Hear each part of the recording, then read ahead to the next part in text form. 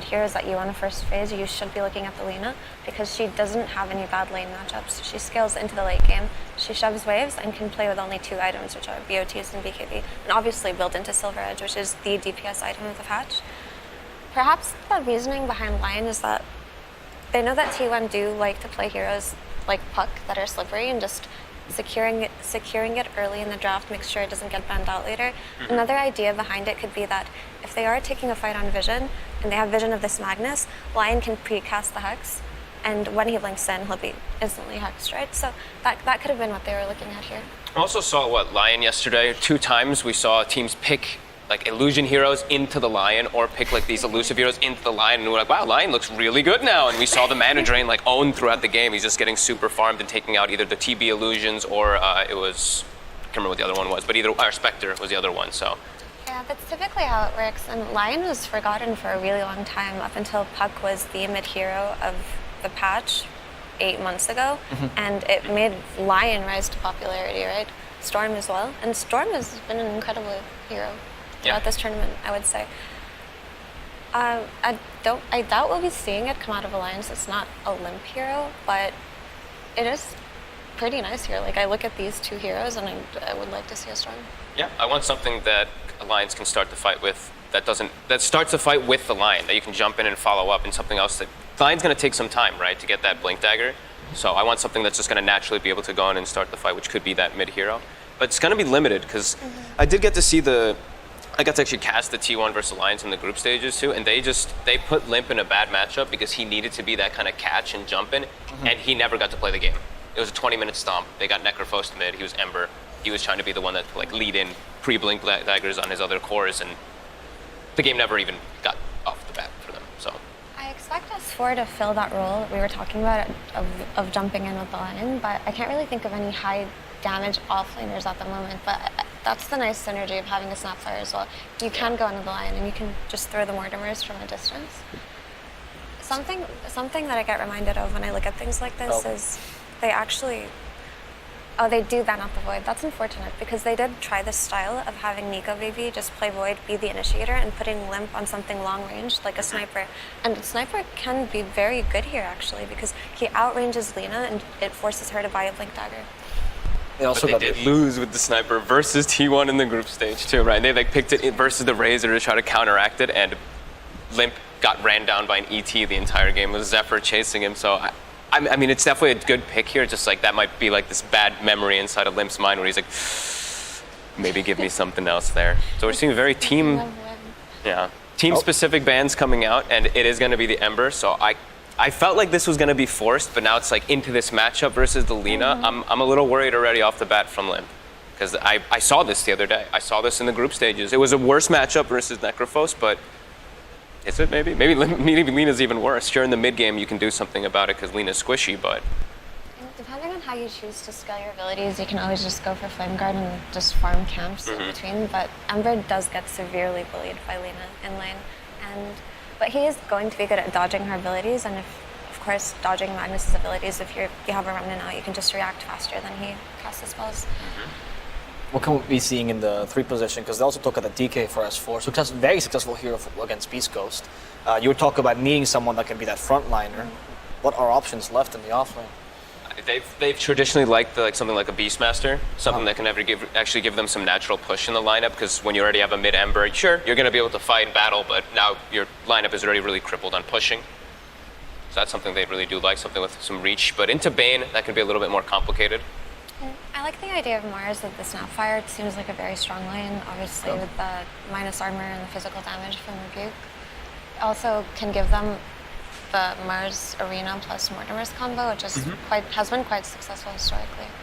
It's also a good Hunter combo with the Lion. You're asking for a high damage offlaner. Mars does bring it to the table, so yeah. It is a high execution hero, however, which might be difficult when you're in the lower brackets. Perhaps the first game is the game where you try that out.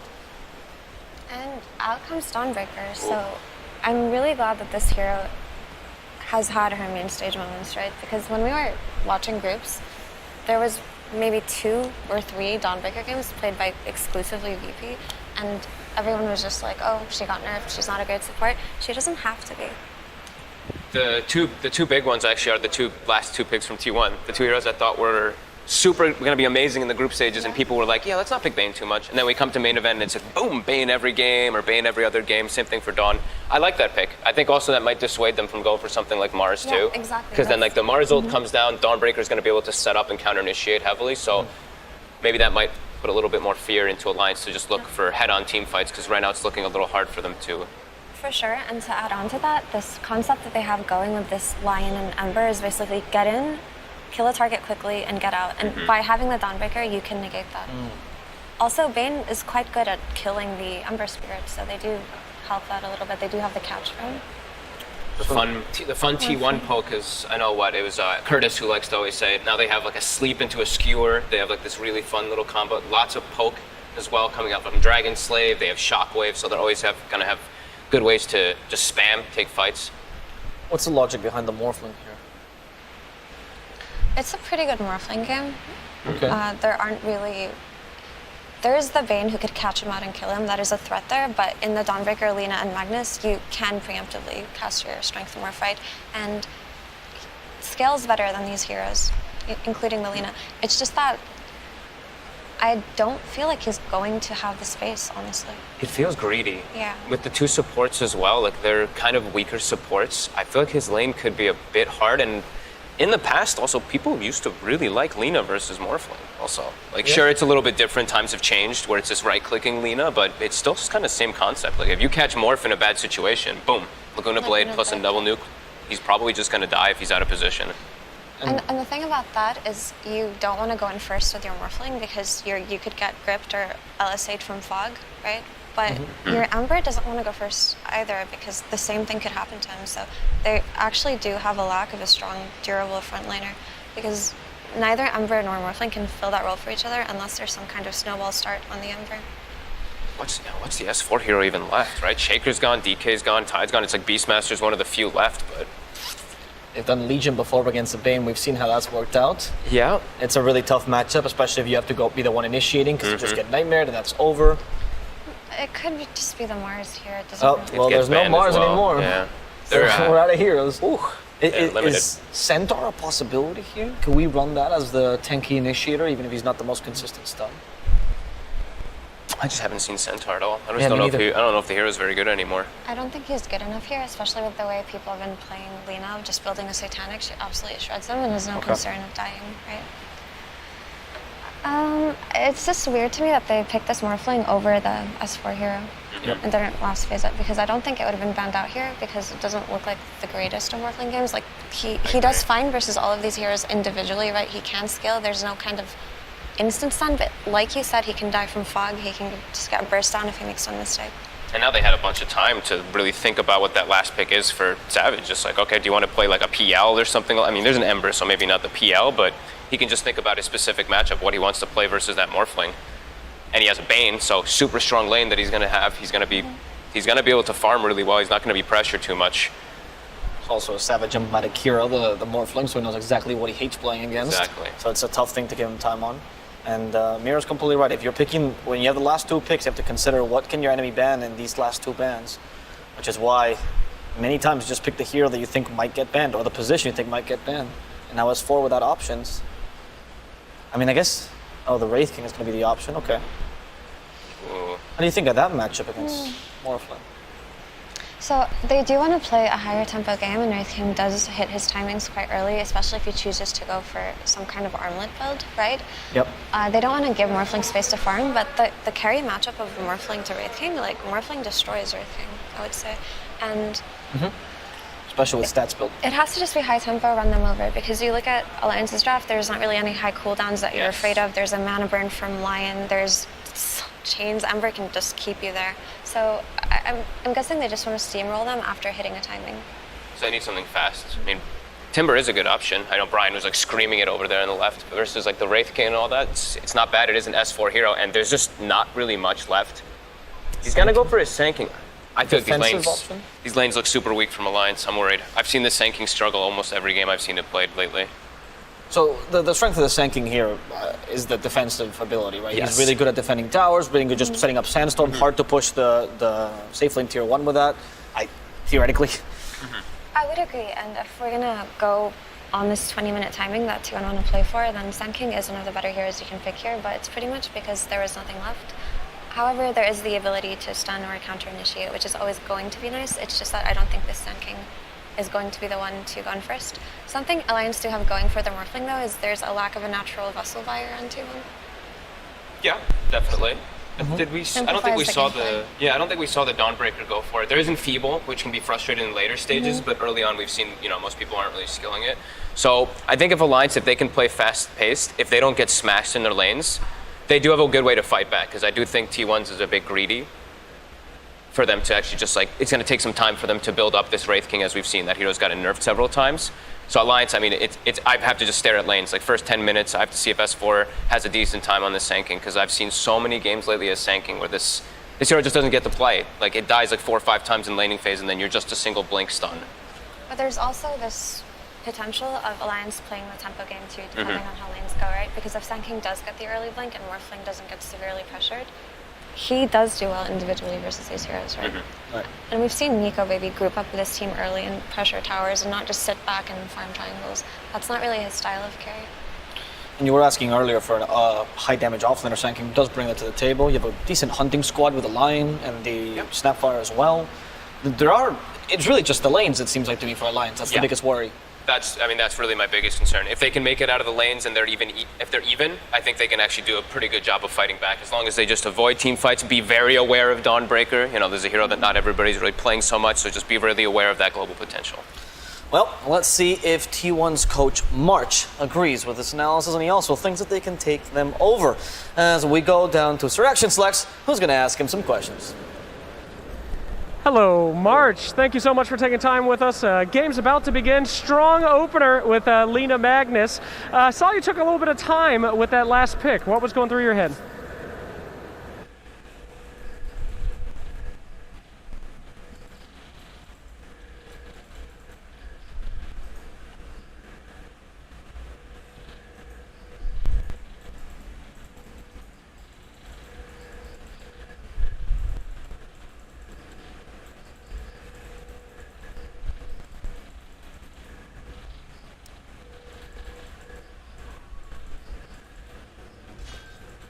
Thirty seconds to battle.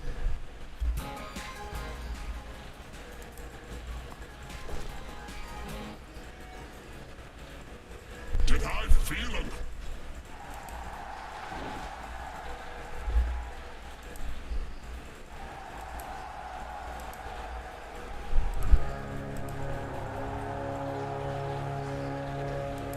Помогите, помогите, помогите. The battle begins.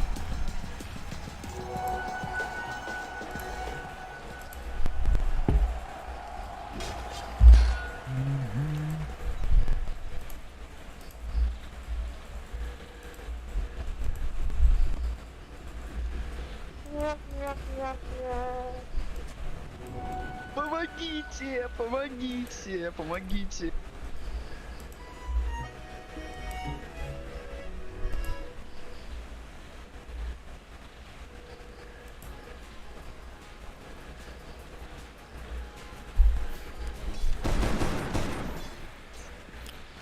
Wanna play with fire?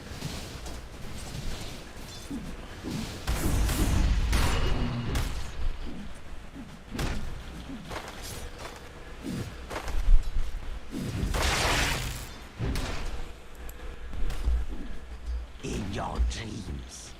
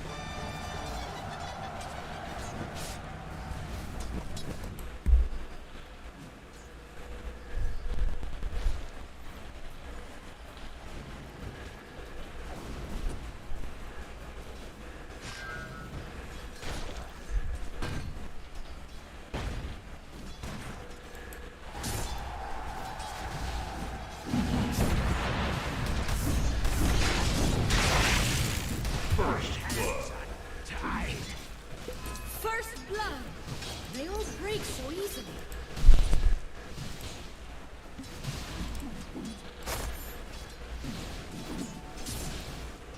For my king.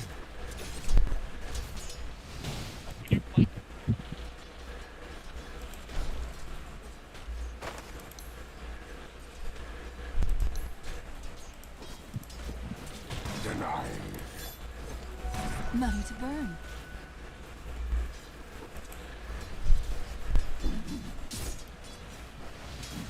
Dire's structures are fortified.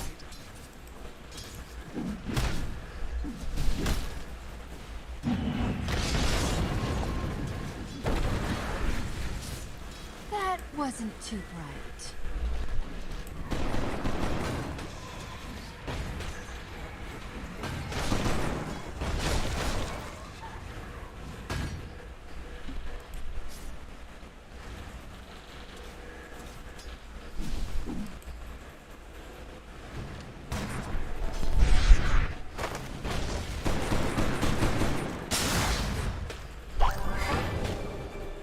I could have sworn there were more.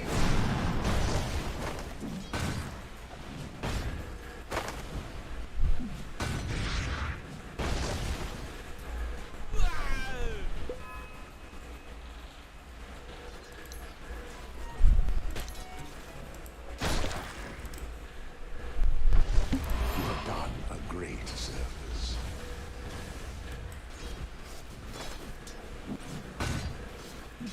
That wasn't too bright.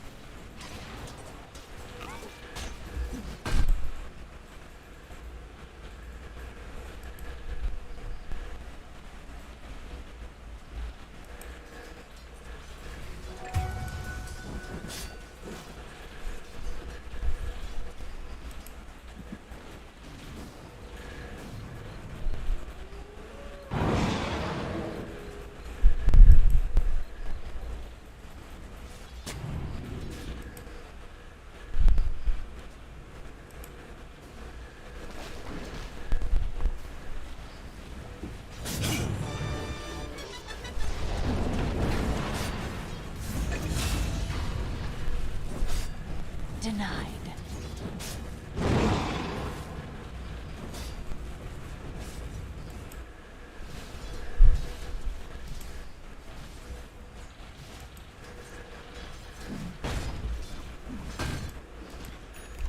Radiant's top tower is under attack.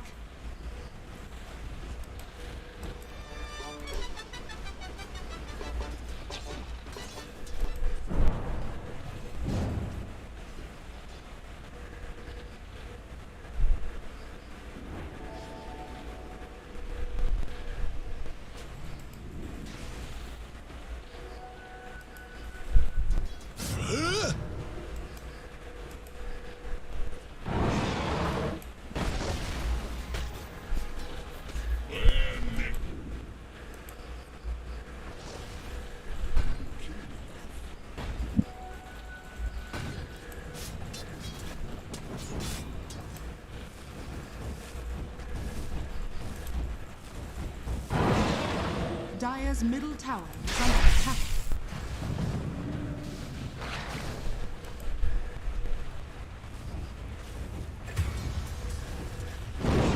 Radiant's courier has been killed.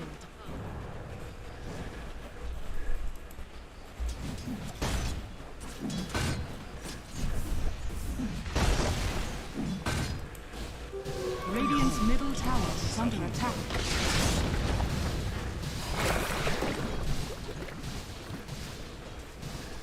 Radiant's top tower is under attack.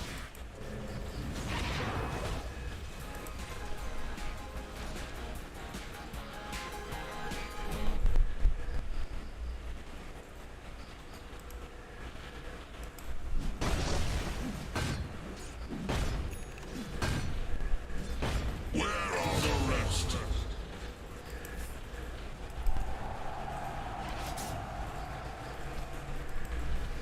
Dire's top tower is under attack.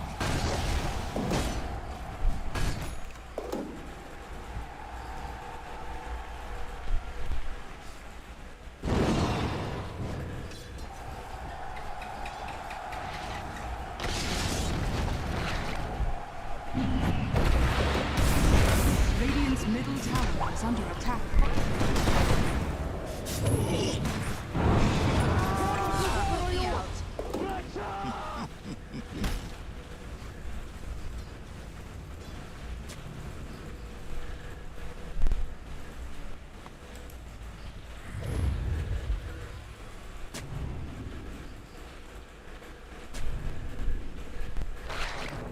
Dire are scanning.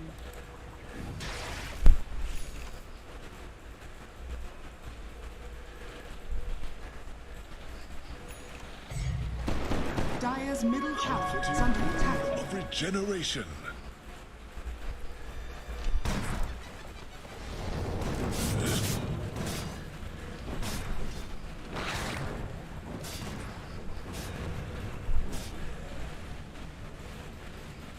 Dire's top tower is under attack.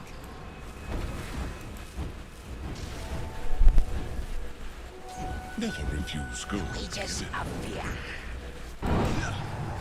Radiant's middle tower is under attack.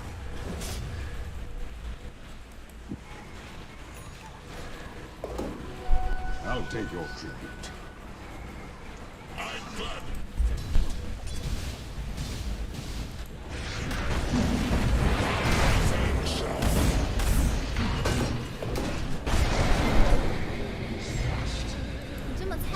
Dire's middle tower is under attack. Radiant's top tower is under attack.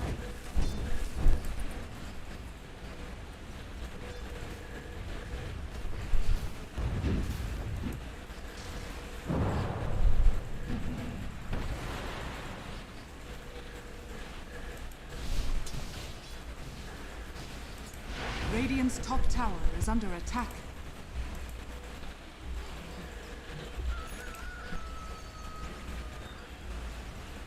Radiant's middle tower is under attack.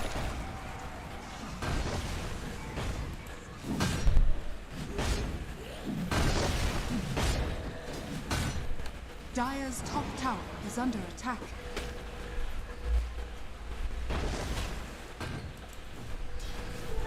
Double damage.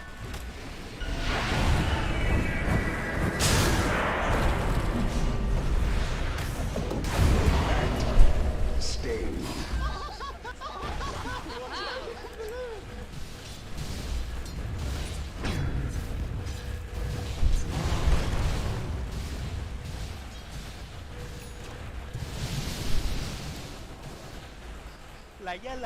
Lại tảo rồi. Помогите.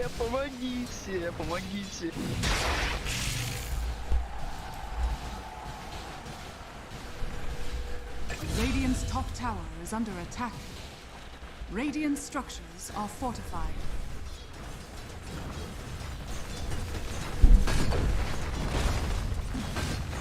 Dire's structures are fortified. Radiant's top tower has fallen. Dire's middle tower is under attack. Dire's middle tower has fallen. Radiant's top tower is under attack.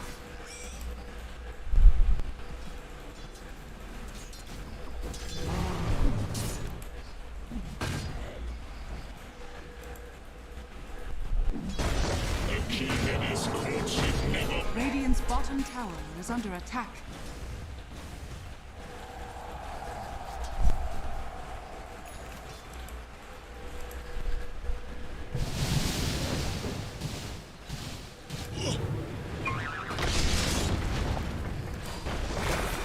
Radiant's bottom tower is under attack. Yes, found. My pride, the lions. Lại tảo rồi ra.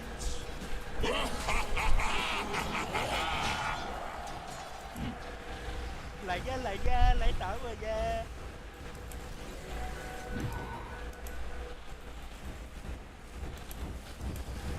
Radiant's bottom tower is under attack.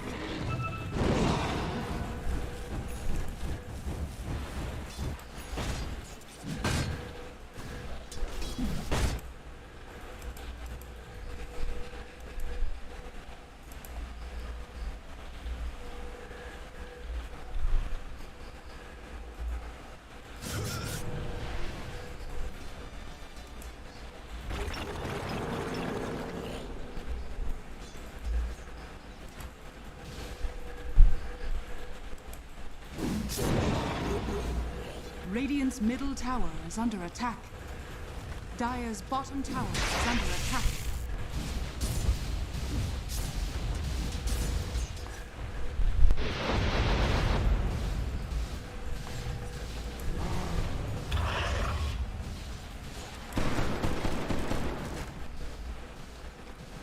Radiant's middle tower is under attack.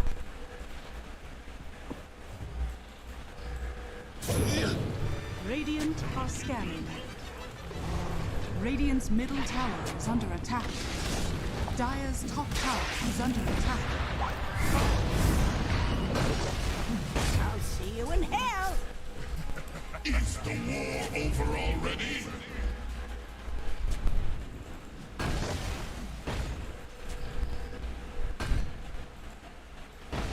Triple fire.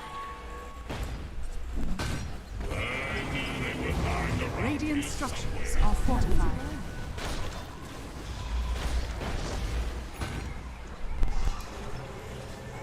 Dire are scanning.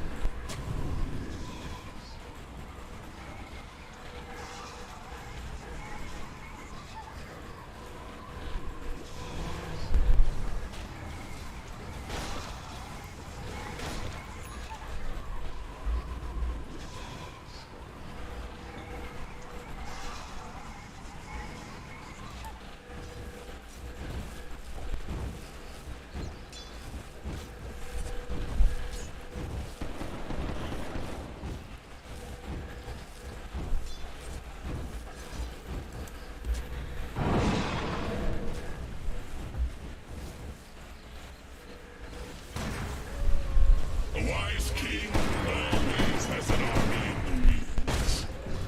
Radiant's middle tower is under attack.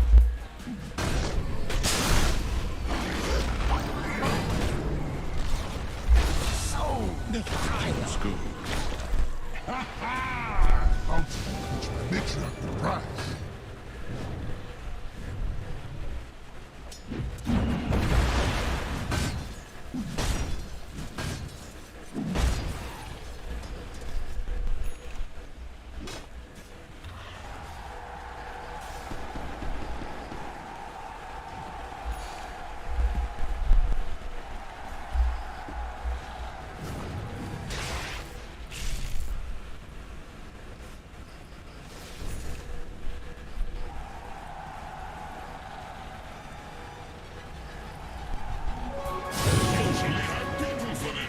Dire's bottom tower is under attack. Dire's structures are fortified.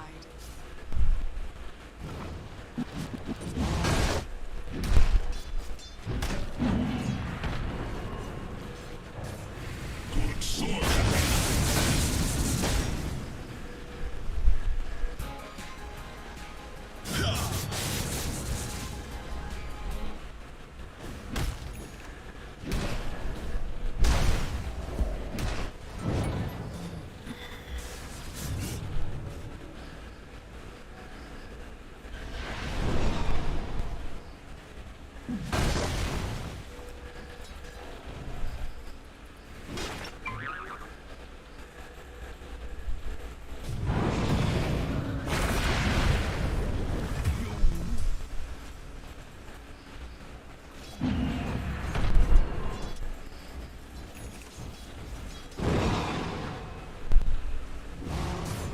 Radiant's bottom tower is under attack.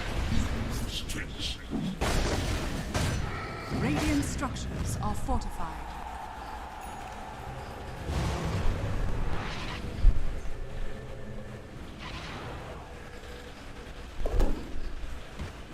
Radiant's bottom tower is under attack.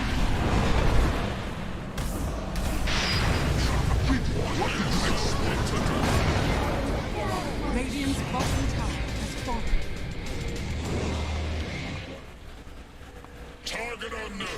The sword arm likes to swing.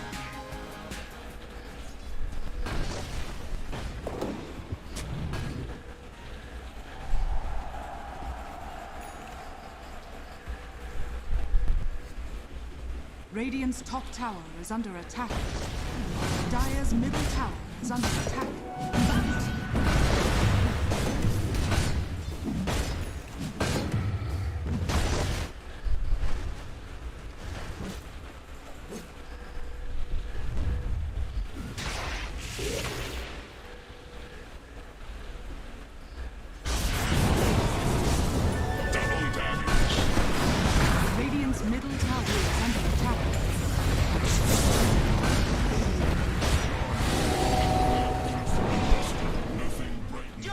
Radiant's top tower is under attack. Collect the corpse.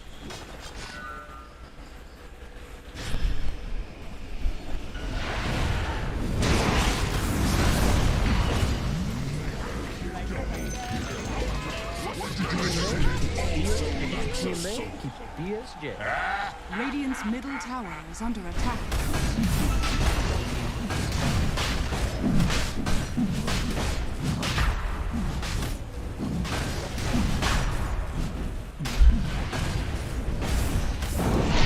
Sean has fallen to the Dire. Immortality.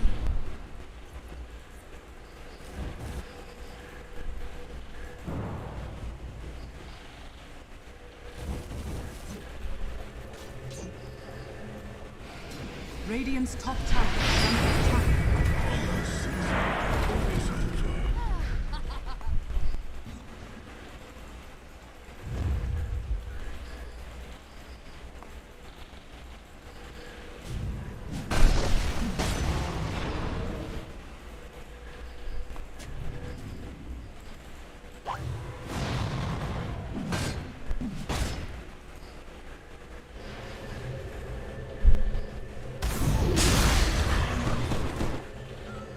Radiant structures are fortified.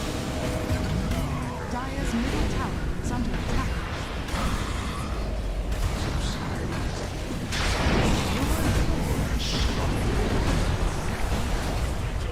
Radiant's bottom tower is under attack. Dire are scanning.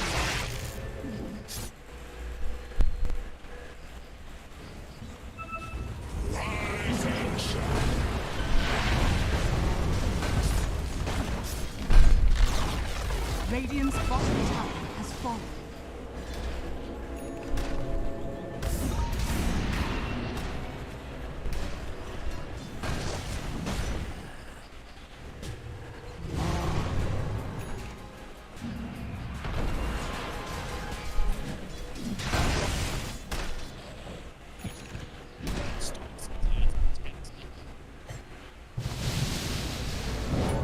My matriarch with prize. Radiant's bottom tower is under attack.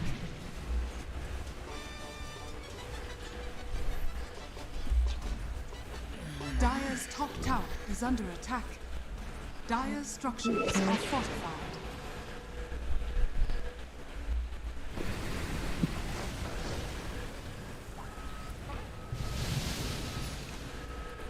Radiant's top tower is under attack.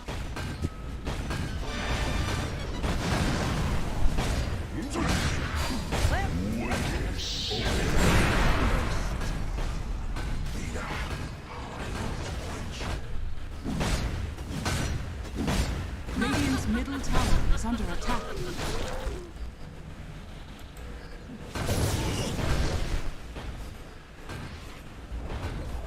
Radiant's middle tower has fallen.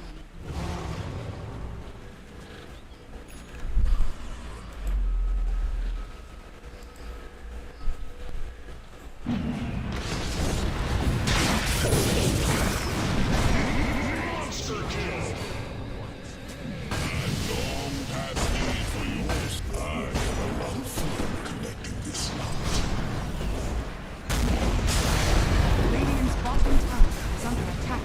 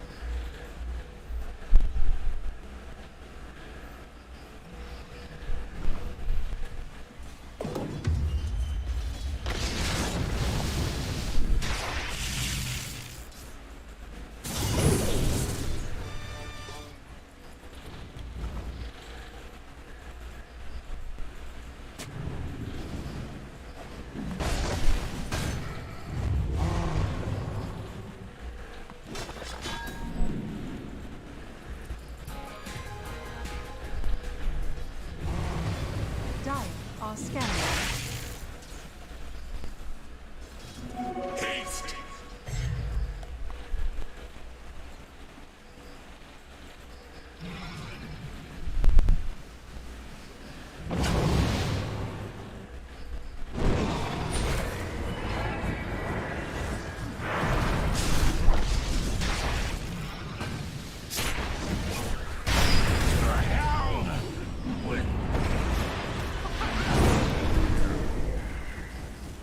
What a punk.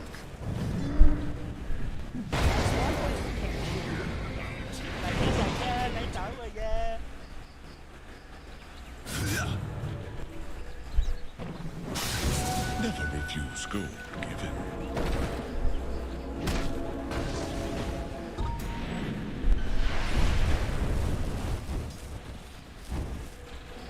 Regeneration.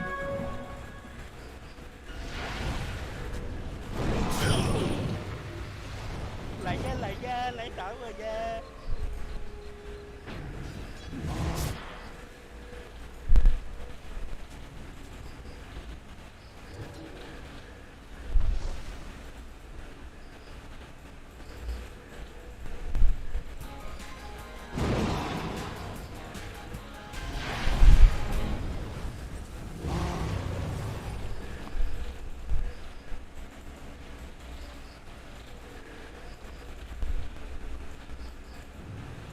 Radiant's top tower is under attack. Radiant's top tower has fallen.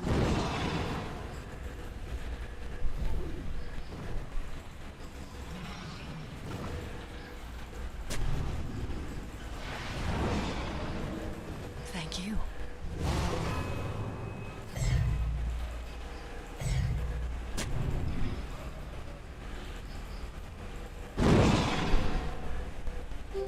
Invisibility.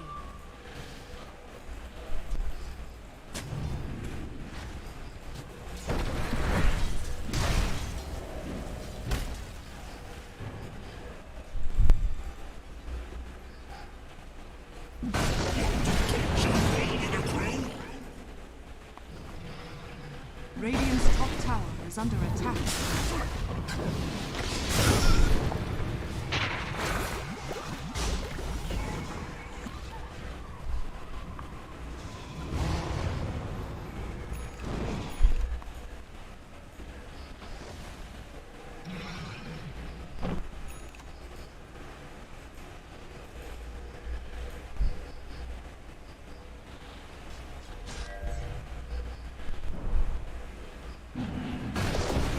Radiant's bottom tower is under attack.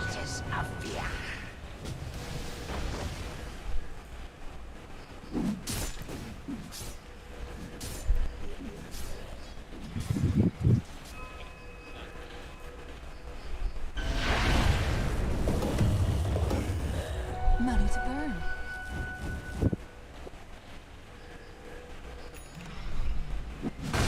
Oh, we're rolling deep.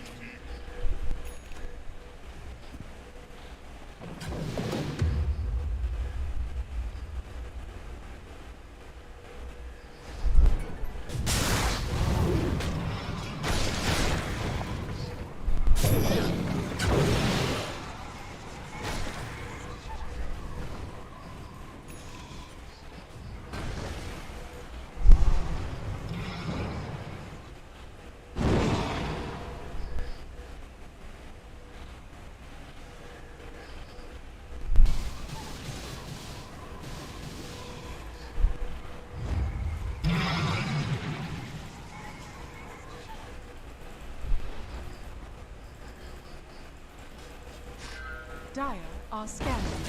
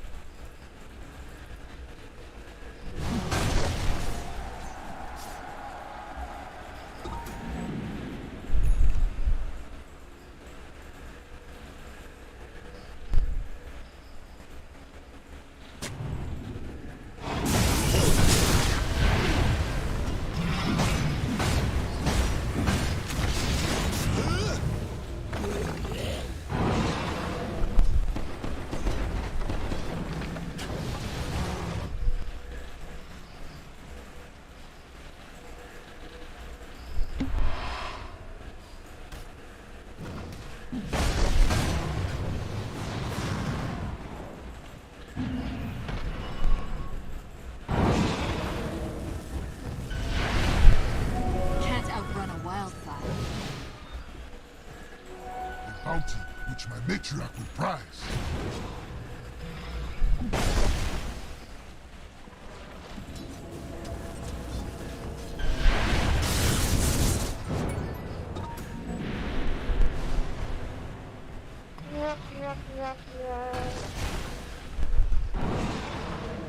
Radiant's bottom tower is under attack.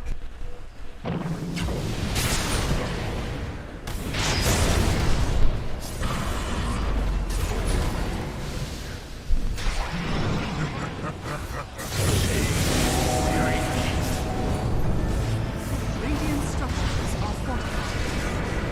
Dire's turret has been killed.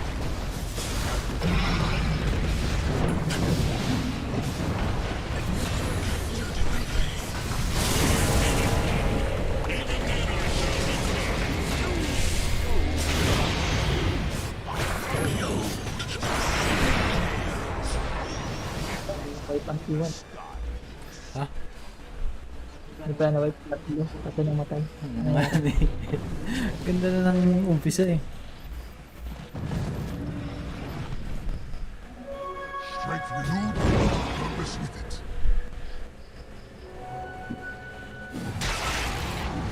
May Aegis at saka Resurrection pa yun. I'll help my weak and puny allies where I can.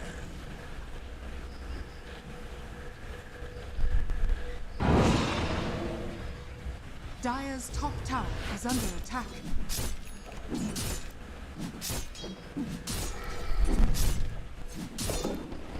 Dire's middle tower is under attack. Dire's structures are fortified.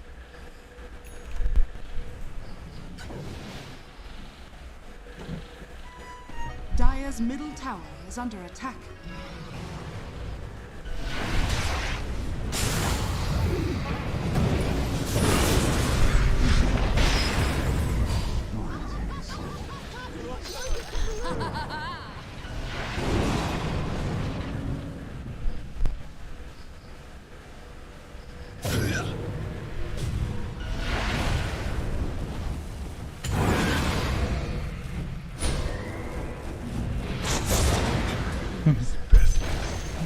Karpe, no?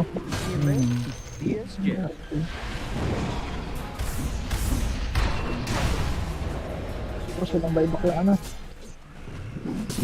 Sa akin.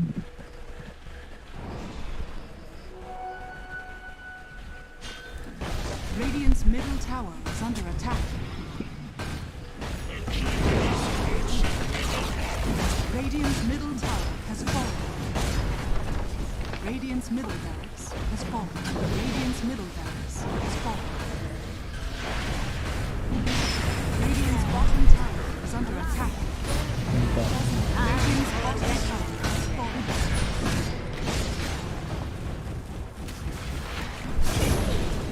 Radiant's bottom barracks has fallen. Radiant's bottom barracks Dalawang has barak fallen. dito. Dire's bottom tower is under attack. Dire's bottom tower has fallen.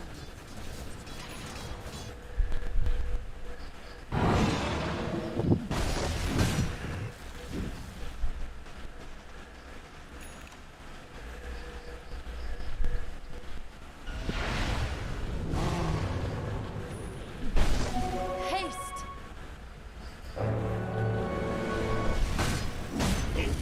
Expired ng Aegis pa, mga kaibigan. Nawala. Ay, yun, nagsaing na. Ay, nag-smoke na po ang ano, desperation ng smoke na yan. No? Ayun o, ayan, nakasalubong yung ano ni Kuko. Salmon. Ayan. Matataan ito. Right. Nasa baba eh. Okay. Arekta na nila ah. Okay, napakalayo po ng smoke. Nasa baba sila eh. Dire's top tower is under attack. Dire's structures are fortified.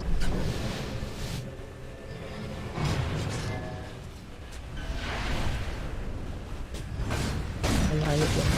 Dito na lang kabala eh.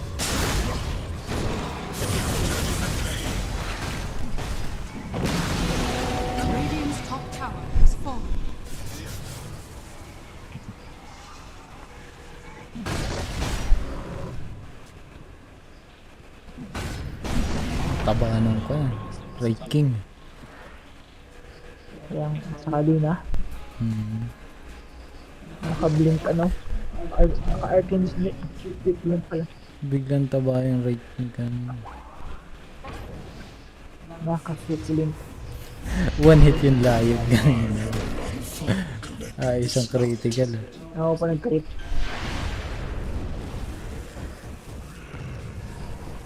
Money to burn.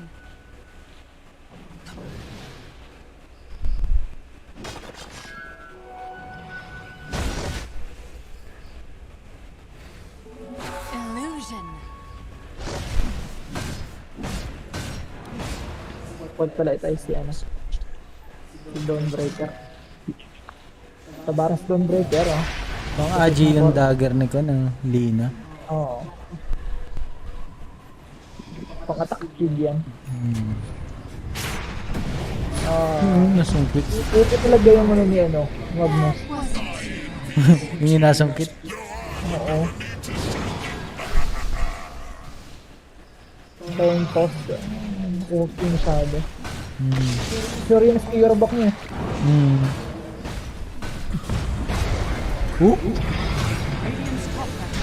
Lugura. Wala na lang. Ang post lang. Ayun na ano. Milk.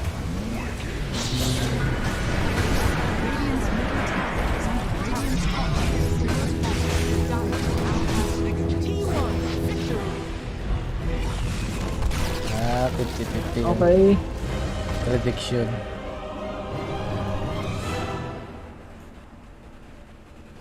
Panalo po ang T1. Sa game 1. Okay. Laro ulit po ako. Magkaka-technical problem na naman yan. Pakatagal na. Natapos ko na po yung si Draw. Si Draw Ranger. Ano yung kasunod na ako mo? Ika. Ano ba hero ko? Napakalinis ng pagkapanalo ng T1 sa round 1. Lamang na lamang po sila sa gamit. Ano pala ako kung signal na pala ako. After links. Links na. Nag-link na lang mag-links.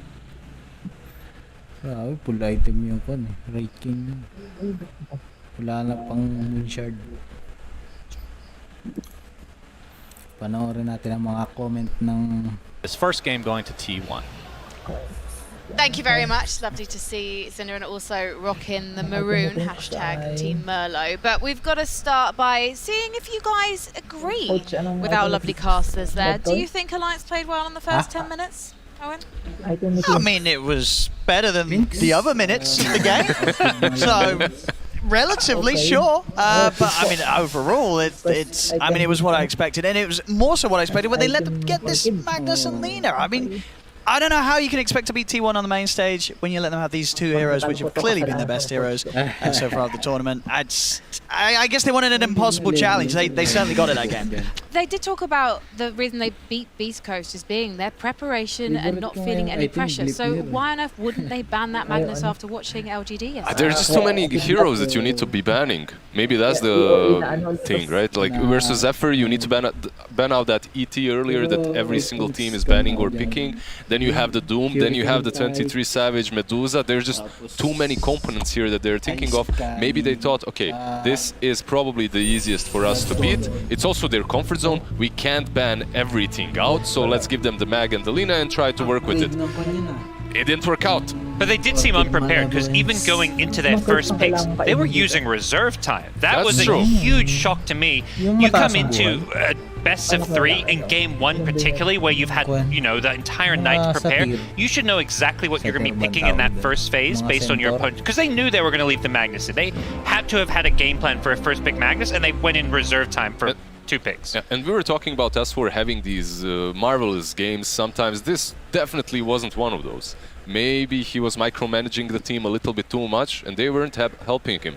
I feel like, yeah, you need to activate Limp, you need to help out your mid laner, but as well, your Sand King can't be 111. Your Sand King can be completely stomped in the laning stage, because who will make any plays for your side then? Well, looking at the draft, do you think that banking was ever part of the plan? Maybe not plan A. I mean, I think not many. There are some teams last pick and they were offlaner, but it felt like when they got to his pick, there was not much left that was going to fit the game for him.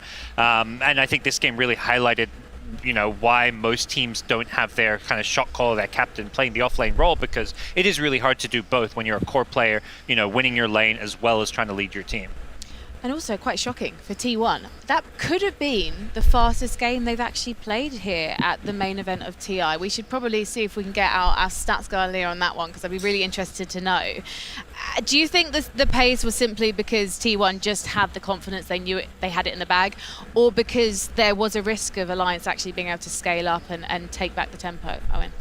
I mean, maybe if the game went... I mean, I don't know. Sure, they had a more fun Alliance, but they were just so far behind. I don't know if any amount of duration of that game would have made things any better for them. Like, they were just so far behind. I think T1, they're happy to play the game at any stage. We just see that high ground push where things started to go, they were 23k up, so they're pretty comfortable. T1 obviously resetting, and then they sort of did what they've done in a lot of the other games that we've seen here, really. A team that's very, very safe, and they make sure not to throw games away. There was just a little bit of a premature push down the mid, but other than that, they were ready to fall back to the same way they've won a lot of their games, which is just sort of stall it out, get this incredible lead, and get to the point where there's just no chance for the enemy.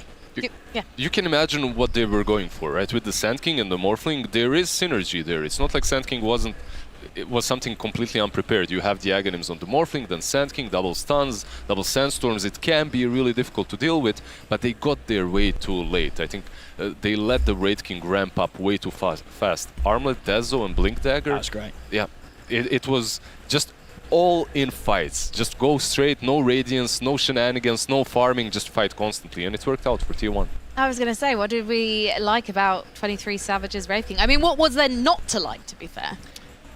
Well, yeah, it was everything. It was none of this. I think we saw Wraith King in the group stage. I can't remember which team played it, but it was like Midas, Radiance, farming. And I mean, this game, 23 Savage, he goes to prove you get these items, you fight, and you're making just as much money as the Wraith King that's going to go AFK and just hit creeps all game and then inevitably lose the game, because the hero just doesn't feel that good when it's played in that sort of Midas, Radiance, AFK way. You want to do exactly what 23 Savage did here. I was a little hesitant when I saw the pick come up last, because I was worried that, maybe they're going to do that, but then of course it's like, no, it's T1, they're going to fight, they're going to brawl, they're going to get him involved at every possible moment, and we saw him one-shotting heroes, poor old Bob's FNG or something just disappears underneath the blade of him. I mean, he was having a great time, and I think that's awesome to see, T1 bringing out these sort of carries that aren't necessarily the top carries of the meta, and just showing how strong and confident they are. It just goes to show we've not seen everything that T1's ready to show on the main stage. They've definitely got lots up their sleeve. I've now got a new mantra to playing Wraith King. Why waddle when you can blink? Why did Purge never teach me that before when I was trying to play Wraith King and I was complaining about how slow his animation is when trying to get last hits? Do you think actually now we're going to see more Wraith King, now that 23 Savage has showed it could be viable at the main event? I'm not quite sold. I think Magnus also enabled the hero quite a bit.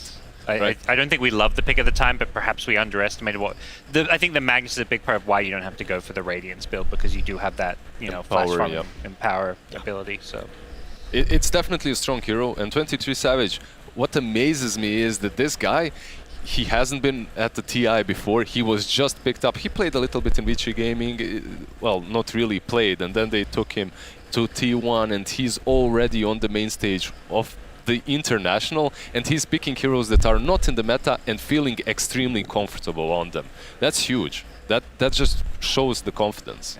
Yeah. I have a feeling big things are ahead for this kid. But right now, we're actually going to take a trip down memory lane and see when big things were afoot for Alliance. My favorite memory from past TS would be TI3, where we Alliance won. I remember almost every game I played, because most of the games we played there really stood out. It was my first TI I went to, and for me, it was just completely new. Since I watched the previous TIs, I watched TI2, and that's where I got really into Dota. And going into my first TI in TI3, I would pretty much remember everything about that TI. I was believe 15 or 16 years old boy who was watching TI1, and I'm still a fan of competitive scene of the Dota, so I can't say like, I'm only the player. Yeah, right now I'm the player, but also since I worked as a talent on 3 TIs, I know the feeling when you watch the game and you want to play it, but you also want to watch it because you see good players compete at it. This one step being fan and one step being player, it's like such a cool feeling actually. I did watch the TI1, but I was not into it so much. But TI2 was really when I was like, wow, this game is good. I need to I want to be these guys, The best TI? Well, all of them are best, It depends on what makes it the best for you, Is it the players? Is it the place? Is it the tournament itself, In the end of the day, it's still like a huge holiday, basically, where you legit enjoy yourself, enjoy your games, enjoy the show, and just love your life, What do you think is the future of TI? Do you think there will ever not be a TI? Are we going to make it to TI 100? What do you think? In the end, it's the fans who support the most, right? Like we get this huge prize pool because fans love the game and they're trying to be part of it in any way they can. So as long as there are fans in community, it will go infinity. Do you guys have any memories of TI3?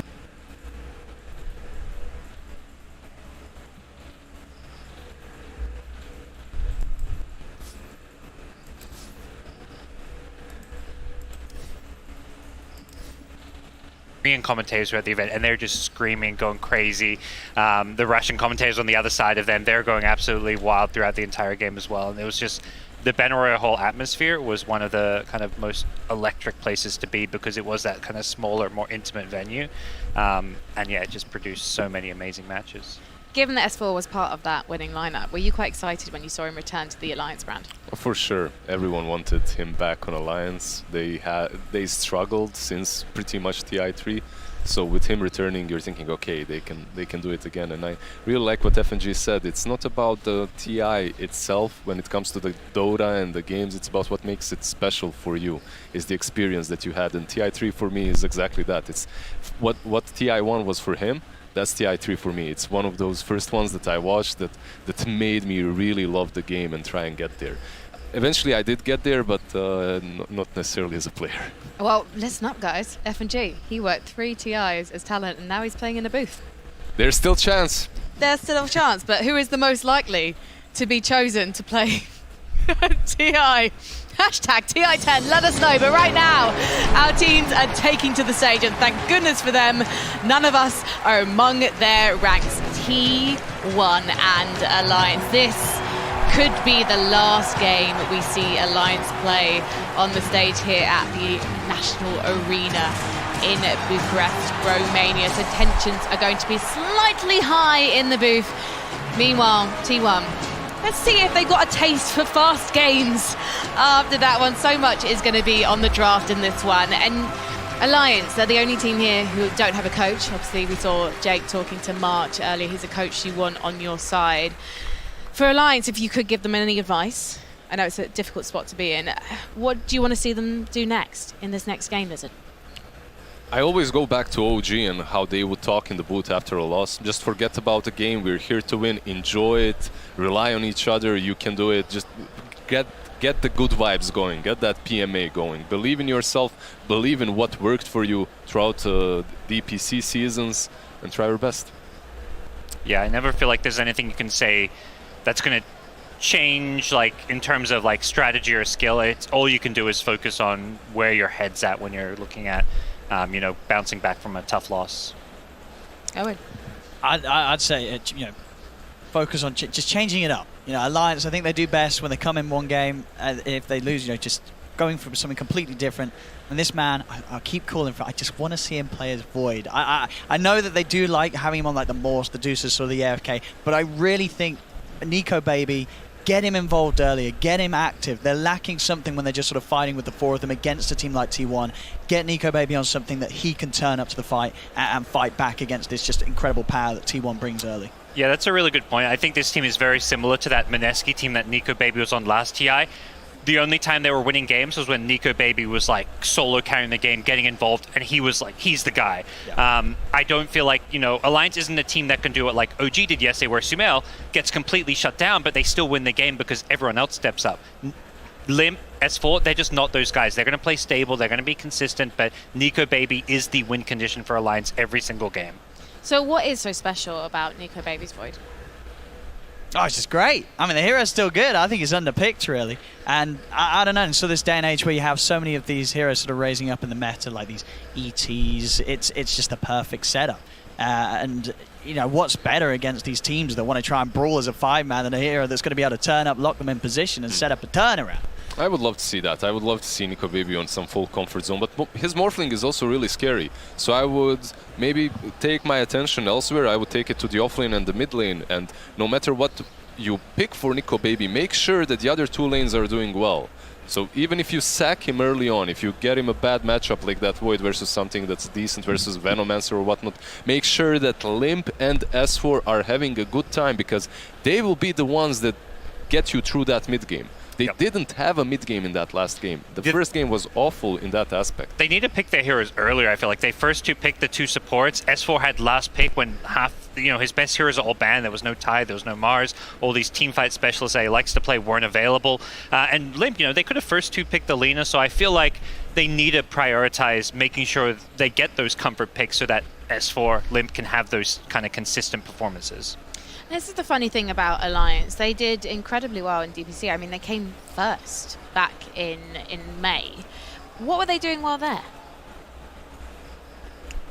Can you remember, Gods? It is a while ago. I mean, they were just consistent. I mean, this is, I think, always the story. I think I was talking to Owen about this before. They played consistent DotA. What's that look, Owen? I'm smiling. We're not used to seeing it. Yeah. When he's off camera, he's a miserable git. I am only joking. He's absolutely delightful. And hopefully this game will be too. Game number 2, Alliance versus T1.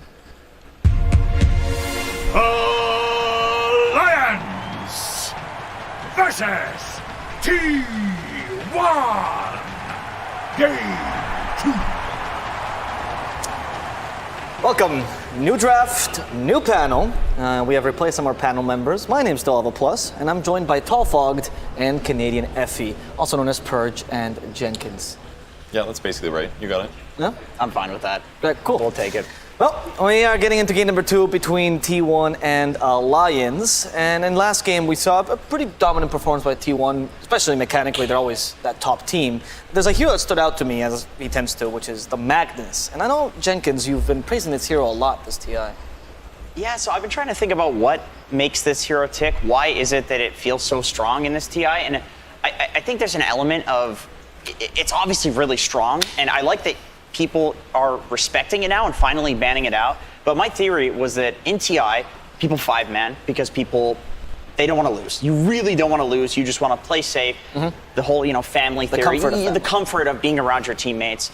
You're not going to be the one that's like throwing the game. I also think at TI, with that 5-manning, the value of being able to like fish for kills goes up immensely. So, it's a cursed name, but Pudge, for example, has been good at previous TIs for the same reason. You have this wall that's being formed with a really good team. You hook somebody out, all of a sudden it disrupts everything. And then also, BKBs is also something that as things get more and more pressured, as you're playing safer and safer, BKB comes earlier and earlier in the builds. And what does Magnus have as his ultimate? It's like the best BKB piercing disable in the game. And I think the most important thing for Magnus there about the pick-off thing is that you don't necessarily have to commit RP to get those pick-offs now. Yep. You can either use Shockwave to collect them or Horn Toss, so it's way less resources to go for those fishes than it used to be. Yep, 100%.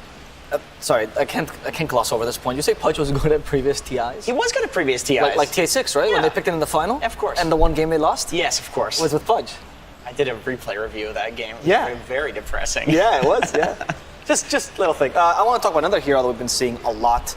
Actually, this combo is pretty strong, as Fogged was suggesting for Alliance, the Snapfire Tide. The Tide made sense within this teamfight idea, but has made the Snapfire resurge so much? A lot of it is just that she has a free force step for their second skill, and because teams are so good at TI, sometimes even 300 distance is enough to keep somebody alive from a gank. So the fact that she has that from the beginning to the end of the game, plus high coordination, makes it amazing. Her ulti is great for getting kills. Her laning stage is really solid, especially when you pair her with a minus armor dual lane like the Tide setup. They have a much higher chance to get kills, and that's one of the issues with Alliance's lineup in the previous match, was that it was Snapfire plus Sand King. It isn't really that synergistic other than a double stun, so it wasn't the best dual lane. They ended up not doing so good against the Wraith King, and I think this is going to be a much better way to play. I think also on top of what you said about, people are obviously much better at TI than during DPC or something like that. With Snapfire and the even though it's only 300 units, in TI, there's a lot of combos. There's a lot of team fight for all of the reasons that we've already talked about. And so combo breakers have immense amounts of value. And so any hero that can do that, whether it's a hero that gets an early 4-staff or a hero that has one built in, it's going to be good. All right. And on the T1 side, this time, we see the double support combo, Lion and Treant Protector. I actually want to talk to you, Jenkins or Perch, about the idea of draft theory, because we've been seeing this a lot. That if you have the two straight picks in the first phase, they are starting with supports always, right? They're not revealing a core here. Can you explain to me why that mentality might be? Well, for T1, one thing that they've done, it was in the Animator that I noticed it, but something that they've done a lot is that they pick complementary heroes in the first phase. So I don't necessarily know if it's important that it's support. To me, it's more so with this team that both of these heroes cover a lot of bases. You have a Treant Protector who's going to be protecting all of the towers. Right. He's going to be sitting in a side lane pushing out creep waves. Does Lion hit a single creep in Dota? Absolutely not. This hero is completely looking for kills. He's standing in trees, but he needs lanes to be pushed out in order to do that, and that's what Tree does. Tree pushes lanes. So having a hero that can play in side lanes in Tree and push out creep waves, and then having a hero that can actually gank off of it is really important. And then between these two heroes, there's also not a lack of disable. They do good disable. They do good damage. T1 does this. They cover all of their bases in their first 2 picks, so that way their final 3 picks can be whatever makes sense for the enemy lineup. And it's so much easier to be flexible when that's the case, because then you don't have to make up for lackings. You don't have to worry about maybe your lane pairings be weak. That's a lot of the reason that Alliance opened like they did. A lot of teams are doing this. You grab your 4 and your 3. It's a really synergistic combo, and it brings this much bigger threat against the enemy carry position, who now has to say well, we can't be greedy at all. We also have to pick something good, and it's just going to restrict your opponent's options. And to add to that point, the 4 and the 3, when they pick it, is always the first and fourth pick in the first phase. So you can actually protect the 3 a bit with the next 3 bans. And this will change what happened in the last game, but the Sand King didn't seem that strong in the laning phase. Well, I briefly watched the beginning of the replay, and what mostly cost him, he went Caustic Finale level 1, which is not that weird against a Wraith King. You can do lots of damage. But I hearken it back to that dual lane issue between Snapfire and Sand King. What happened is Wraith King got a couple more denies than Sand King. It took 2-ish minutes for them to get level 2 or something. It was a bit delayed due to the denies, and as a result he doesn't have Burrow Strike for a while, so they just have no kill potential on the Bane. And because Bane was such a good laning hero, he actually ended up getting a range creep pulled to the large camp, then he stacked his small camp, then he pulled his double stack small camp. This is stuff that's pretty unheard of typically in the laning stage right now. Yeah, that's insanely game losing. So that advantage that they got out of it forced them into this constant separation where Sand King didn't even get to play next to Snapfire. So then Wraith King just has an abundance of net worth advantage, and he still has a Magnus, so it's just going to get more worse for Alliance as the game continues. So it was a lot of a laning issue, but some of that was certainly draft specific. Okay. Do you think it would have changed if they had not gone for Caustic Finale level 1? Burrow Strike or Sandstorm, would that have made a difference? If it wasn't Bane, maybe, because Bane has pretty high armor, so he's going to resist a little Shredder, and he's going to be able to offset some of that heal with Brain Sap. So I think if it's a slightly weaker support, absolutely. But I think they did the right thing in the circumstance. It's just they didn't lane well enough and they got pulled on too much. Yeah, that's the thing. Sand King notoriously is a hero that really struggles between levels 1 through 3. But once you have high levels in Sandstorm, it's really easy to lane because you just press Sandstorm, push the creep wave out. If the enemies go on you, you just stun them in it and they take a ton of damage. So delaying his level 3 timing is extremely important. T1 did that, and with heroes like Bane and Wraith King, who have a huge amount of kill threat and lane harass, it's really hard to play into that if you've messed up the first 3 levels. So it was amplified by the fact that T1 had such a strong lane. So now we hear the clapping, of course, the audience going crazy because Earthshaker has been picked. And this hero has been moved from the previous 4-5 who used to see him into the 3 position this TI. What led to this change in your opinion, Purge? I'm not sure specifically what made him more popular there, but he kind of did fall off as a 4. Typically, like, he can like lane block people, and that's very effective, but because it's dual lanes, Earthshaker, without his shard being busted, which it was during the DPC at one point, he just felt weaker as a support. But now as a 3, it's like you still get the best of both worlds. You can lane quite well against a lot of cores, and then your impact in terms of team fights is excellent because of Blink Dagger combos. So it is certainly, I would say, top 3 offlane hero right now. Yeah, so it's really good. no surprise to see it on T1. Okay. You think the cleave they added to Enchant Totem might have helped him? It definitely helps, yeah. That's something that like he scales better. My opinion on Earthshaker is that he's been pretty decent as an offlaner for quite some time, just because he has that like natural tankiness that's so annoying in an offlaner. Magnus has that as well, where you go to kill him and he's just some 3,000 HP hero. If he goes for treads at like 15 minutes, like, okay, this is... But then on top of that, I also think that the game is being played a lot faster than can support a position for Earthshaker, who... You can't really take a lane to farm your Blink these days. Like, in that timing, a team is going to beat you. That's just how Dota has kind of felt for like the last 5 to 6 months, where the hero has fallen off. But you're farming in the lane as Earthshaker, so the timing, you get it like 5 minutes earlier, and in that 5-minute window, you're not going to lose the game. We see a FNG special, which is a Crystal Maiden. We've seen it, I think, once before, not to great success this hero. I think it was T1 actually picked against LGD. Why? Why the I Crystal like Maiden? it. It's a lane stabilizer. It's good at harassing. It's going to lower attack speed. That's pretty effective in some of those early trades, and it's going to just make it a lot harder for them to kill Medusa in the laning stage. Is she like a poor man's coddle here for the Medusa? I wouldn't necessarily. I mean, I guess it's kind of similar. You're blasting opponents, getting lane trade advantages, but extra mana regen on Tide and Snapfire are great too. It's going to make them be able to harass more often in the laning stage. Is she going to be an easy target for the Slark though? Eventually, you know, Slark is a later timing hero where, at least looking at this draft for Alliance, I see the Dusa CM lane, which presumably it's going to be that. Even if they put Snapfire and did some, CM4, like that would still do very well against Earthshaker Lion. You know, Lion is very killable. Earthshaker's a hero who's going to sit on the wave, so you're super susceptible from the harass that's going to come out from the Mystic Snake and one of the nukes from either of these two supports. And if Snapfire comes in ganks, that's even more potential to kill an Earthshaker. So, I feel like Alliance is going to get a lot of farm this game on both of their supports. Now, if we look at the Slark a bit, I'd actually like to propose a problem here, and I would like a solution from you, Jenkins. So, you have no instant stuns, only roots here. Cookie is not going to surprise him. He's going to Dark Pact, unless you Blink Ravage onto him, of course. That's the only solution. What is the Alliance's solution to this? Because mid laners don't usually carry that instant stun, except maybe DK. Force staffs kiting him. Like I said, I think they're going to get farmed between their supports. So there's that option. You're right. There's not much instant stun. I do think with a Dusa, with a Tide, you can kite a Slark enough where you just catch him after his 2 Dark Packs and after his ult. I think that's actually possible. But you probably do want a little bit more. You do want a little bit more. You don't want to just rely on that, because if the Slark is popping off, then he's just going to stick on you. He's just going to get tons of stacks, and you're playing these long fights against him. He's like, okay, that's great for me. If he has +1 item on the Dusa especially, it's just impossible to play. So some instant disabler, some hero who might build an Orchid would be great. Oh, that's a good idea, actually. What kind of hero could that be? Any typical spirit hero is usually the way that you end up seeing as Slark counters. Kunkka would have been great because you can X him and bring him back no matter whether or not he's going to dispel or not. So that would have given them some easier setup kills, and that's the issue with Alliance's draft. They don't really cross the map super well to get kills, so I definitely agree that they need somebody to be that start of the fight, because Crystal Maiden wants to play behind these tanky heroes, land her spells, sit back for 10 seconds, go back in again. Snapfire is going to want to have somebody that can start fights to make her ultimate feel useful. So there it is. Okay. Void Spirit is perfect for that. Jump in, disable somebody, maybe with a Eul's, and allow your team to follow up, get a kill.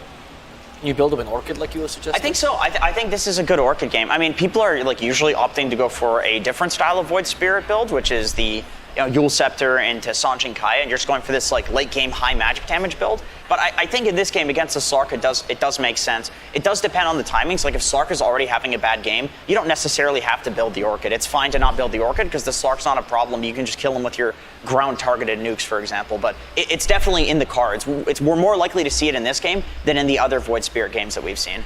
Could you also build an Ag as an alternative to set up for the Slark? I mean, it's 2-second silence, not something you usually need to look out for. Yeah, for sure. It's probably a lot safer because then there's a lot of heroes on that dire lineup that you're going to want to silence. So Ags is going to be raw, a lot more survivability for Void Spirit. That's probably more important than the extra right-click damage and higher mana regen. It is. It depends on how we like. If I think Void Spirits tend to go for the Orchid, like if they're having a really good game. Yeah. I think that's just like Orchid in general. We see that on Spectre as well, where Spectres are not really building the Orchid unless you're like so farmed that you're going to get your next item at the same timing that you would without the Orchid because you're getting kills with it. So that's just kind of where Orchid falls as an item in Dota right now. The biggest thing T1's missing right now is they need a hero that's going to go frontline and spot enemy squad. Slark can do that with Shadowblade or if he's just generally tanky and ready to go, but they don't really have a frontliner, and Ember Spirit's going to be perfect for that. Somebody that can jump in and set up fights and look for the Echo Slams after. All right, well, I want to hear from you, Perch, then. What do you like about this T1 lineup? I like that they can be very aggressive. They have tons of disables. If they do catch one of these heroes, they can probably kill them, but it's going to be really hard against Tide and Dusa because they have so much survivability as well as Kraken Shells. So there's good stuff about them. They got to split up Alliance and kill them one by one. Jenkins, for Alliance? I think that Alliance has good heroes for ganking. I think they have good heroes for the early game and the Void Spirit and their 4-man around the Dusa. And I also think that they can play the long fights. I know T1 has Slark, but I still think that the long fights eventually will favor Alliance once they get enough items on their Dusa. Is there anything they should be worried about as Alliance? Some weaknesses of this draft? Lanian stage maybe for Tide. In most of the group stage games, we saw Slark get banned out against Tidehunter for worries of that extra harass. And with it being a tree, that's a pretty aggressive dual lane with Leech Seed and the Bramble, whatever. Nature's Grasp, there we go. Yes. I've heard that lane's not actually so bad for the BSJ? For the Tide anymore. Yeah, it was from BSJ, so maybe I should take that with a grain of. No, he's a Slark spammer, right? He's a Slark. He's an offlane player too, as well. So, but no, it does feel like that. Like Tide with Snapfire, especially, you've got like the double minus armor. It's so much harass. Like you could even skip Kraken Shell. Well, I would love to go to BSJ now for the last word, but he's not here, so he's lazy. So we're gonna instead go to Sir Action Slaxus once again with March. Hello. Thank you so much. We have March here yet again. March, a very quick Treant Protector snag after that very standard opening coming from Alliance. Were you expecting that?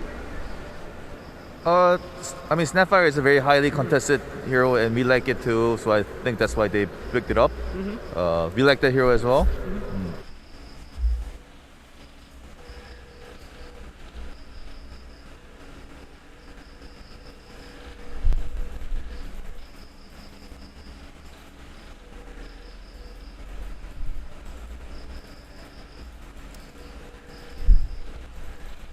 Prepare for a lesson. Balance in all things. 30 seconds to battle. This pleases me to no end.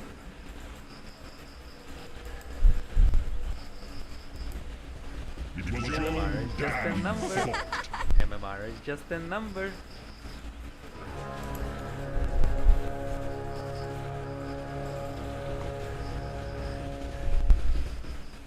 The battle begins.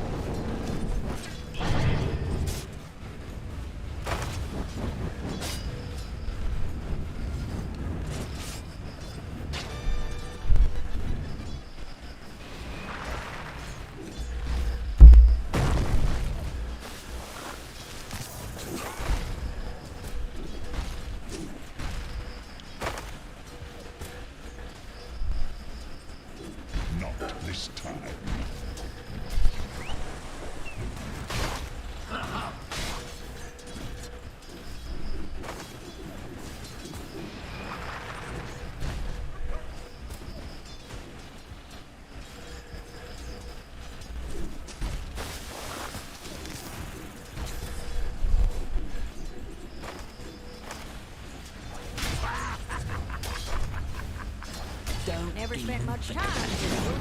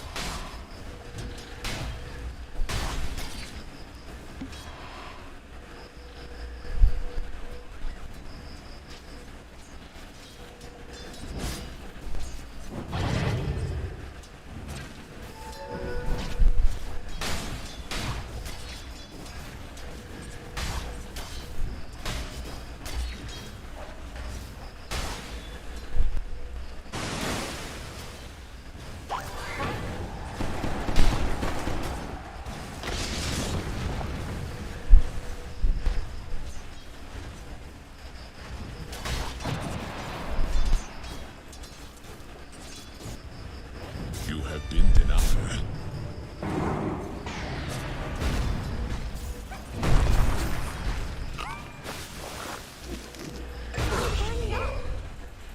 First blood. Bounty. You had better get used to it.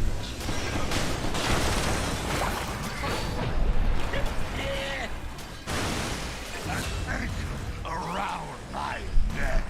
I find your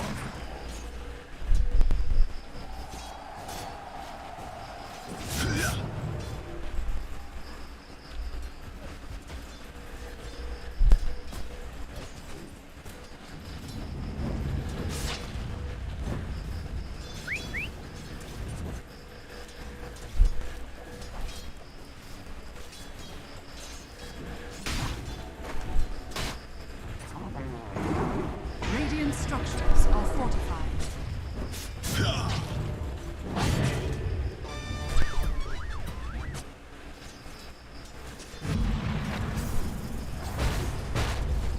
let us climb some trees.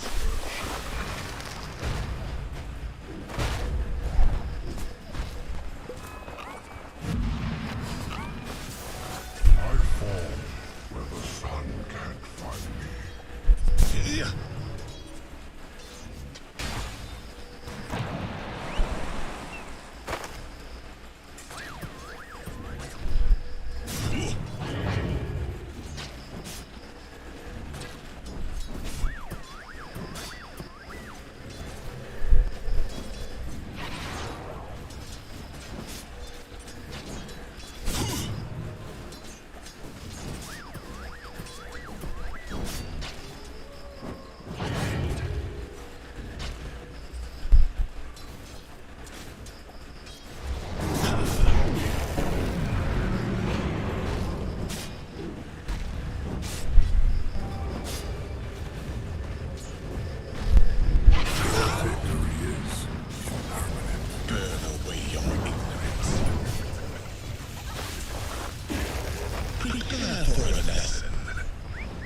Dire's middle tower is under attack.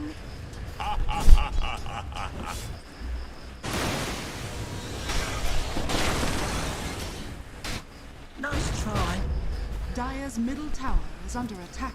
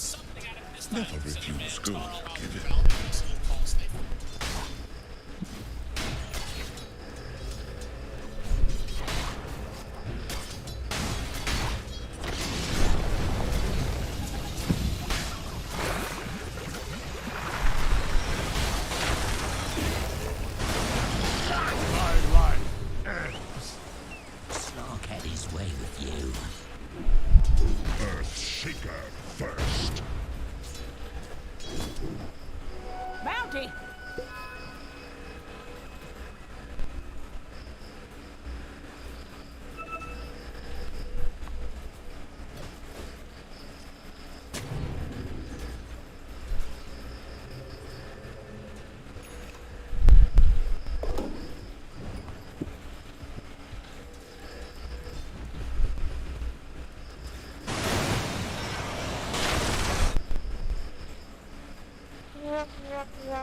Dire's middle tower is under attack.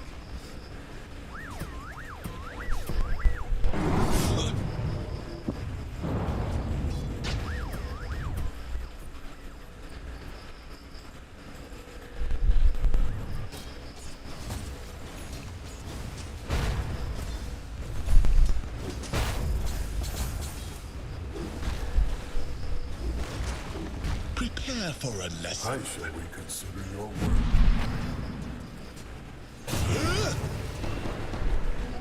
Not quite as slow now. Learn from your mistake.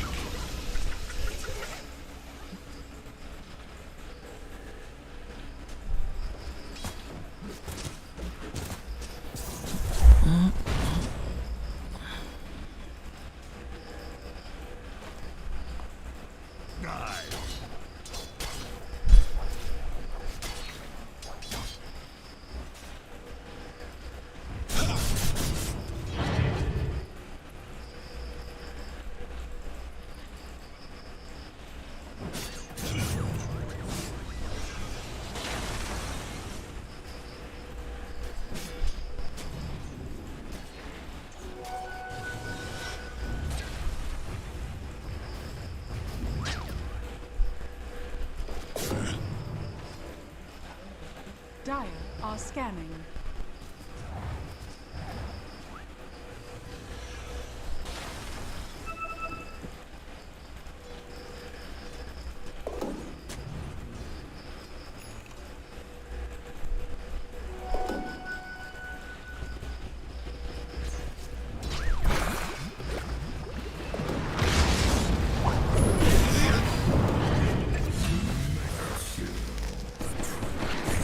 Another fails to see.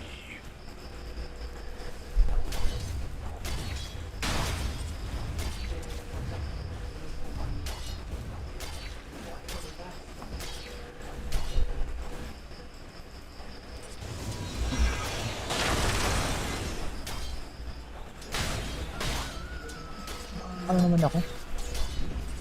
Defense ako.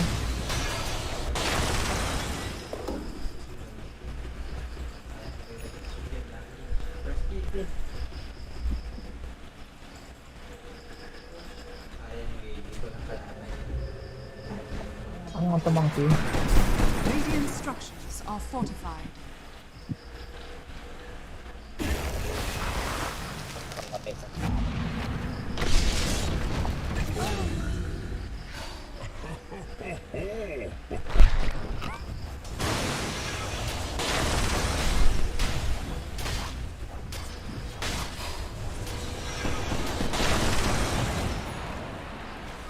A tool to teach.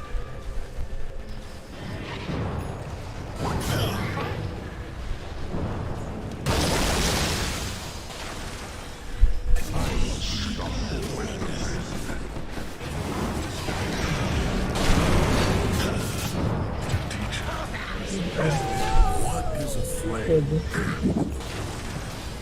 Radiant's middle tower is under attack. Dire's top tower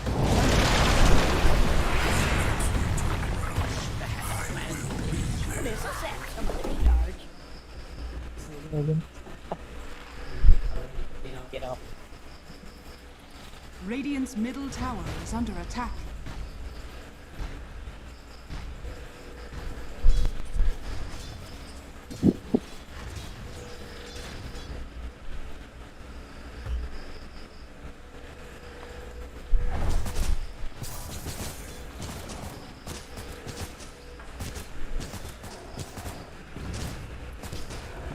Easy clinks. Easy, panalo ka agad. Dire's middle Bro, tower Ranger is yung under tagal eh. attack. Tatlo. Radiant's top tower is under attack. Easy things.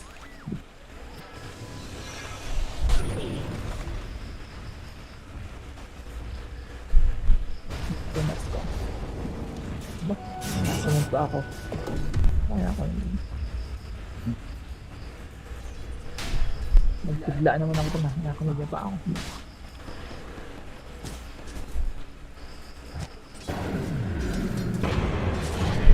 Yan nalo. Ba, lamang sa kila. Lamang nga. Radiant's Lakas ng bottom Ember. tower is under attack. Tsaka start. Dire are scanning.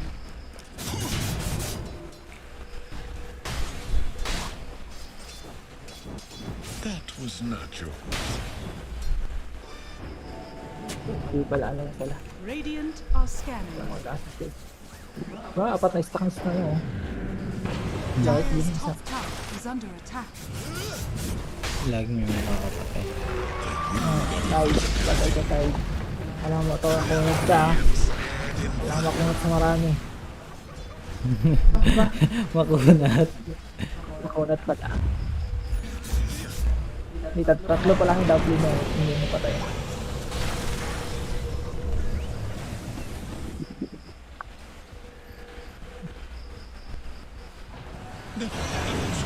Black. So, ba, walang galit. Walang ngalish. Wala. Patay kayo kay Snapfire. Sinalo yung... Dire's middle Kala lahat tower ang is SS under na. Sinalo yung tatlo eh. Yung tatlo. Radiant's bottom tower is under attack. Ano ay nag-kid na? Mukhang matatalo na.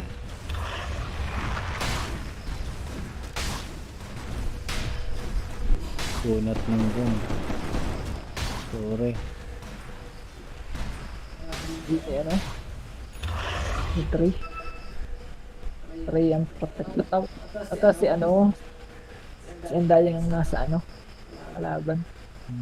Parang front versus only.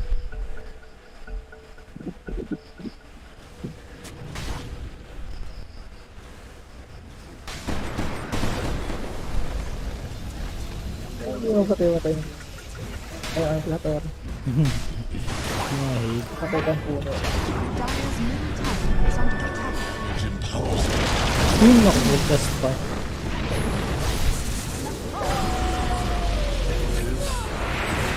Ano?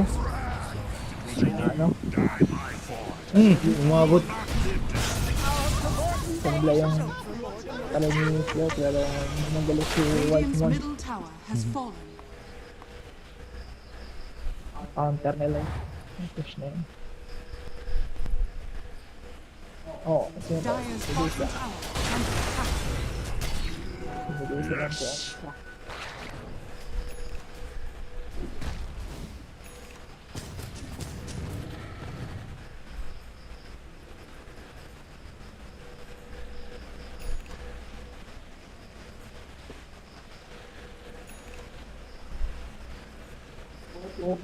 Pito na stock niya. I-start. Sulit.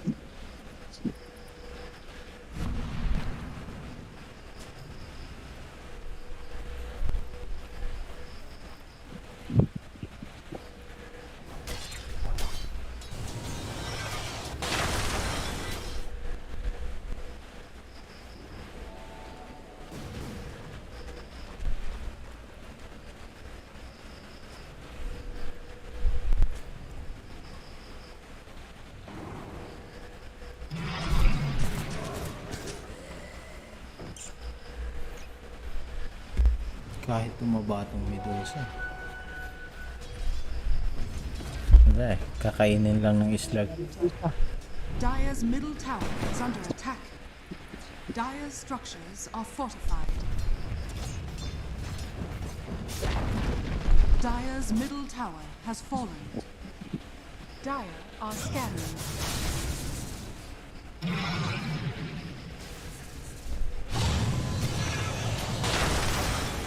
Dire's middle tower is under attack. Yung sabi ko. Naku, sinalo na naman. Hindi ako naging sinalo. Sinalo na at shaker.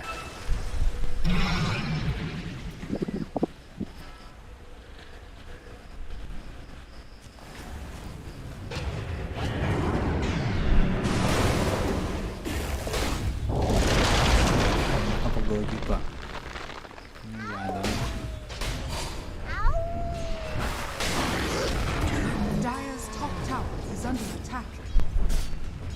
Dire's structures are fortified. New market. Fortification.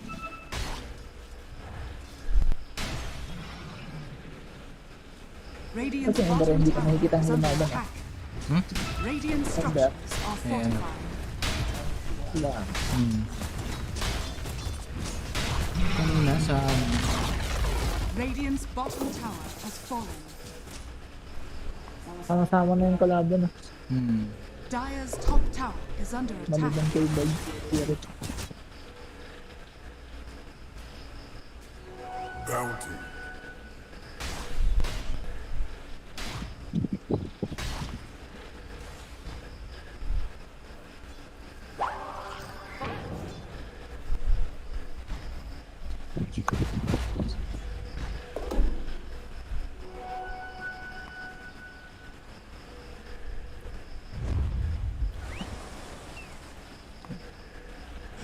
pupuntang baba.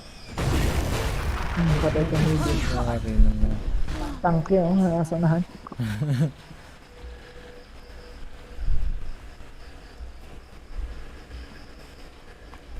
Wala, hindi nila sila pumunta baba. Ayan na.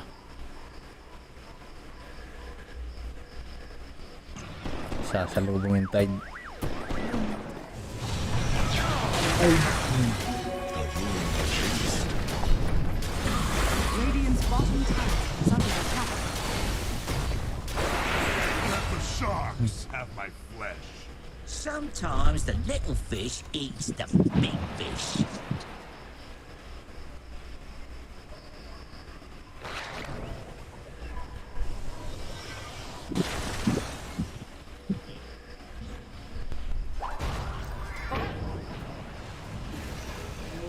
Sino to? Yung Maiden. Yari na naman. Busa. Buhayan. Ubus ka agad ang mana niyan. Tower is under attack. You have my thanks. Gana, nataba na yung start.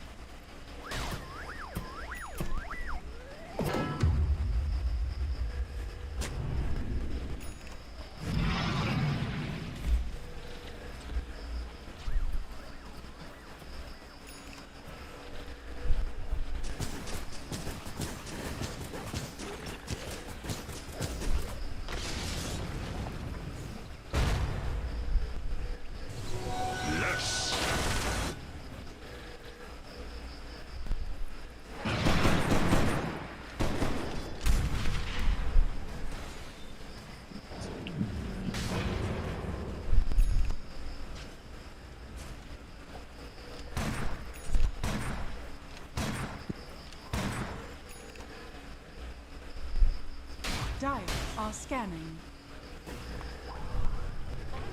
New treasures.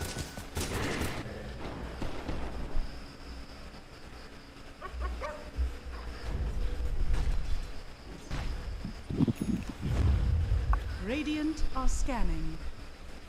Wala malinis.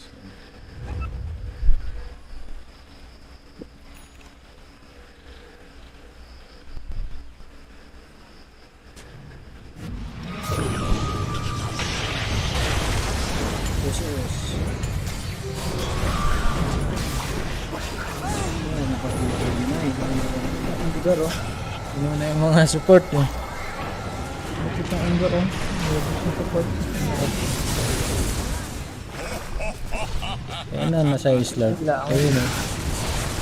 Nabakbak yung Medusa. Yun! Yun, lugang ganda.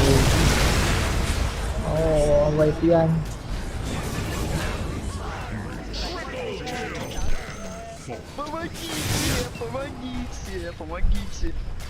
Yung 10 na. Ah, nakadifusal pa. Mahirap na Wala, nakontra yung Medusa eh.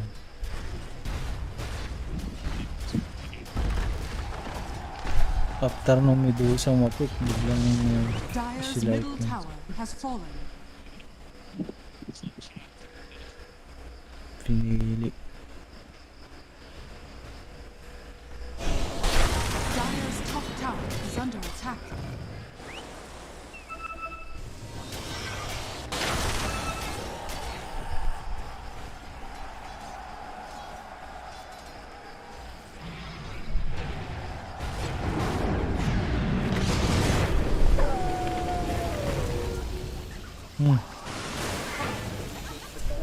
Stun.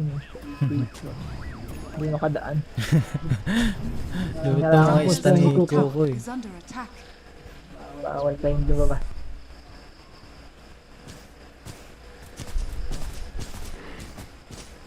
Dire's bottom tower is under attack.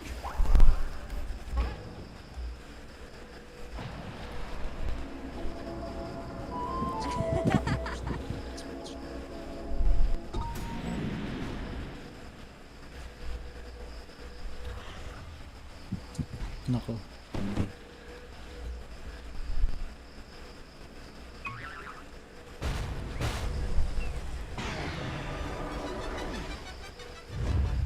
Ouchie.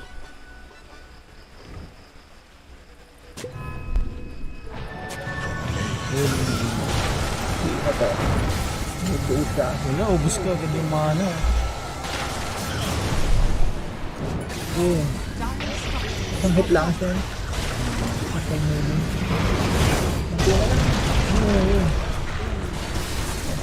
Magandang laro ngayon ako na. Iwan na. Wala na, nataba na yung...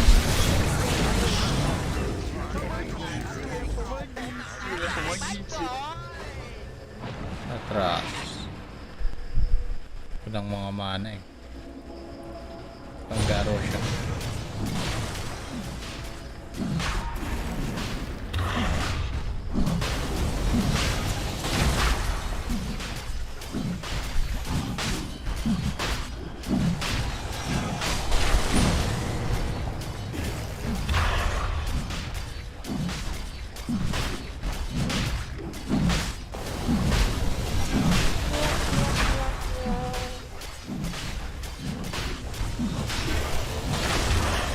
Your shaman has fallen into the radiant.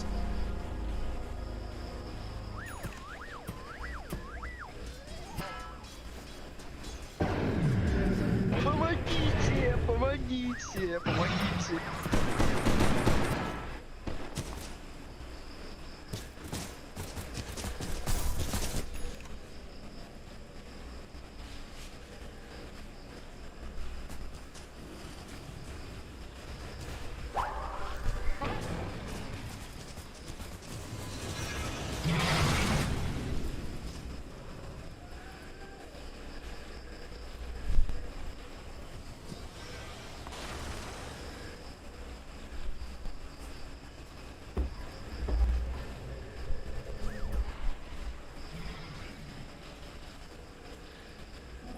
We'll take care of this thing, bud.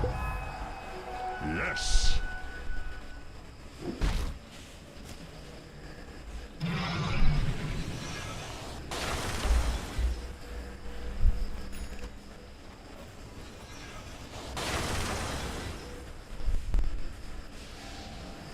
Radiant are scanning. Dire's top tower is under attack.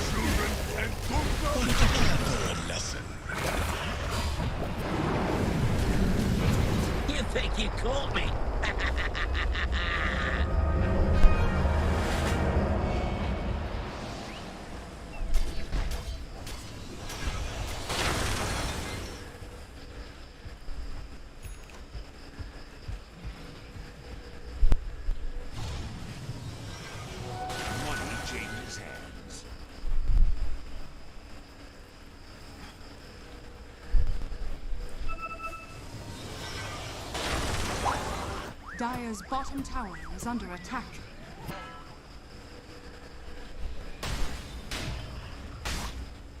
Radiant structures are fortified. Dire's bottom tower is under attack.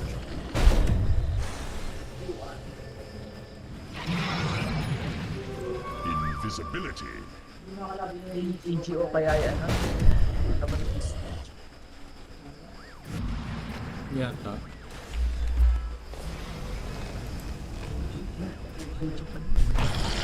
Spirit? Hindi. DG. Wala pa yun. Wala.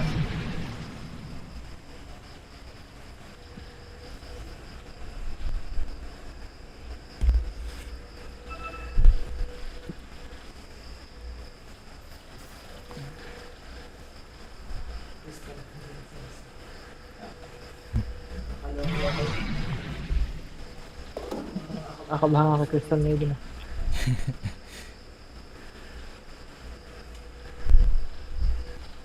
Dire's top tower is under attack. Parang sabay, food is missing. Crystal Maiden is his. Regeneration. Naka siya. A marble from the void. Radiant's bottom tower is under attack. May smoke na.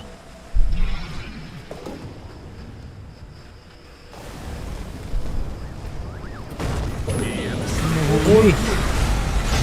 Apuso. Wala eh, hindi mo na yun. Nauna nung Ember yung support eh. Mga naka-BKB eh, wala yung point. Ravage. Akala ko nga, mga-miss na sa Ravage eh. Naka-BKB pala. Tatlo yata yung naka-BKB. May tatlong core ng ano. Dire's middle tower is under attack. Dire's structures are fortified. Dire's middle tower is under attack.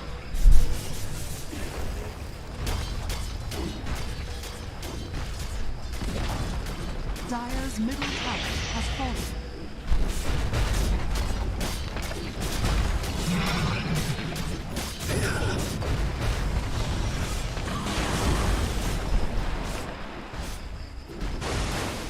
Dire's middle barracks has fallen.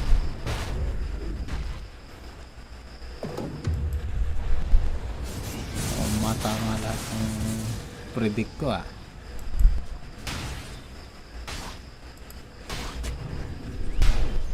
Dire's top tower is under attack.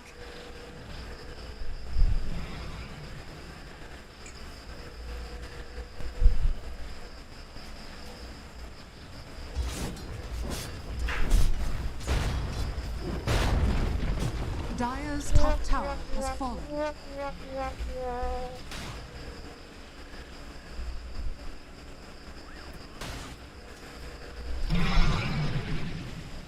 Dire's top tower is under Yung attack. gadi ba yung rapier siya doon ah? Medusa.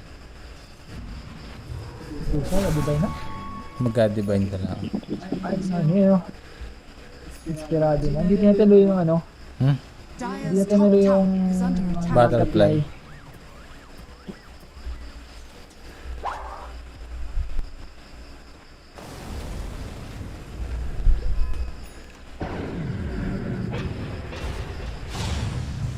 Dire's bottom tower is under attack.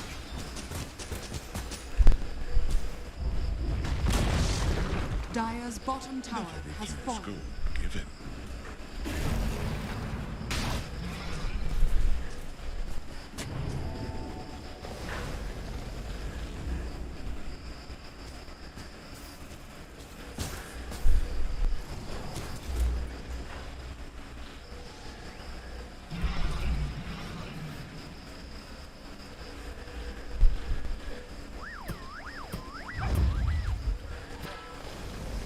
Nakabang. Tatlo agad lahat yung likod oh. Pitas ka agad yung support eh. Oo. Wala na. Yung support. Nahuli ko agad. Finger si Spirit. GG na to. Wala na, Oo na. huling laro na ng Alliance sa Dire's middle tower is CI under tag. T1. Uy, may isa akong ikuan. Mali sa prediction. Hindi pa din na yung tower eh.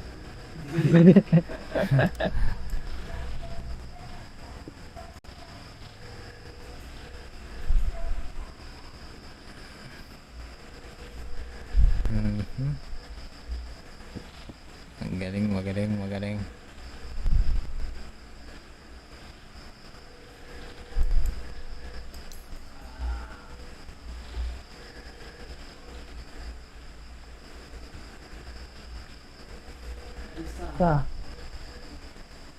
Bracket, check natin ang bracket. Mabawi ito sa LGD. Daming charge ng Slurk eh. Agility. Kay Lion 6.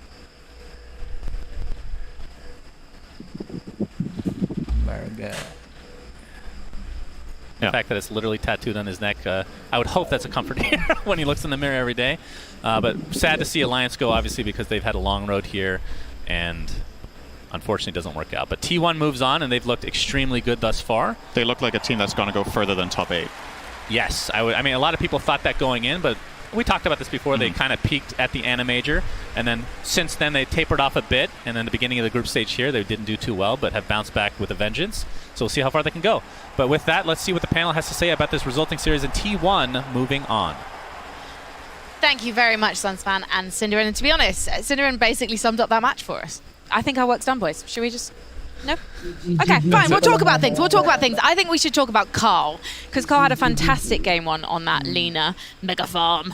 But in game 2, it was even more impressive. He was just completely dominant. From the get-go, from the one-on-one matchup on that mid lane versus Limp. But then again, a couple of supports rotating in, helping him out. He gets level 6 before Limp does, and he just dominates throughout the game.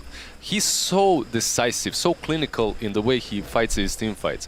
Always, instantly jumps into the backlines, eliminates Hanskin, eliminates FNG, and from then on, the game is much, much easier for them. And the T1 supports were so good at enabling. I feel like so many Treant protectors you see, they're like, oh, you know, I'm going to sit, passively play the side lane, then my core is going to go and I get to farm. No, Zephyr's rotating mid, collapsing on that mid lane as well, so I love the way the supports really try and set up Carl for success. Well, right now we have got Avo on the sidelines. He's got FNG from Alliance to see what just happened. Thank you, Frankie. I am here with FNG. Thank you for your time, FNG. So, I just want to ask you, what's going through your mind right now? Well, losing sucks.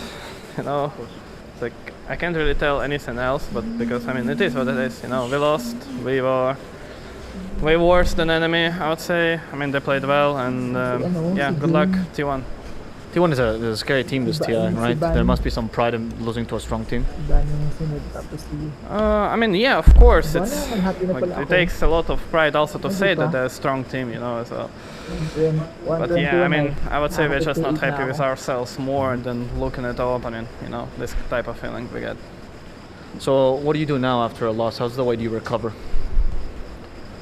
I mean, I guess we just let time do his thing, you know. Anything you'd like to say to the Alliance fans out there?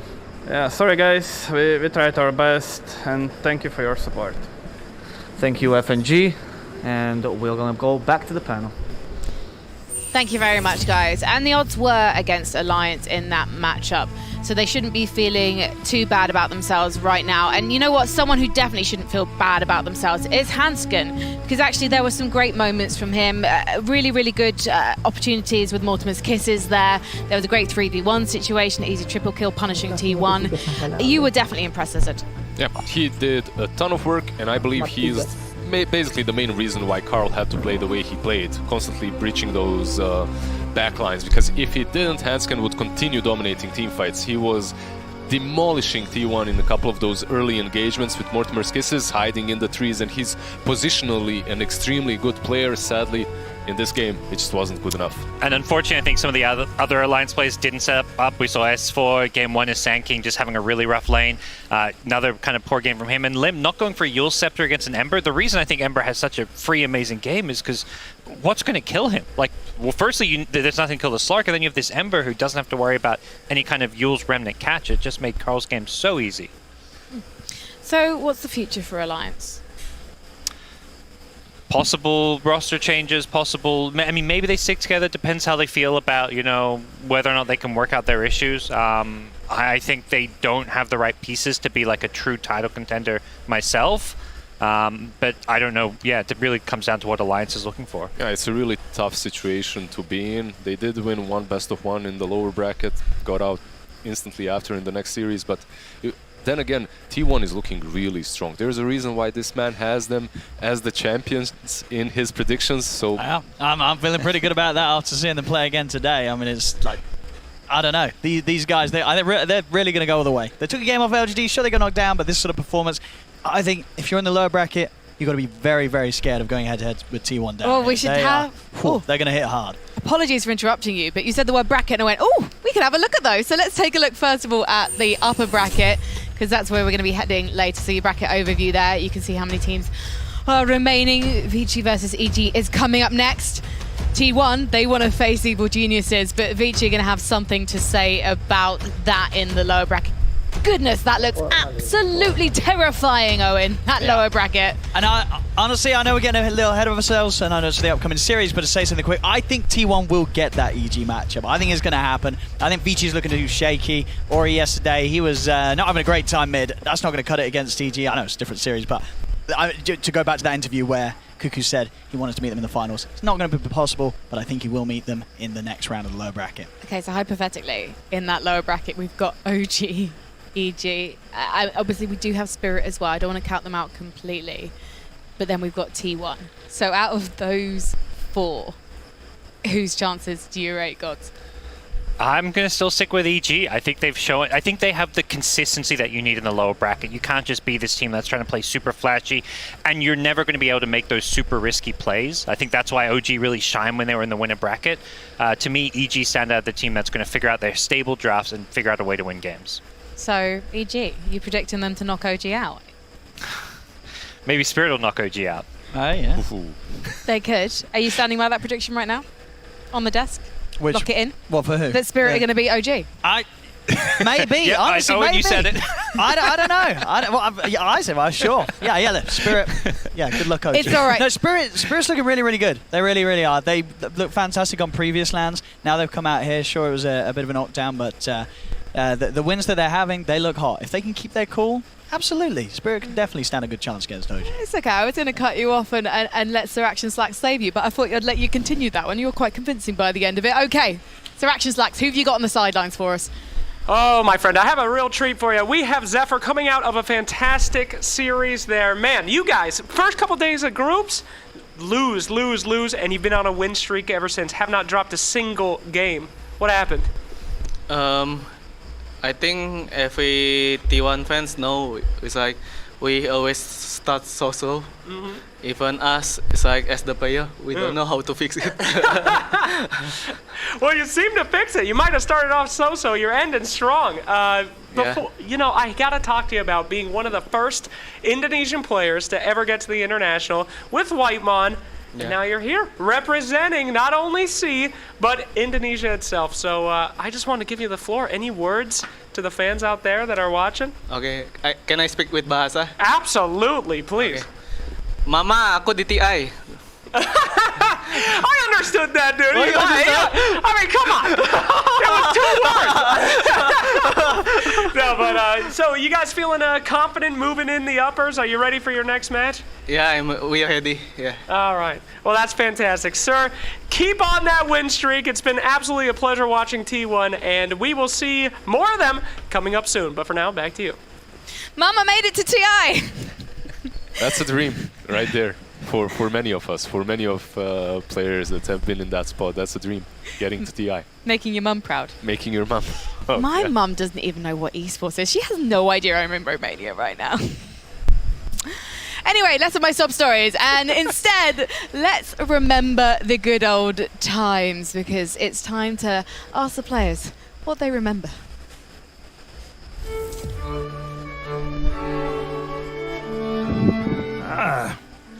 Welcome to the DotA Archives. Today we shall be discussing something many of you seem to struggle with: items. The game of DotA contains more than 200 of them, with many more having fallen by the wayside in DOTA's march towards perfection! While many such items have been forgotten, sorry Fusion Rune, there are a few that live in our minds rent-free, as the kids say. One in particular everyone remembers. Iron Talon.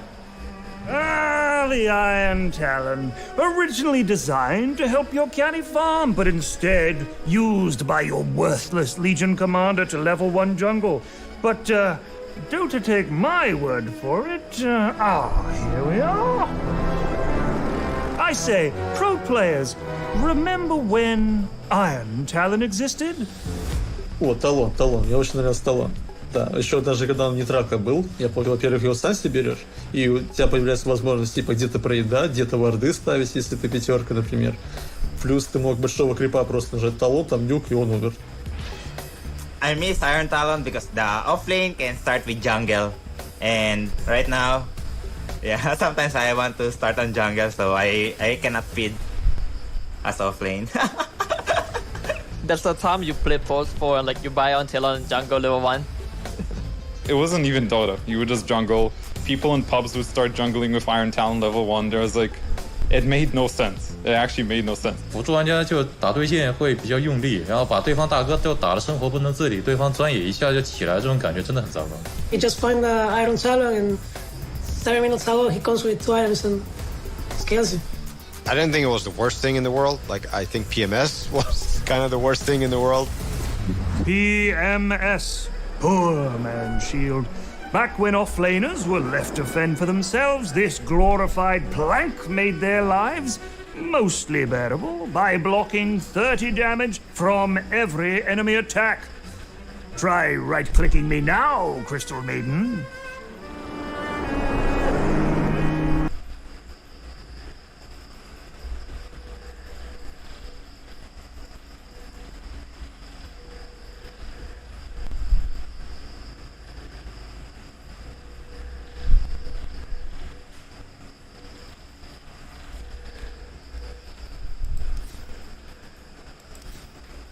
You're tickling the guy and you kind of feel like, well, you know, enjoy your lane carry. I'm getting the hell out of here, you know? The patch before it got removed, it was just every mid melee hero bought it and went mid, right?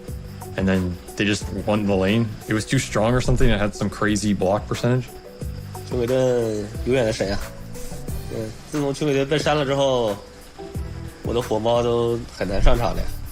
Se sentía muy bien tener un escudo que te hace aguantar tanto, que era que como que venía el support, te pegaba y tú lo mirabas y simplemente lo ignorabas. Back then there was one patch where you would pick Legion Commander and you would buy PMS and you would 1v3 a lane.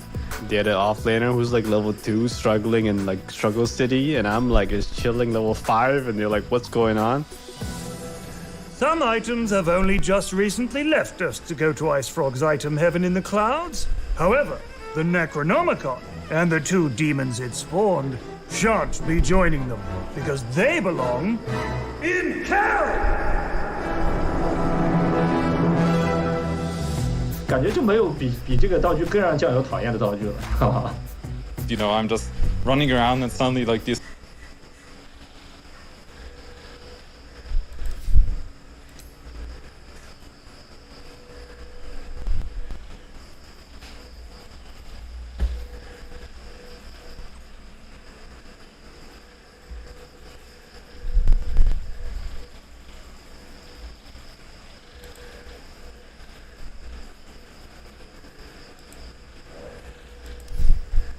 that just clicked one button and doesn't have any skill. I spam a lot of tag gears and like people just buy the Necro Book level 3 and like clear all my skill. I spam a lot of tag gears and like people just buy the Necro Book level 3 and like clear all my bombs. So like yeah, it's really good that Necro Book is gone. Короче, нереально бессилен. As a good riddance, I'm happy they removed it. I'm so happy they removed it. Yeah, good riddance. Can I say the saddest moment? Like, why they removed the Necro Tree? Because I love the Necro Tree item. I'm gonna use it, follow to the support, and remove their vision. They are kinda sad, so I feel good when they are sad. What a sicko. As a man greater than I once said, everything can work. And you, the player, experimenting like some mad scientist is why the game of Dota continues to get better and better. Do not weep for the removed items, for upon that heap of selfless sacrifice we...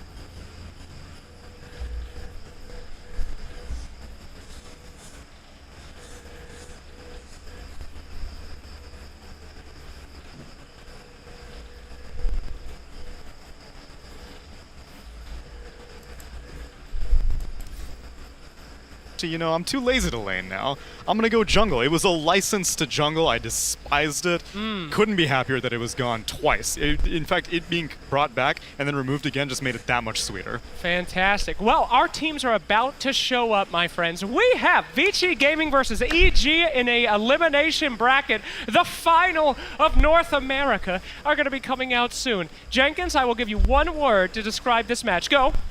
One word. Hype. Hype indeed. Let's go ahead and welcome our teams as they enter the arena.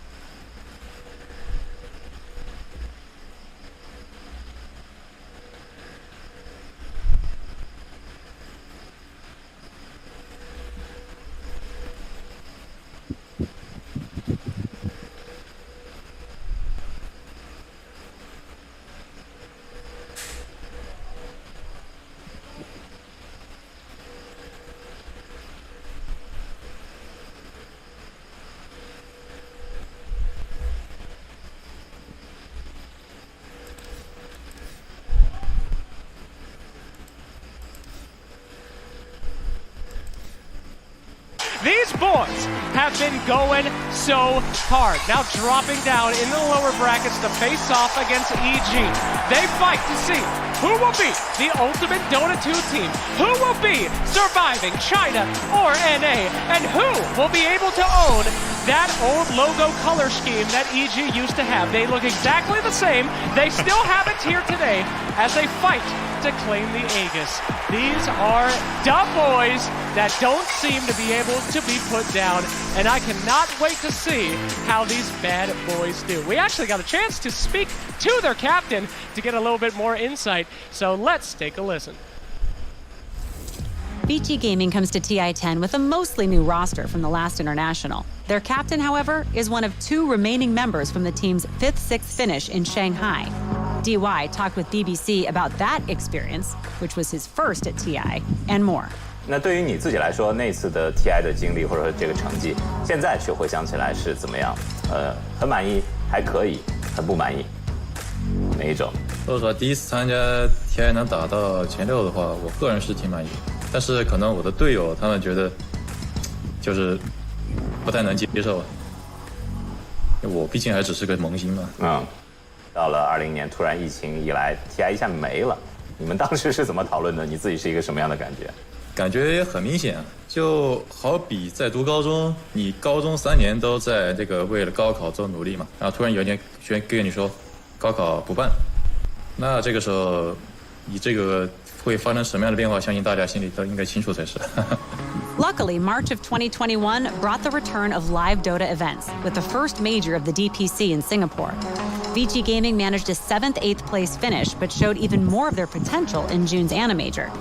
In Kiev, it was a brutal wildcard battle against some of the most powerful teams in the world.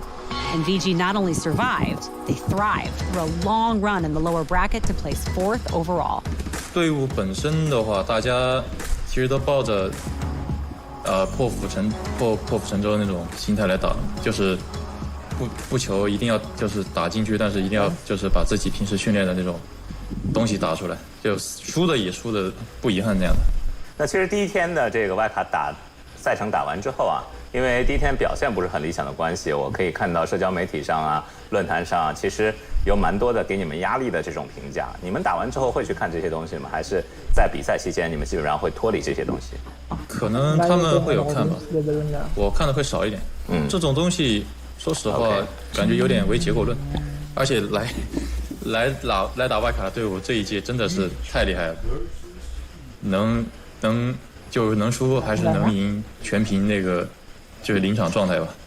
哎，这就有点像你拿你刚才高考的这个说法，就是我正常高考和我参加了1年高复班之后再去补考，到底是感觉去年状态更好一点，还是此时此刻状态更好一点？我感觉可能去年会状态更好一点。哦，真的吗？怎么讲？真的，因为去年那个时候可能正有冲劲呢，然后现在的话，因为中间隔了快1年之久，然后有1年没有走出国门，现在的竞技状态可能应该是大不如从前了。就是你感觉那种国际比赛的，就是氛围和这个保持一个频度的刺激，对你来说是一个正反馈，是能提高你的这个水平和状态的。对的，就是你能够在国际赛场上跟不同国家的队伍交手，会一直激发你去前进，就是去跟他们做对抗。好吧，当然这个有可能这个去年的危机，如果柔戏打了 TI10就是铁定的冠军，今年就是可能只能保证进决赛的一个状态啊。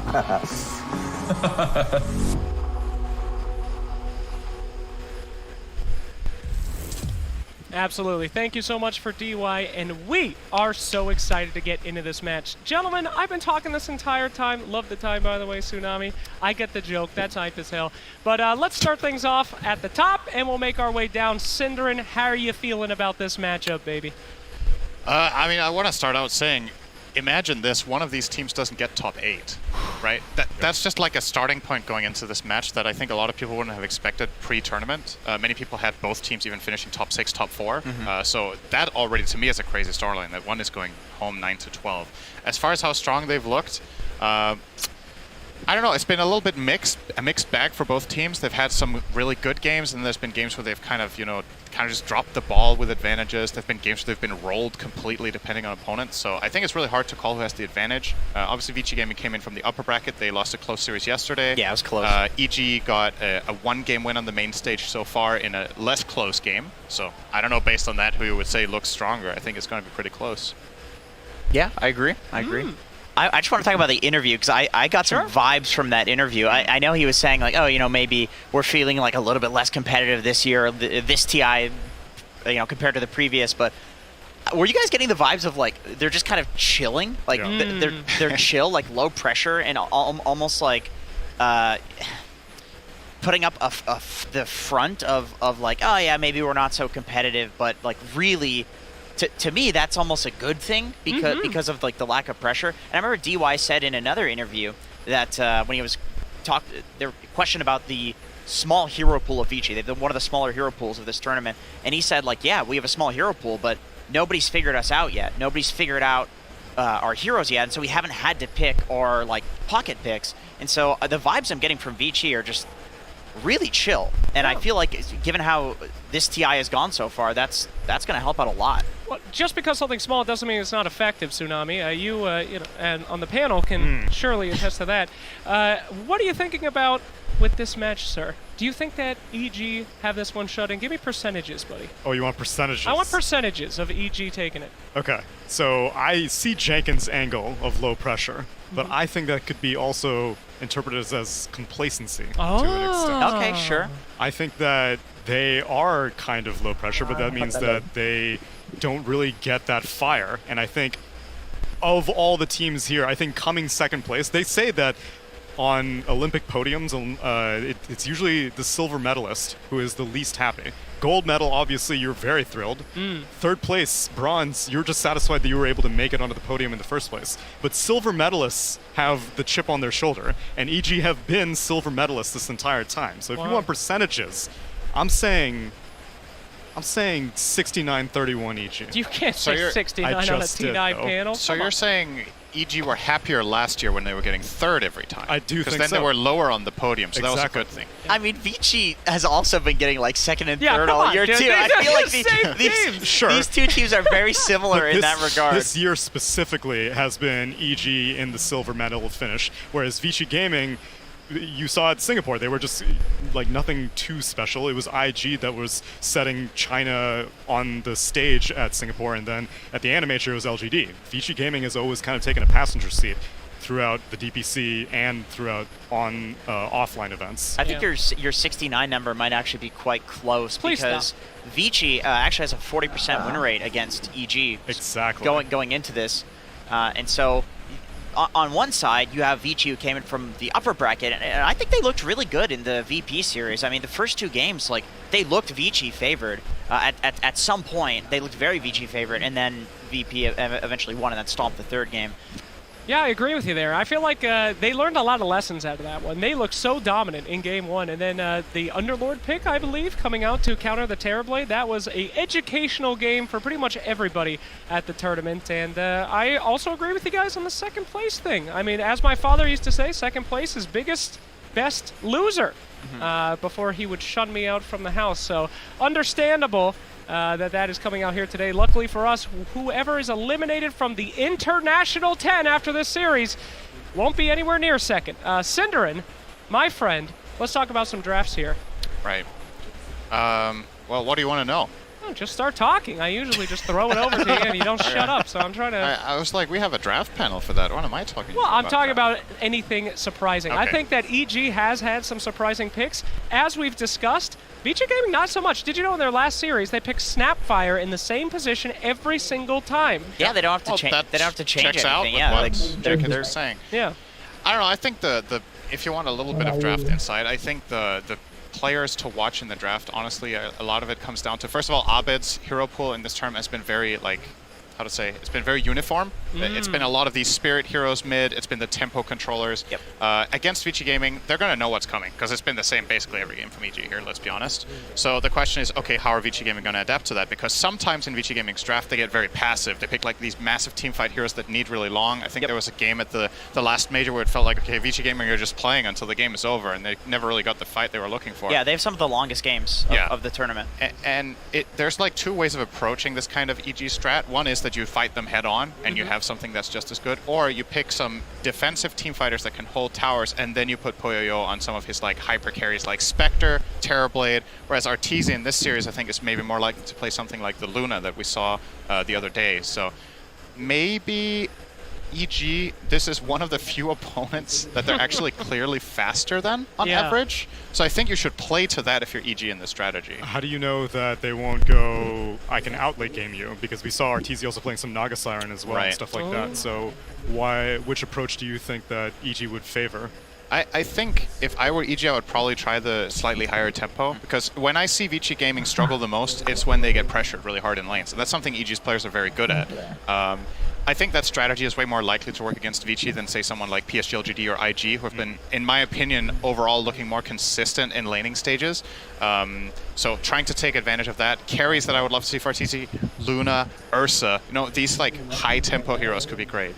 All right, well, fantastic. Looks like things are about to get rolling, my friends. It is time for the draft panel. Let's throw it on over to Avocado and the boys. It's Avocado. It's Avo.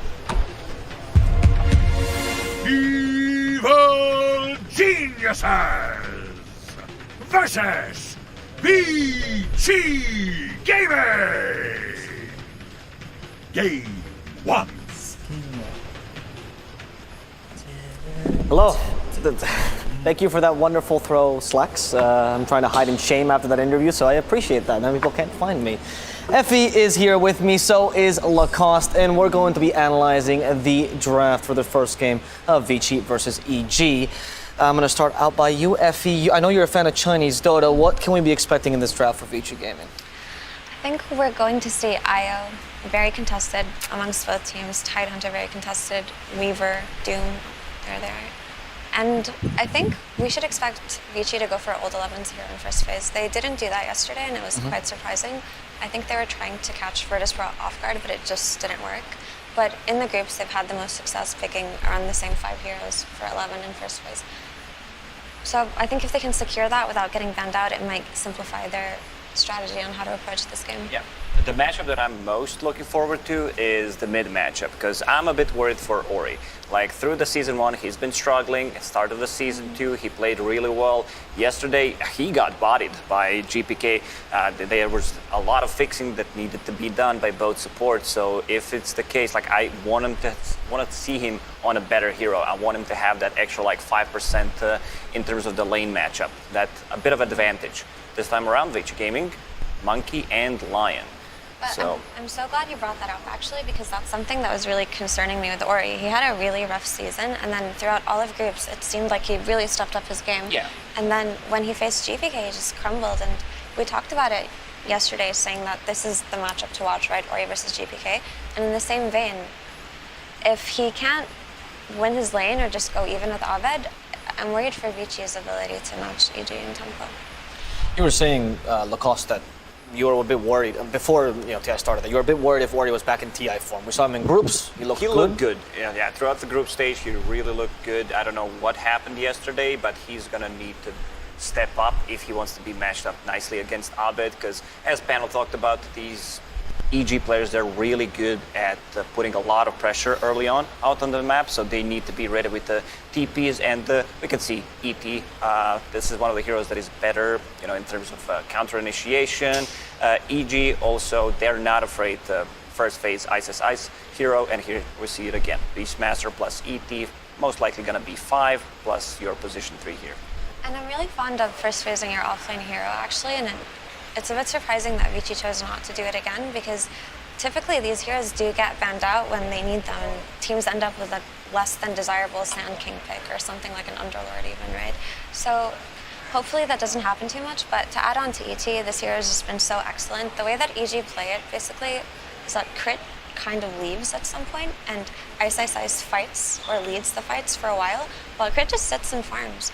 He just had a 27-minute Ags or something like that a couple of days ago, and it really works out for them, the way these two players synergize. ET farm priority, you know that he's gonna give it back. I remember a game where OG won in like 23 minutes. Saksa had the 20-minute Aghanim Scepter, so if you can shift your farm, maybe say, I don't need that extra 1,000 gold, ET is gonna do miracles with it, because once he gets to that Aghanim Scepter, the game just feels completely different.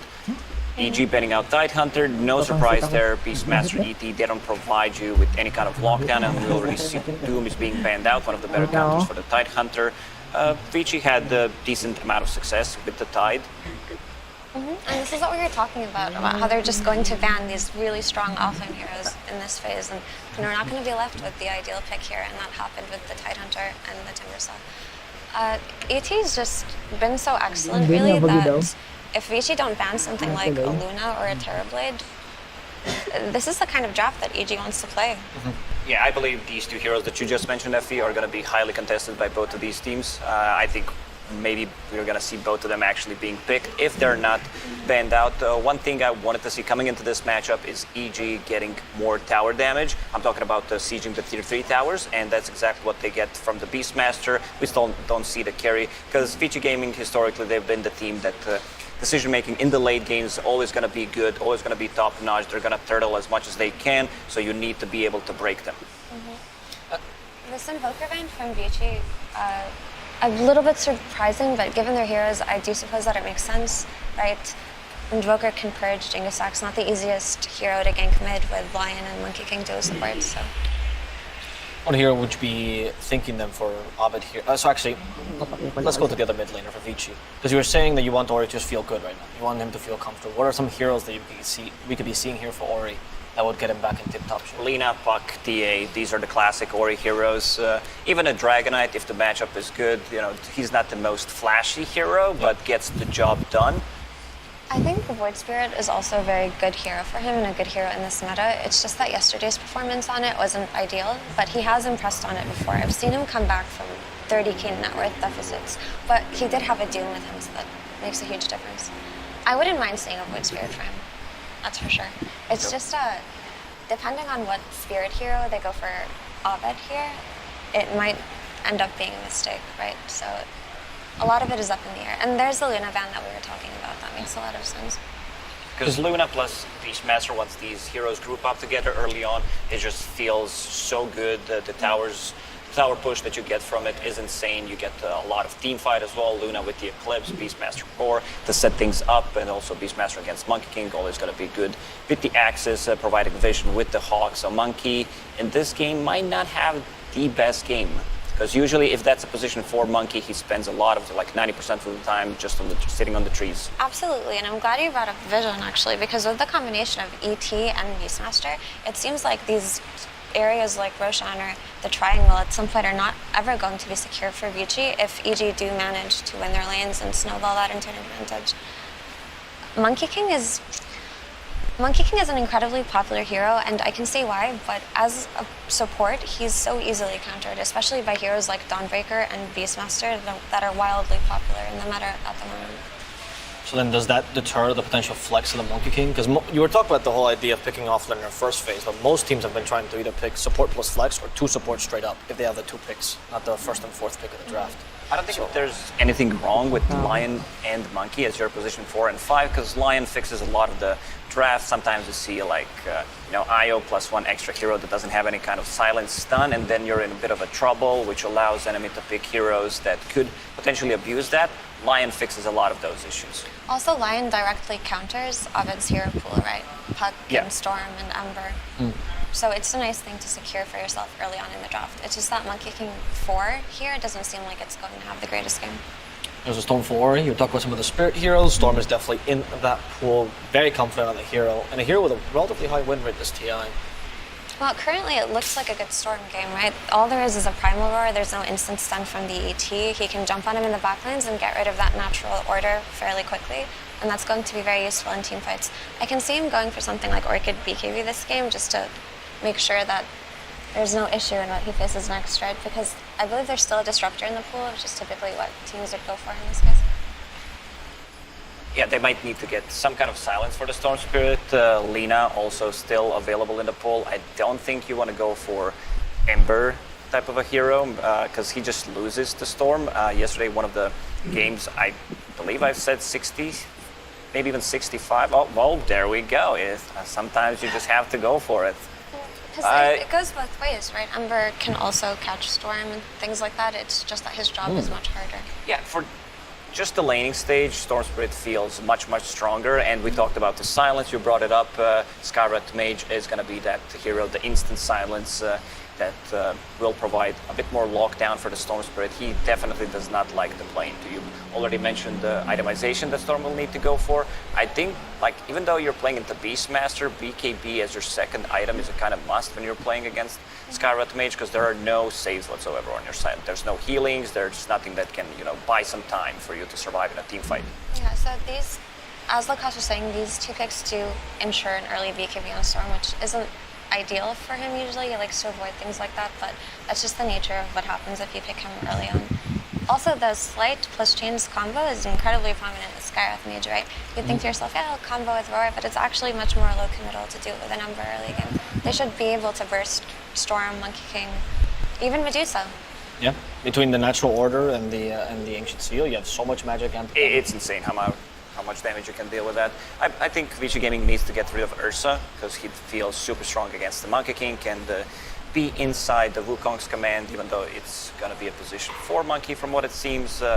Natural Diffusal builder, which is also going to be great against both Storm Spirit and the Medusa. I just overall love Ursa against Medusa matchup. And it's EG is Radiant, so that means that once you do the switcheroo, once the tier 1 towers fall, you can always go to the top lane and threaten the Roshan, because you have really good heroes. Beastmaster will be providing the vision. That means that VG Gaming need to play around the Roche pit, which is something is that they don't want to. They want to be playing the bottom part of the map where they have vision. That's a very good point. I'm looking at this Medusa pick right now, and honestly, VG are in dire need of some sort of defensive offlaner that can come and help when the triangle gets invaded, right? But they've already banned everything out at this point. What's left is potentially a Mars, but I don't consider him the greatest defensive offlaner. So VG could just take a different approach. Oh, it's AM game. Like, they need to ban out AM. These are the heroes that work the best in the lane, both Legion Commander and Slardar, because they don't need mana. They can pressure, even if you use counter spell, you're still gonna get dueled, and Slardar one of the best ones against AM in the lane for sure. So they need, I believe it's just gonna be AM or Ursa, whichever one is not banned, the other is gonna get picked for EG. I will agree with that, absolutely. Especially just to go back on the point that I was talking on, there really isn't some kind of defensive hero to help this Medusa at the moment. There's the AM ban you were talking about, so let's see if the Ursa gets picked up. It's not the greatest Ursa game, but if they hit their tempo, it'll become incredibly potent, right? Because typically later on when he plays versus heroes like this, like Medusa and Lion, he's gonna get kited, and Monkey King even when he gets items. But if they just want to play this early game snowball advantage, which is EG's playstyle, they win the lanes and just choke enemies out of the map, Ursa could work here, like Lacoste was saying. Oh, thanks. What about this matchup, the core particularly against Medusa? I don't remember seeing it, but they have ways of kiting. They have also a great setup with the ET Stomp, Roar, long range initiation coming out from Slight Chains combo. And it also gives them a bit more tower damage. Maybe that's why they decided to go for Clinks. Instead, something that I brought up is sieging the tier 3 towers, which is going to be important. And VG Gaming with Medusa, I think they're going to feel pretty safe just sitting there inside the base if things don't go well. Yeah, they don't necessarily have the greatest hero to go in here. Okay, let's see. Last pick, Bloodseeker offlane here. Is that... I don't particularly like it so much, but I understand what they're trying to do with it, right? They want to just instantly kill a target, right? You could put it on Storm Spirit and him and Lion just go kill the Clinks together very quickly. Also, they can just use the Rupture for early aggression, which is what I was trying to say. If you're not going to go for the defensive offlaner that's all been banned out, you have to play the aggressive playstyle. You have to pressure them in order for them to not pressure you. And it's one way to buff up your Medusa. I maybe expected something a bit more defensive, something that can defend the towers. Bloodrite is okay-ish. It's not your, Earthshaker, Underlord type of the hero. But looking at the drafts, I never had a really good read on Clinks, to be honest, like how strong he can get, because he gets pretty strong early on. So, yeah, I think both drafts look relatively strong to me. Okay. Well, the final point I will add is Vici, team that likes to delay the game. Bloodseeker, great at lane cutting if you go for the Veil build that used to be so popular, and it's getting popular again. So who knows? Maybe they can play the game. But I'm gonna wait for that because I want to hear your final thoughts here, Effie. He gave me his. Is there any draft you favor? I favor EG's draft a little bit more just because it does seem like they can run them over. This Bloodseeker pick, I have to see it properly to understand, but I don't see a clear Rupture target. I guess maybe the ET, but like Clinks is gonna stand there and shoot his burning arrows anyway, right? And he's gonna do it on the Roar, he's gonna do it on the Chains. We'll see how it goes. Well, before we get into the game, we do have an exclusive interview with EG's coach, Boba, and Frankie's on the sidelines to ask him the questions. We did. No.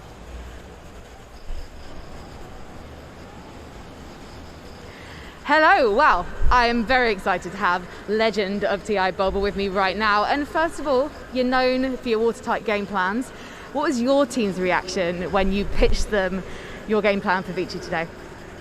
Kyle recommended this really good egg place in Romania, so shout out to him. So you're all egg bound in the booth. It's not really wise to eat a load of eggs before you're trapped with each other. Yeah, but they were really good eggs though. Really good eggs. So basically, if you win today, it's because of keeping it Kyle. Let's head over to our casters. We've got OD, Pixel, and Fog. Thank you very much, Frankie. Yes, game one, it has just begun. We've got a brief pause. I'm sure it's only going to be a brief one. Of course, Evil Geniuses versus Vici Gaming. I'm OD Pixel here with Fog. Hello. Fog, what do you want to talk about first? What are you excited to see from these two teams?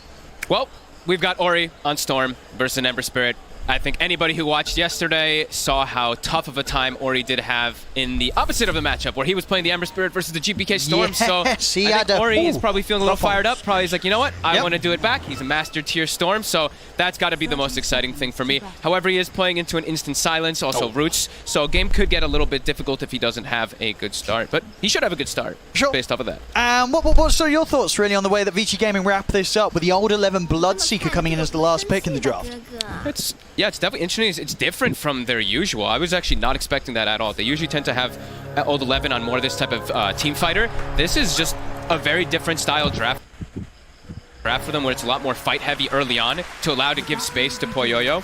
So yeah, just different approach. I do like EG's approach a bit more this time around, just because they do have this easy type of catch, and it's a very momentum-based lineup that they've gone for this time around. No, for sure. And you like the sort of the choice of carry this game going with the Clinks? You feel this sort of fits the play style that EG's been rolling with? Yeah, they definitely really like the hero. Works well with the Beastmaster. The Death Pact, of course, too, is going to be utilized really well when we do have like the Helm of Dominator, Overlord, etc. picked up. He's going to be able to use that really nicely. And I think Effie touched on it a bit at the end there, is you can just hold your ground. I know the Bloodseeker was picked after it, but they've got Change, they've got Roar, so if you can just hold your ground and get that off, it's nice. And the lane is, I feel like this lane might be a bit tough for 11, even though he's got so much sustain that comes out as the Bloodseeker. He's versus ET, and this hero's just been so strong whenever you have. Yeah, I mean, how much do you feel PYW is going to be able to do to hold back ET? How safe can he keep old 11 up it? He probably can't, because you have the double stuns that you're going to be able to play around later on when you get Hex. So he should have a decent time at least, but I think it's still going to be a little... He's going to have a decent time to at least protect him from dying, but I still think old 11 won't get much last hits up here. Let's see. He's getting pushing the wave underneath the tower here. I'm honestly just staring at mid, because like Ori, he has to make up for yesterday. It feels like he had a bit of a rough series after that first game. Easy courier here. Nice grab. That was the salve. Do they have any extra region? Okay, PYW did bring a salve out. They're going to need to use it soon. We're just watching the poke. Look at old 11. Just getting constantly hit from those searing arrows, hit from the Astral Spirit, and just walk down. He's going to get salved up and have to hide himself for a moment. Mid lane, pretty even at the moment. 8 for 1, 7 for 1. I wonder how well they're going to be able to secure Poyoyo's farm as well. It's a Monkey King, so traditionally the Monkey Kings, we'll watch PYW eat a couple hits. He should be okay. Yeah, it's going to take 2 more. And he's got the Dukes hit around the trees. Fly won't be able to find him. But yeah, they picked a pretty greedy safe lane, it feels like to me. Monkey King, usually versus these melee heroes, he thrives, like Beastmaster. But Beastmaster plus a ranged hero is actually really strong versus this Monkey King Medusa lane. So I think securing the farm for Poyoyo could be a little difficult as the levels do start coming out for crit. Because you can't trade. That's the problem with Monkey King. Versus these ranged heroes, you get on top of them with Tridents, you have to commit for a kill, but trading is just not really much of an option. And with sort of Beastmaster, the hero in general, why is it that I feel like we just didn't see this hero as much as we thought we would see it coming into the tournament? Ori taking a hit there. I think it's just a very player-specific hero, and also it's not this big team fighter. I think TI tends to just bring more team fight than any other tournament, so he's just different. He's a pusher. He's always going to be good with the itemization, especially when Dominator's populator, but you're not a massive team fighter. You're all about like pressing your advantage and taking objectives.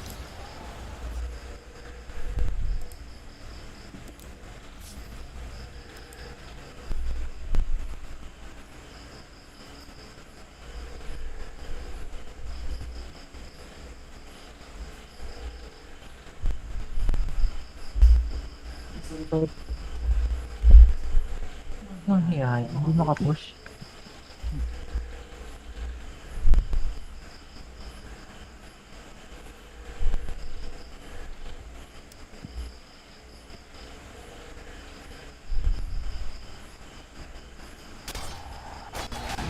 Stupendous!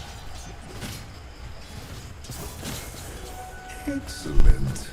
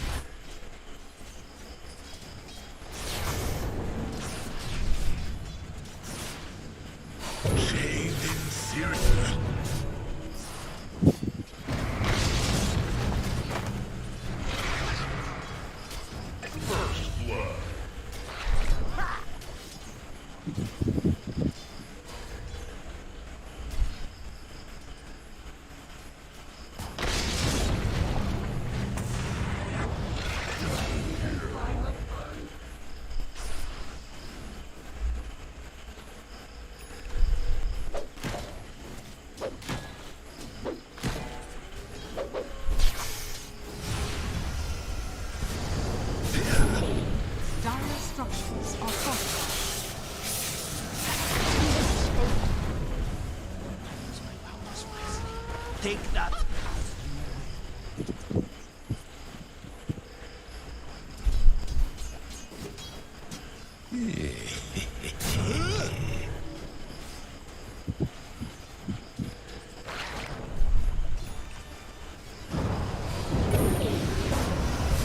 hell!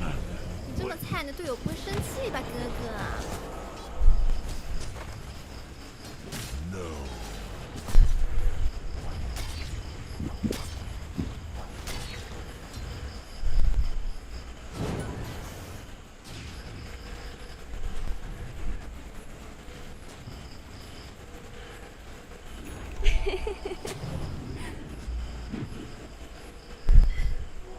Is mine.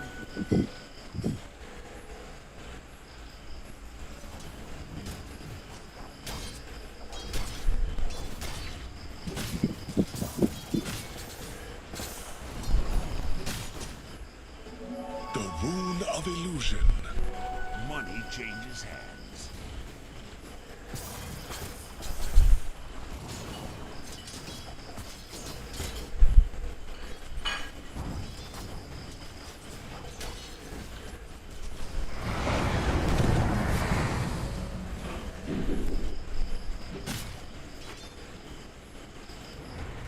Dire's middle tower is under attack.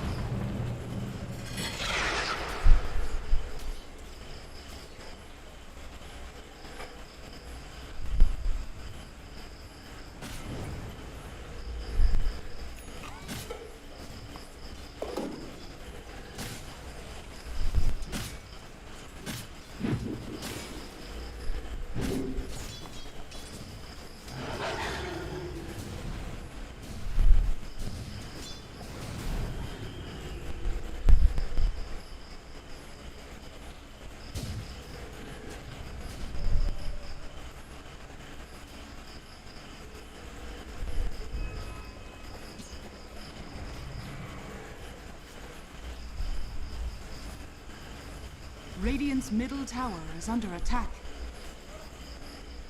Dire's top tower is under attack.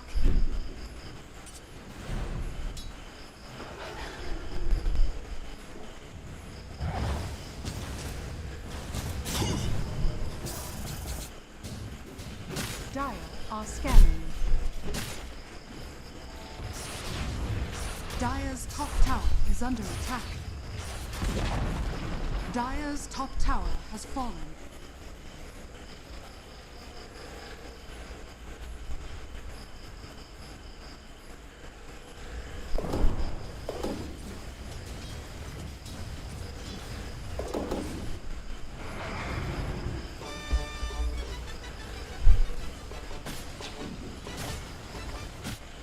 Radiant structures are fortified.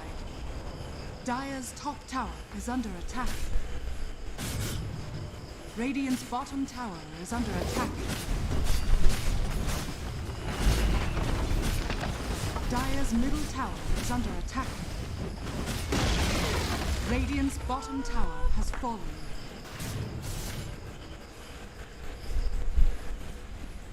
Dire's middle tower is under attack.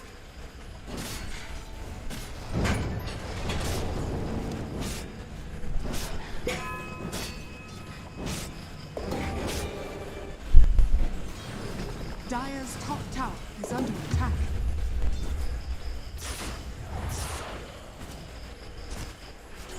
Stupendous!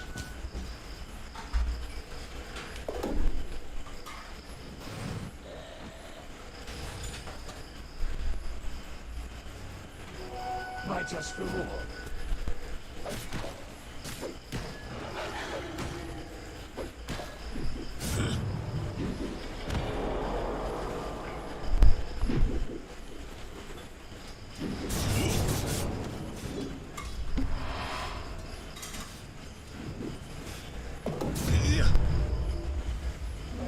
The rune of regeneration. Over here. 你这么菜，你的队友不会生气吧，哥哥？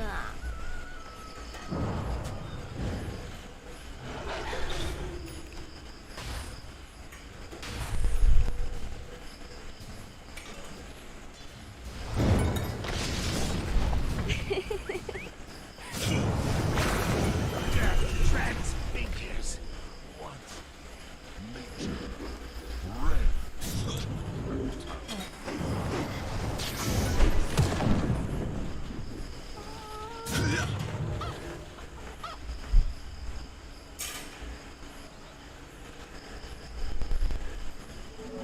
Trickster's rune of illusion.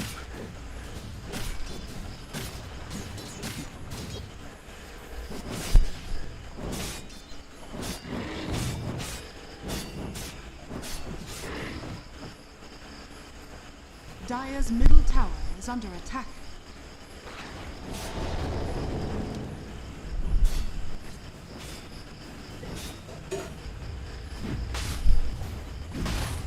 Radiant's bottom tower is under attack.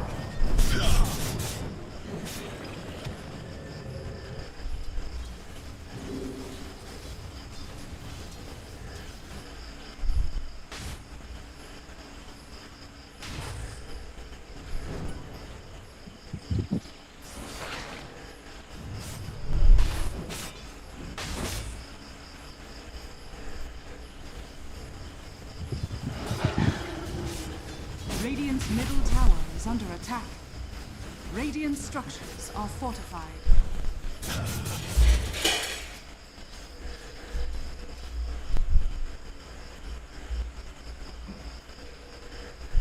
Radiant's middle tower is under attack.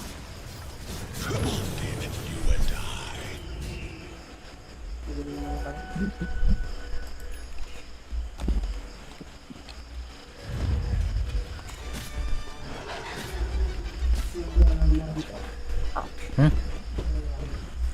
EG. Dire are scanning.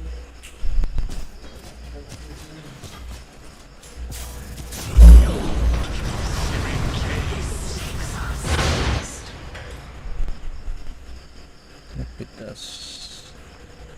Amidusa. Here I am. Dire's top tower is under attack.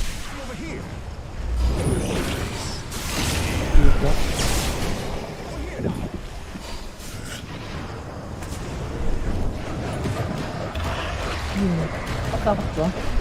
Comforting rune of regeneration. Stand in fire. Nice.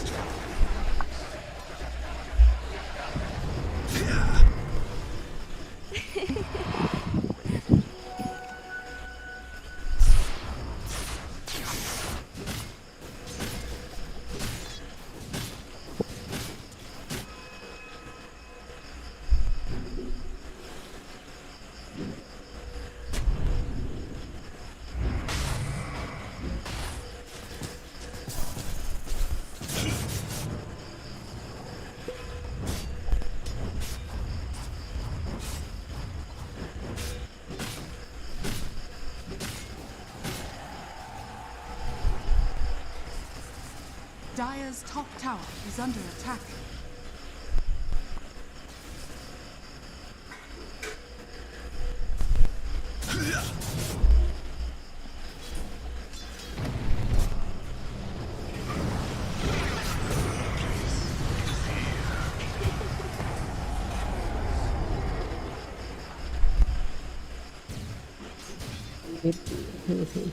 Radiant's middle tower is under attack.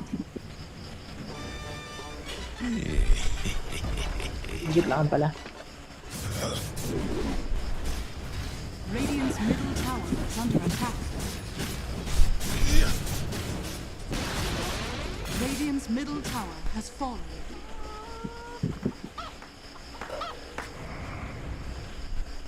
Dire's top tower is under attack.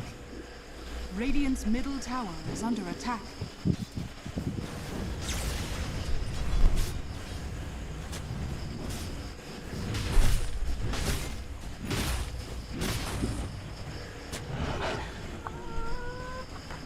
The rune of haste.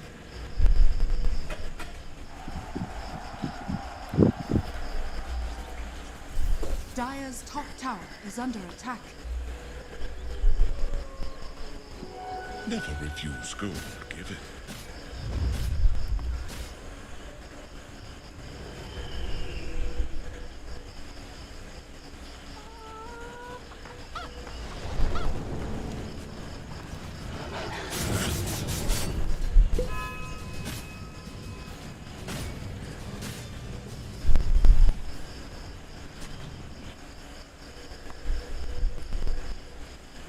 My just reward. Radiant's middle tower is under attack.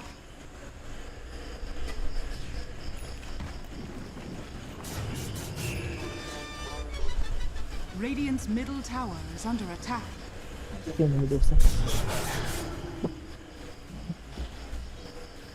Radiant are scanning.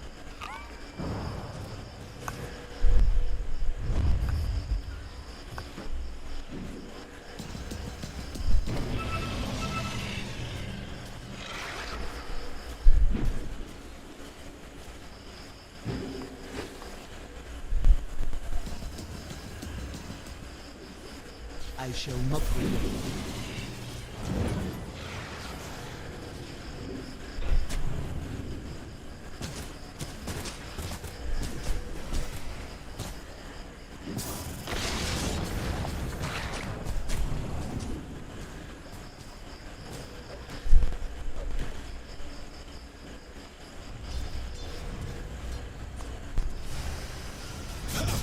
Dire are scanning. Stupendous.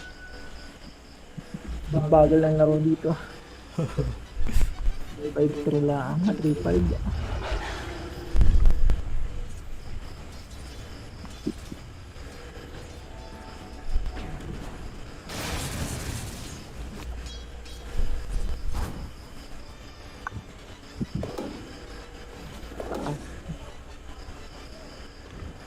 Halos pantay lang sa network.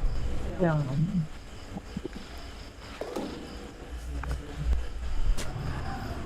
palitan lang.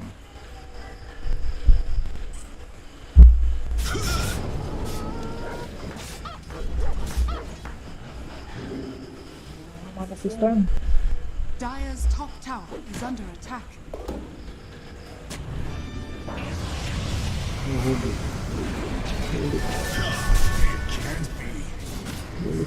Radiant's middle tower is under attack. Sila, nagapar ng dagger. Nakadaga na yun. Ay, nag-yun na. Sakto.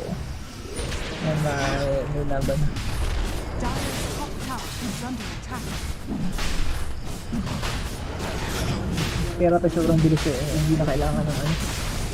Hindi na kailangan ng boots.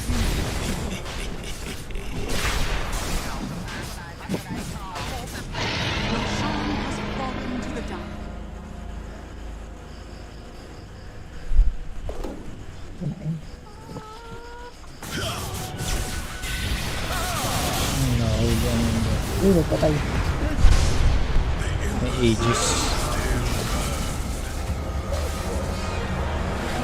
Speedy rune of haste. Behold.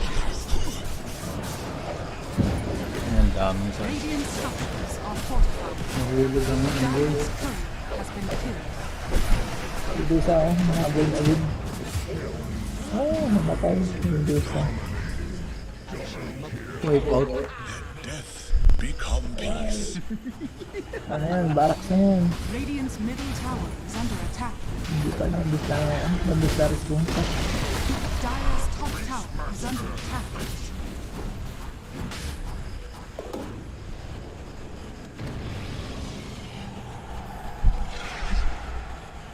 Nabis pa respawn.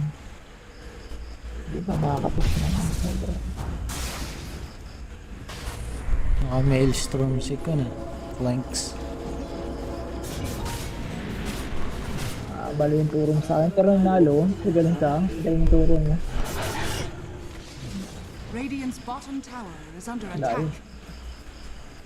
Kaya payaman yung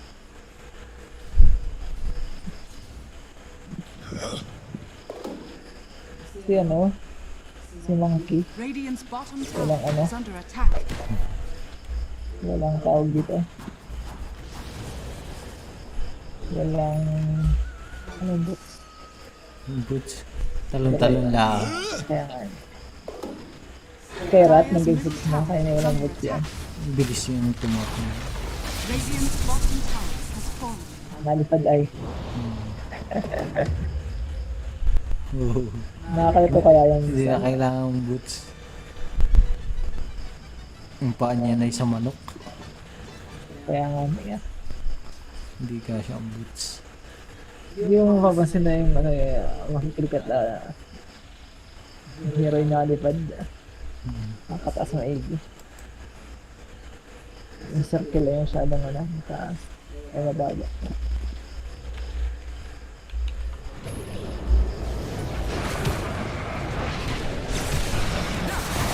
Holy sister. Dire's top tower is Tatlong under kapalit. attack. Tatlo po lang kapalit mo yun as carrot.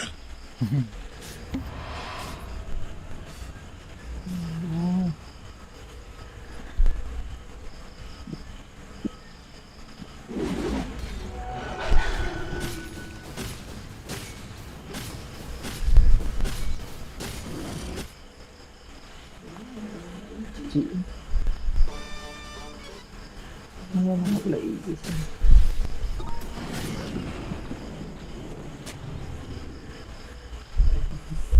Radiant's top tower is under attack.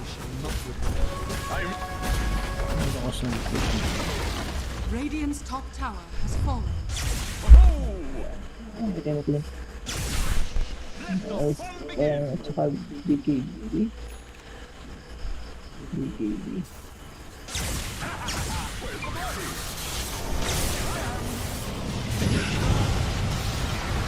Patay turn. Wala yun. Ay, patay turn to. Kati ng flinks din. Kati ng flinks. Medusa, patay Medusa. Buhay mo ang clean. Wipe out. Importa naman. GG na. Ang lang is ko. Ayaw mo yun ha? Wala na, tapos na. Ayaw? Ayaw agad. Mabilis. Ayaw ay nangayaw. Tratahin kita.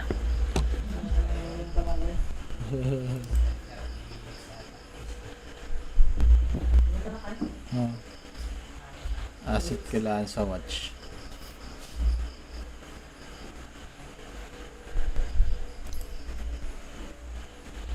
Bilis nun.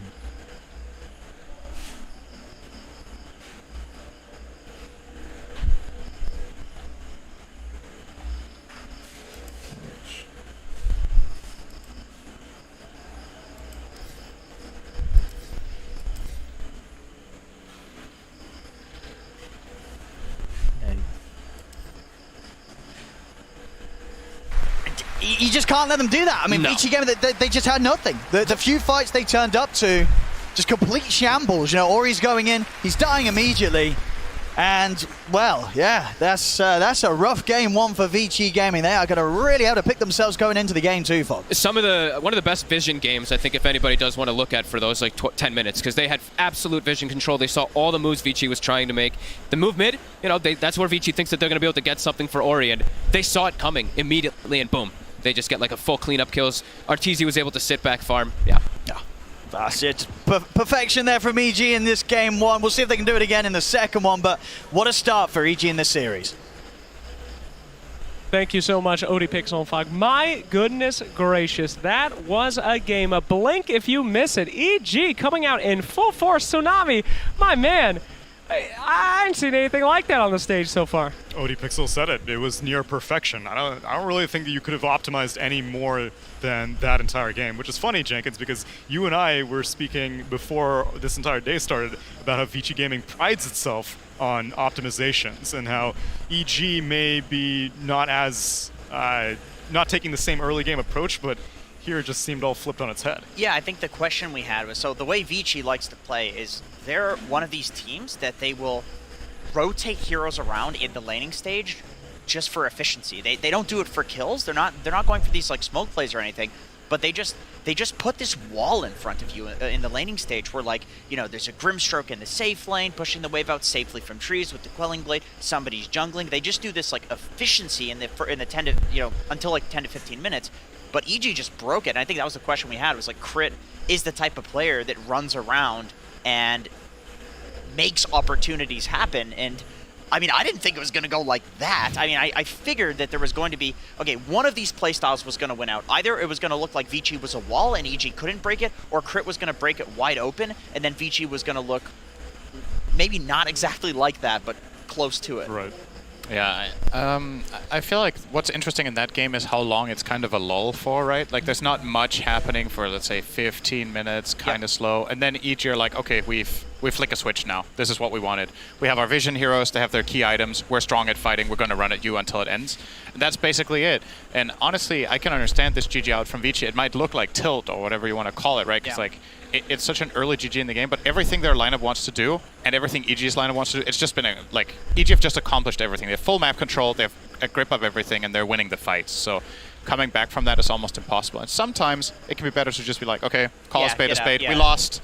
Don't break yourself down mentally. Go next game. And I think EG is the type of team too that they probably weren't considering this, but just as like a fact, like EG is the type of team that during the whole NADPC, we saw that they would often take these really long games, but the moment that you give them an opening, they go straight for the jugular, and they just destroy you. So EG was this weird team where they would be very patient, they would play for only like perfect plays, the best opportunities, but then the moment that they could get that, it was like just all gas, no brakes. And in this game, it just happened so early that it was arguably, this was like the biggest stomp of the playoffs, I would say, so far. Yeah. Is that how you feel, Tsunami? Secret OG, maybe? Game 2? Yeah, but at least they fought until that like... was an EU stomp. They fought it out. Yeah. And at least like tier 3 towers are falling at some point, tier 4 towers, so you call GG after that. Whereas this one, and it's what I have been critical of for VG for a long time. I don't think that they have the same killer instinct that Evil Geniuses does. Even though both these teams have been proven to be very consistent, VG Gaming is just consistent to a slightly less flamboyant degree, and they will be top 6 finishers consistently, but rarely ever grand finalists. Well, this is the chance to prove it, right? I mean, they've got to win this one out and move on forward. This is TI, man. This is like the make or break moment. Do we continue to follow in kind of the calm that we were talking about, the same kind of drafts that are a little predictable, or do we pull out something crazy? Now, speaking of crazy, by the way, we had some nuts moments on our first draft, and I want to make sure that for Game 2, this is a very serious series where someone will be going home from the International, that we keep things professional and on track. So I would like to welcome a friend to the panel here. Ladies and gentlemen, if I may please introduce my little friend Peepo. Peepo the tiny meepo. Now Peepo is here because, don't touch Peepo. Peepo is here, and he does not like it when people say cringy or weird things. So Jenkins, if you ever say anything, you're going to make little Peepo cry. Don't touch Let me try little something. Peepo. Three bees can replace every bird. Birds are not held accountable. They should be held accountable. Oh, he's blurring out. He doesn't like that. You're fading him from existence. I blurred him out. Don't walk in front of little people! Hey, what the? Little people cries! Do not do this anyway. Who's been a good boy? Don't touch little people. Focus on the panel. Thank you very much. Very important match here. And little people, he will cry tears of shameness for what you've done here today. Anyway, we got a little piece here to give you guys some more insight into Vici Gaming. Do not touch little people, please, as we take you over to there. Let's take a look. Little people. 就是整个 TI 生涯里面最伤心，或者说最惋惜的一个场景，应该是在。那可能是 TI 6那年，我好像在以后们打的 TI 嘛。 然后那年小组赛也比较顺利的。然后我们赢了 A 队以后，我们已经锁定前6了。然后在下一场的胜者组决赛那个比赛中，我们就是那一场比赛对我们来说很关键。我们在那一轮遇到了一级战队。当时其实我们觉得一级并不是很强，我们挺有信心拿下那场比赛的。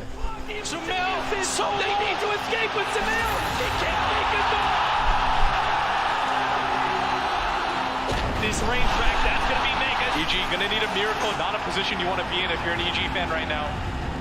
纣王，然后当时场面我记得我们还是挺优的，甚至一度破了别人的3路，已经出了超级兵。 EG might just not have the bodies to do this. Can they get PPD out? He gets the first tap away, but no! The extra damage comes down from the Warlock as the Fatal Bonds eliminates him. But nice! He almost dies. They're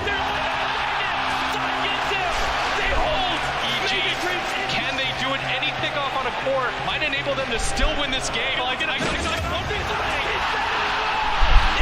be able to do this. They're holding. They're holding his event here again. If they kill him, he'll take him out. They revive back in the tier. Oh, the throne's going down. The throne down to half HP. Game 1。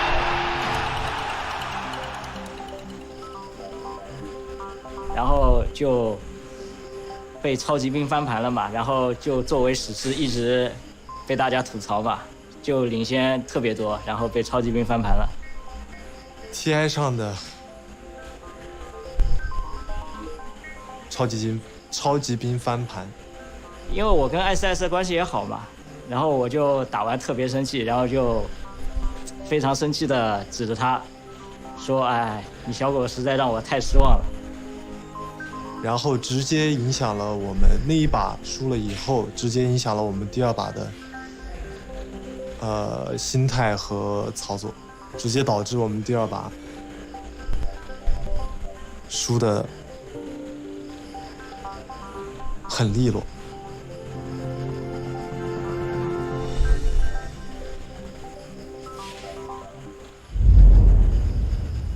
Fantastic there as we enter. Little people, he's still here. Get him out of here. No, keep him. He does not like cringe. Look, he danced as soon as you started talking. Like anyway, back to this. We have 1 game away from to the potentially Vici Gaming exiting TI. Please stop dancing as we continue now. Idle animating. That is an idle animation. He seems to like it. He is not dancing. So, oh, okay, that was cringe. Let's move on. Cinderin, back to getting serious here. Little people. Get out of here. Don't make daddy smush you, little people. It's time to go. Time to get serious again. Bye-bye. Perfect timing. Great. We practiced that for 6 hours this morning, so I'm glad that it went through. All right, so, Cinderin, you're in Vici's shoes. Is that a game that you would have GG'd out quickly to get your head back into the game? And I would like to say to the new viewers here at Dota 2 that doing such an action, not a bad thing. You got to get your head in the game. You got to move quickly. Cinderin, I rescind my question to you because our teams are simply entering the arena. I don't care what you have to say, Cinderin, because I would rather see the teams enter. It is almost time for Game 2 as EG face off once more. All right, now you can let me know what you care what I think. Go ahead. I'm ready. Cinderin, you care now? Unrescinded. Where's Peepo? Where is Peepo? Please focus on the match here, Okay, so I think it depends a bit on your team dynamics. There are some teams that the most important thing, honestly, is that the team is on the same page about what your your approach is to GG calls. Some teams have the mentality, we play until the throne falls, no matter what. Others have the mentality that if it's over, it's over. And those two things don't necessarily always align. And for Vici Gaming, I honestly don't mind the GG. Like I said, I feel like the game's just lost, and it's something we've seen championship teams also GG out in similar situations, especially player that comes to mind, a lot of PPD-led teams will GG out in positions like that because, like, I had a strategy, I had a game plan. It either we misexecuted or it was a bad plan, but either way it's over, and you don't want to waste all that energy just grinding through a loss if you feel like it's hopeless, right?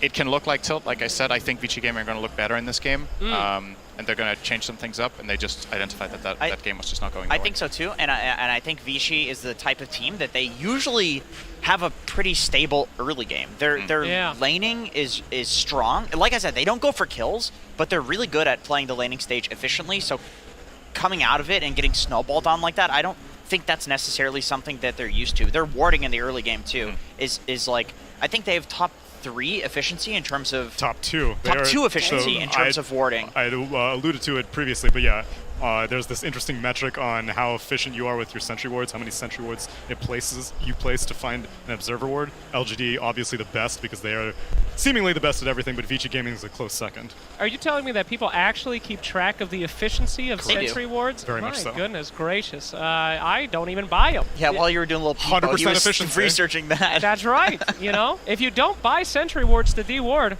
that's 100% efficiency, guys. Divide by 0. That's right. So anyway, though, interesting to talk about these drafts again. Tsunami, you've been a little critical of Vici for kind of playing by the playbook, always doing it the same thing.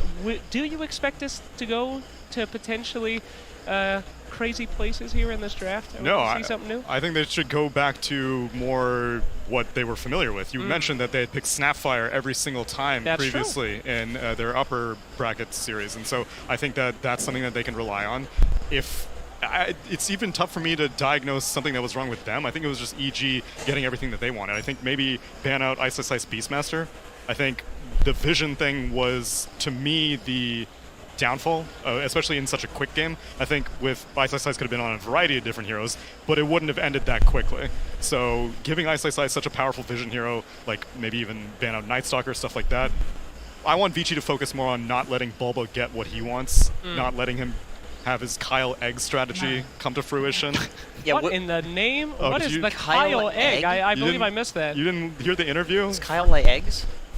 Yes. He did not specify where the eggs came from, so it's a very real possibility. I wouldn't put it past him. Kyle is known to drop things on the TI main stage, It's so true. definitely could drop an egg, and I would not put it past him. So he's not here to defend anyway, himself, please. What was I going to say? So I think, I'm assuming in this game the pick order is going to be mirrored. I think Vici Gaming will try to get their hands on the last pick of the first phase this time around, and that changes the dynamic a lot. Because if you have that spot, you don't necessarily, like you pointed out, Beastmaster could be a target ban against EG, but you don't.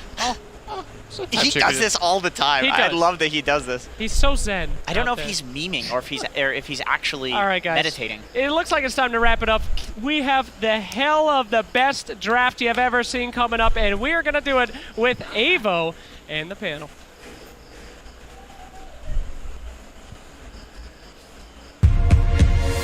Evil Geniuses versus Vici Gaming. Game 2.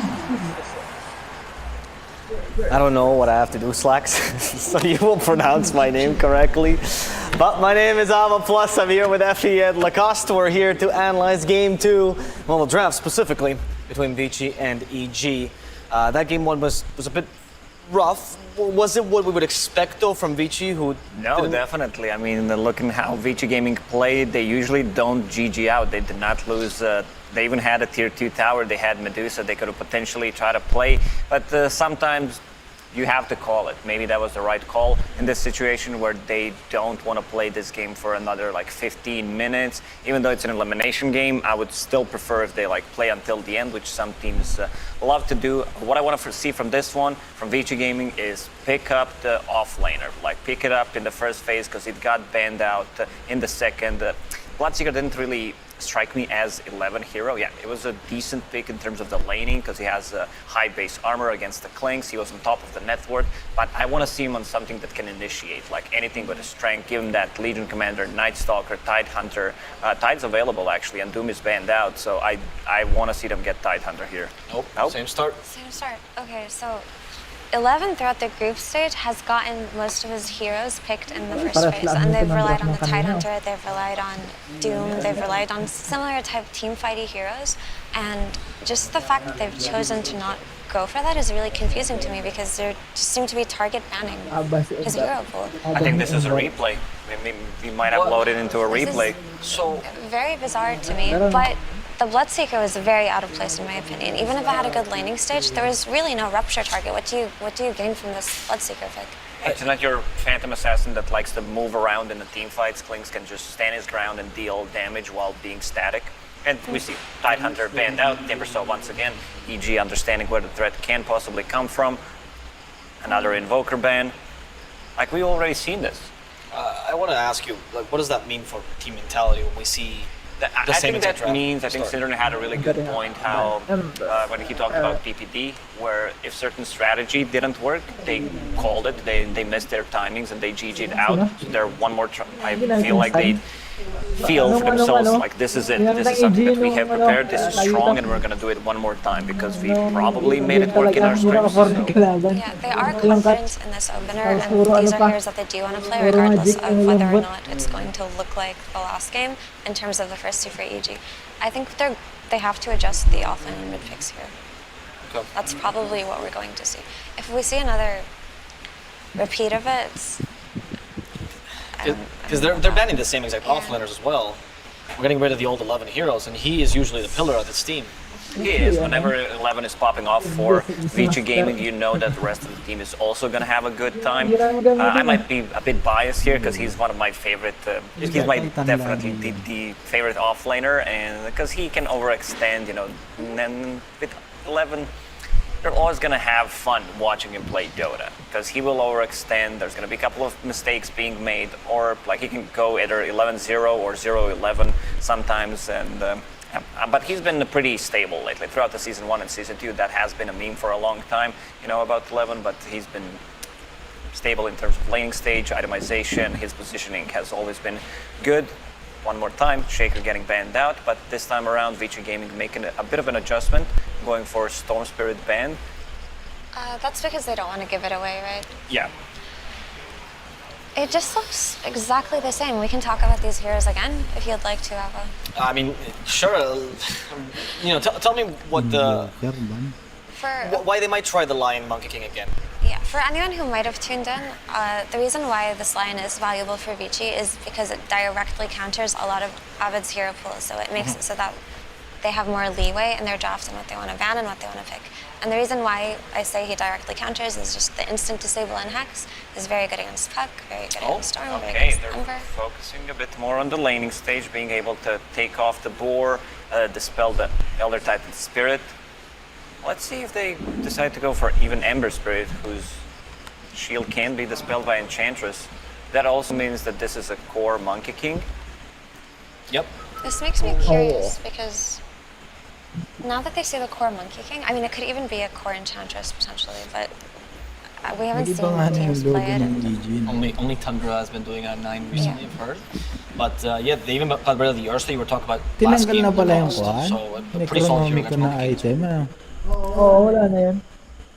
Kanina ko lang nakita nung in-interview si Kwan, si No-Tail.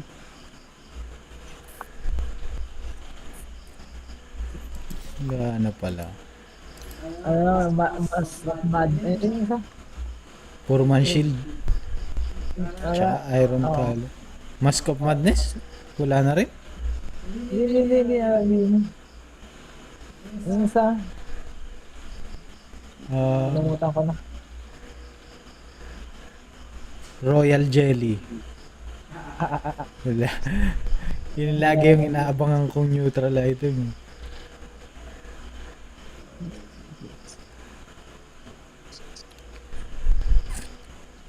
Ito maganda Windwalker. Kahit hindi ka na mag-boots. Windwalker ba? Wind Waker pala. Tsaka to Glitnir.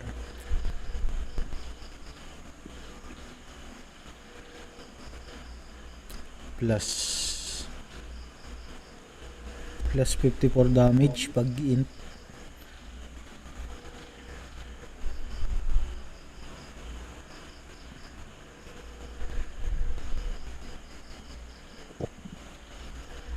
Eight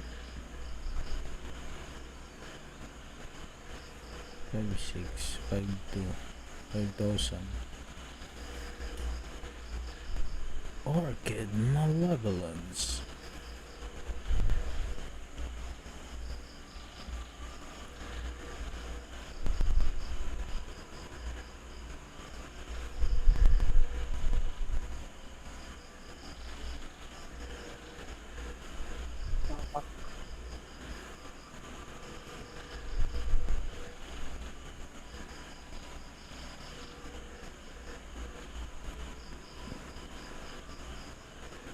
Alam ko na kung sino hero ng Avid and Mipo.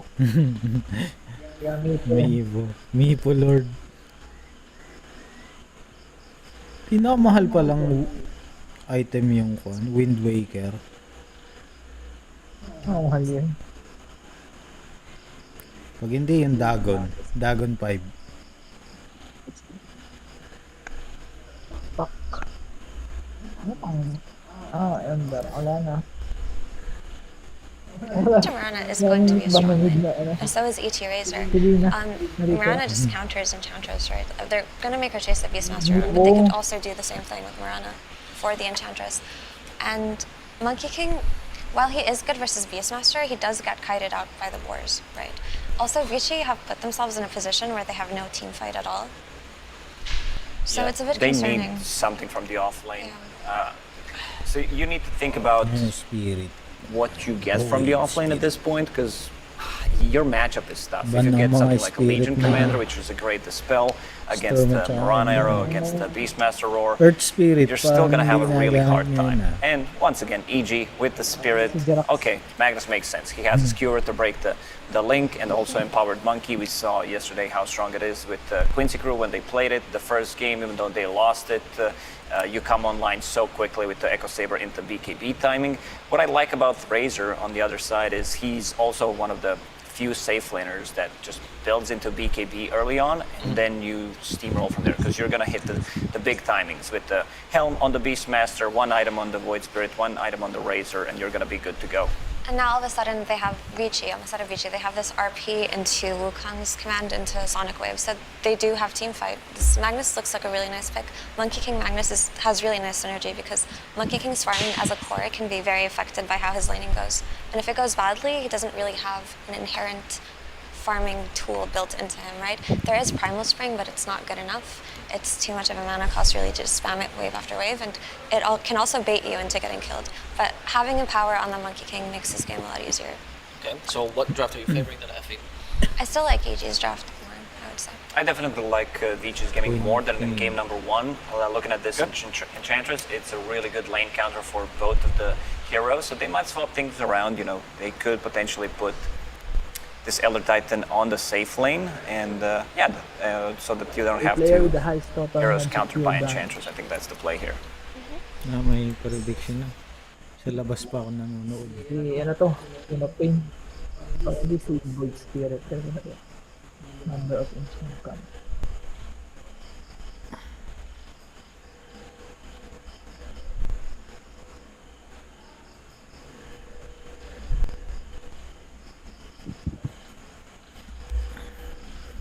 Skill. Talaga mo sino may most skill. Void Spirit. Erase out. 45 seconds lang. Queen of Pain siguro, no? Oh. Stuck by 30 seconds to battle. 10.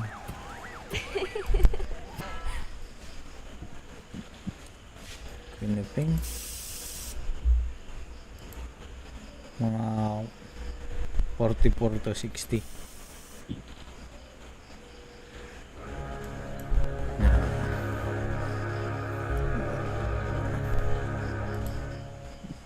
The battle begins.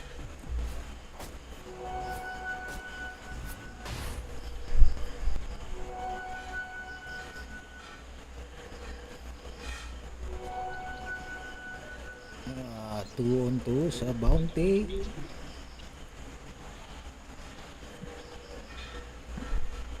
No, ganda ng skinnerizo. Why?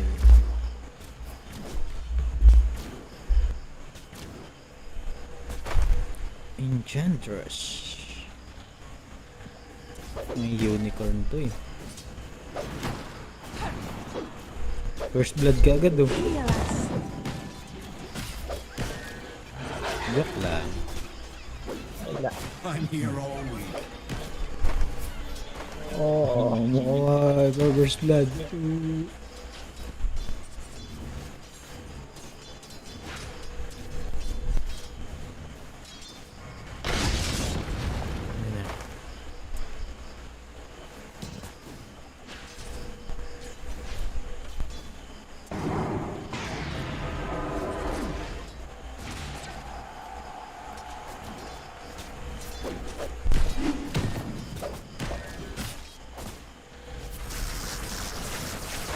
Got damage. 27 damage.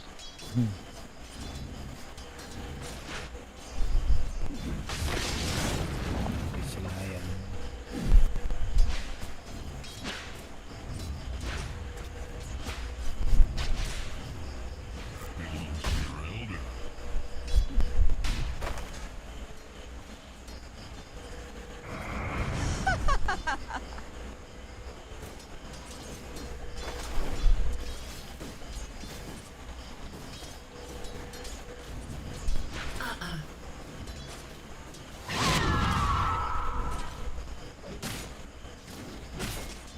Sprites?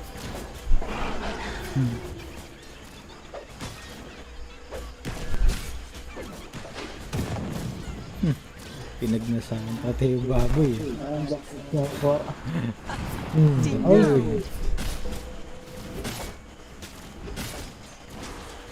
Wow, may teknik pang gano'n.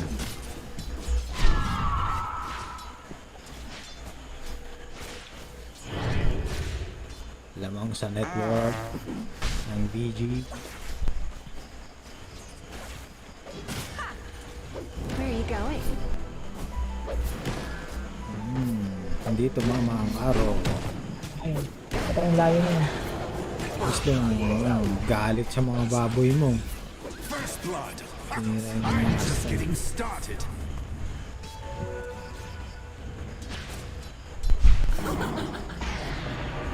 Nahila.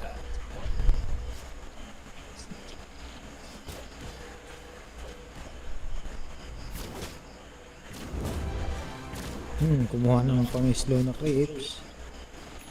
Ayan na.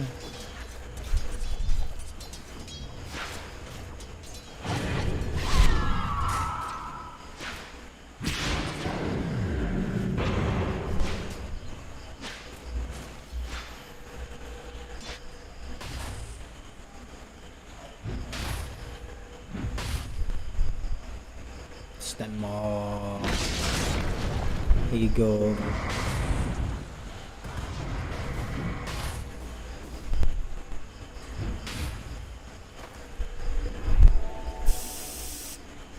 Nag-spray pa yung lion.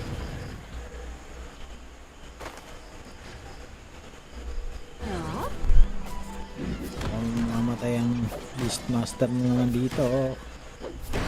Ice. Joke lang. Bo.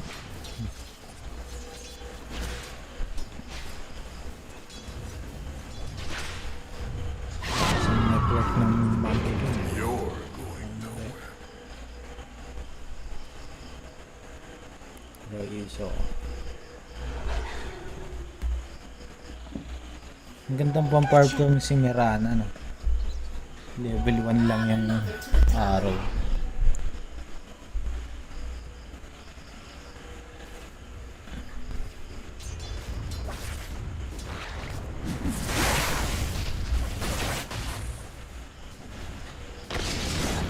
Ching! Ang Magnator. Magnus.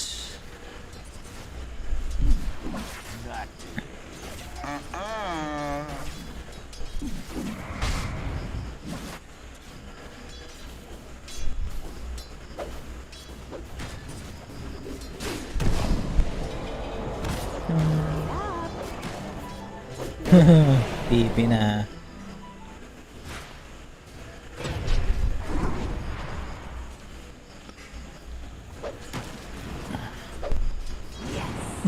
Sinalo? Sinalo yung pana.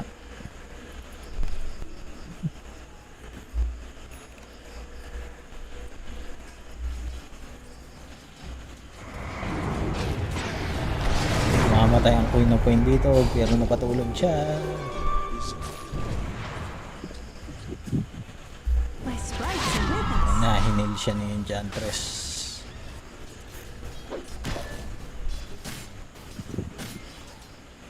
Taas ng network ni Monkey King talaga.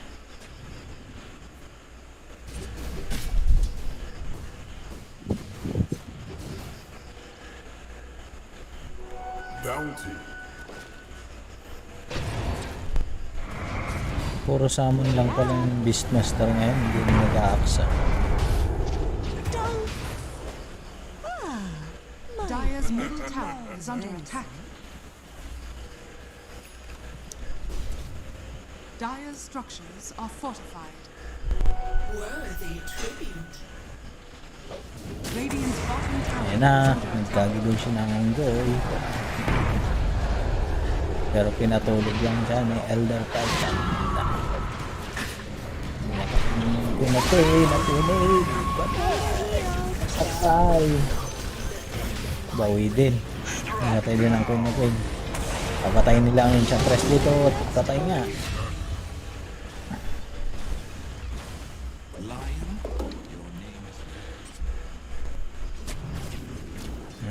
Na-deward ang vision ng Radiant Team.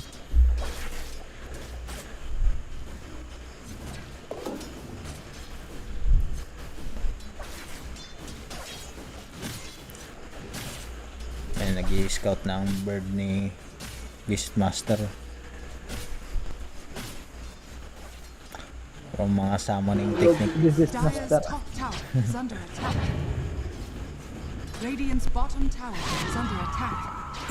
Radiant structures are fortified. Nakuha niya ang haste. Radiant's bottom Abed. tower is under attack.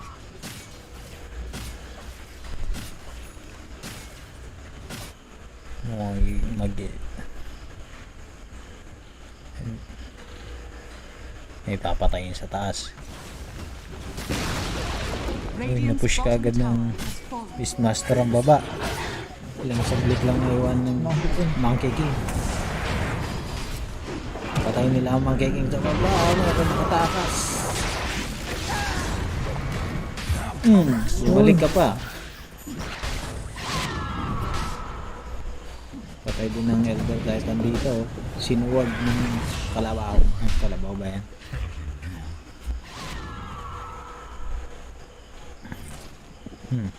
May chokes to go. Has been killed.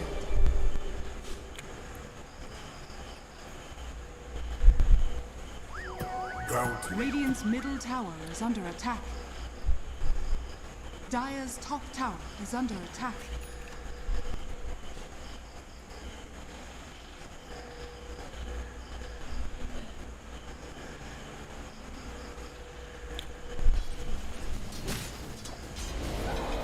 Ayan, papatay na lang ng Beastmaster dito.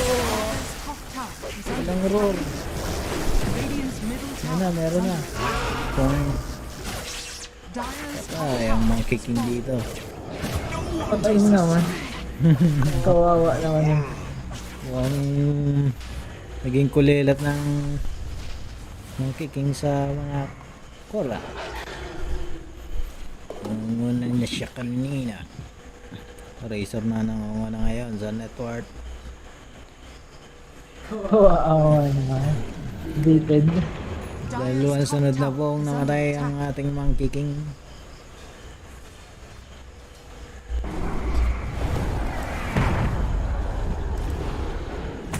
Ayun. Yun na araw. Tang araw.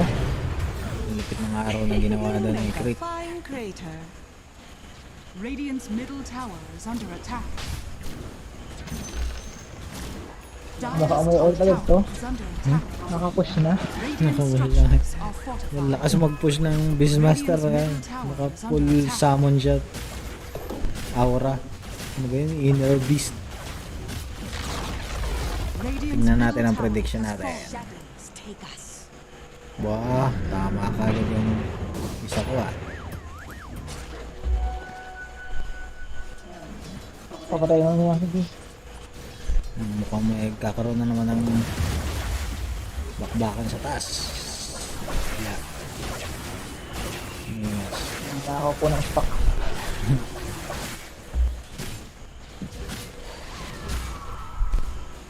Pag may-ari na ng dire ang jungle ng Radiant. Patay to. Araw. Nahuli. Hindi pala. Ang lagpid na stock tapos araw. Ayaw. Walang gisingan yun. Patay screen ko yun.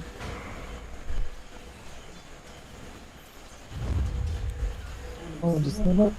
Smoke ang tatlo. Mukhang may papatayin sa taas.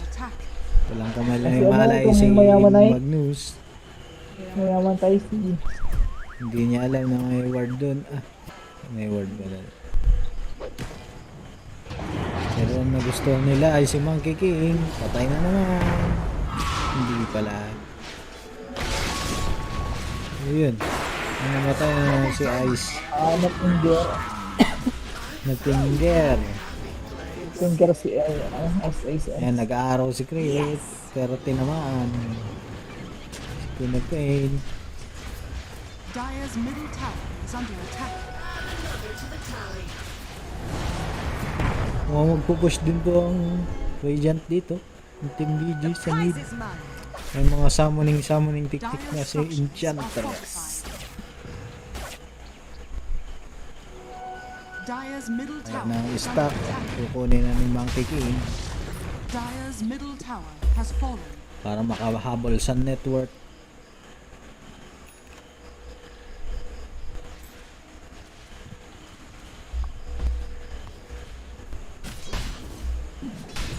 Nananakaw yung ano Radiant's nila. top tower is under attack. Stock. Hinanakaw ni Magnus ang... Ayan, nakuha na. Pero hindi pa rin medyo nakakahabol na si Monkey King. Kaya naman si Bagnos. Parang clear yung rest mo. Baka gawin ko to. Ano ba yun? Yung Fury. Battle Fury dati. Isang walis yung kalaban. Yan, ano. Ano yung Daedalus? Hindi yung kanina. Yung ano, charge. Ah, shard. Yun ang mulungkit. Kaya sangkitin na. Oo.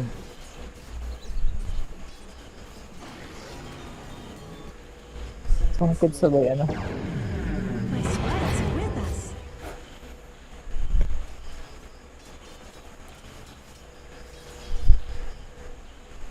Naglilibot lang dito kasi meron na. Dire's top tower is under attack.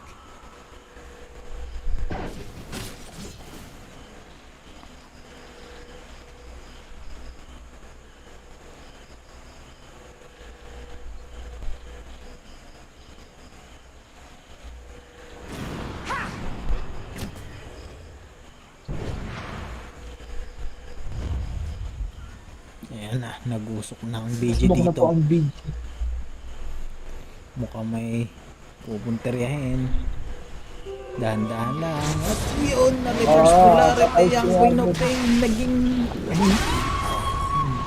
Pinuping ba yun? Yung Tatlong Kobala. SS kasi nila. Kobala Earth Spirit. Kakalito yung mga Ay, dalawa pala.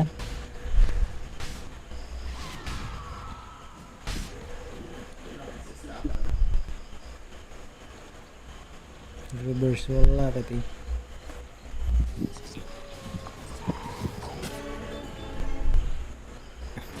For that hunt. Happy farming si Mirana dito. Para mga pang words. Mag-spirit vessel siya para kay Radiant's top Enchantress. tower is under attack. Ano mga kicking. Limang kiking niya.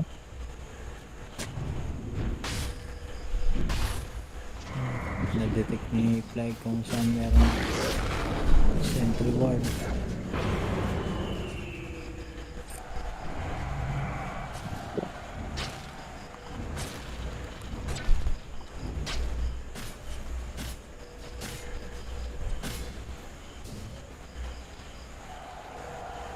Ikot na mga ayan na, summoning technique.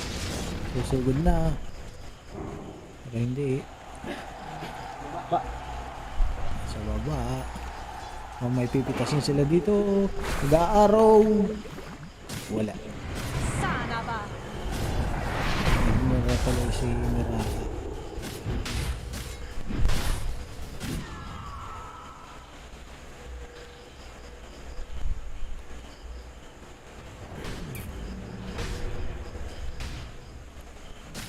Lion, hindi ba patay yung lion? Lion lang yung patay. Ang ratabla to.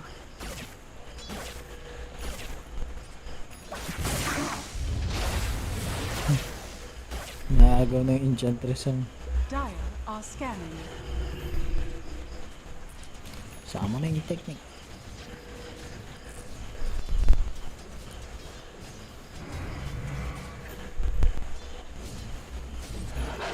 Dire's top tower is under attack.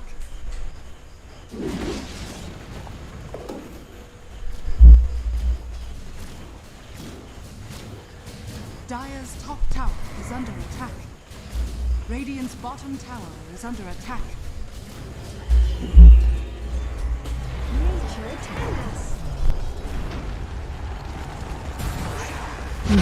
Dire's top Nahuli. tower is under attack. Dire's structures are Wait, fortified. may mag-TTP dito. Wala magawa ang queen of pin dito. Ayan na, sumugod na siya at may way. Radiant's middle tower is under attack. Pero ba tayo dun?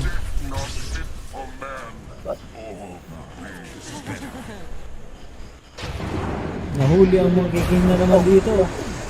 Patay ka. Patay, risky monkey. Nothing. Ito yung Enchantress na mababanatan dito. Nilagyan ng spirit vessel. Ano dyan na ngayon? Patay ka na. Napakalakas ng Mirana dito.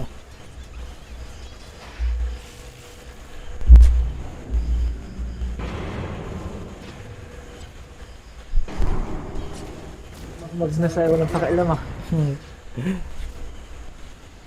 Radiant's bottom tower is Ayan under na. attack.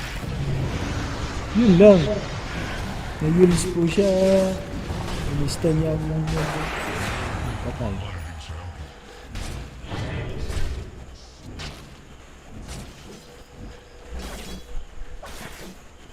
Farm lang ng razor.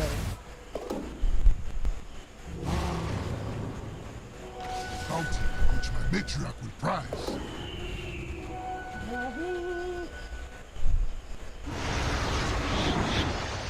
Wala mag-miss dito. Wala nang galawan. You sought to bar these Sakit na kumbo nun ah. will hasten my footfall. 4 stop? Sino 4 stop? Hindi nahuli ang layon. Patay ka sana. Na-silence ang Mirana. Grenade! Mamaya. Mamatay ang Mirana dun.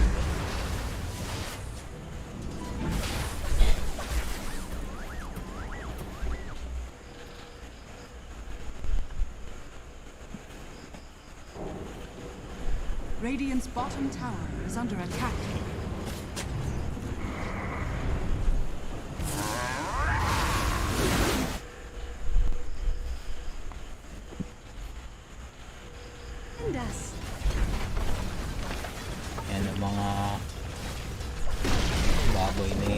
bottom tower Beastmaster. has fallen.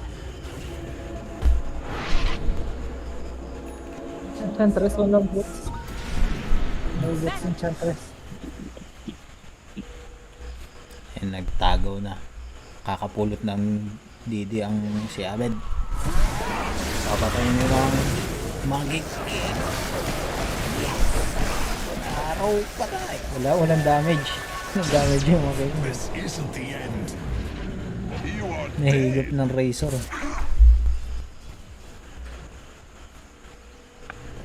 Dire are scanning.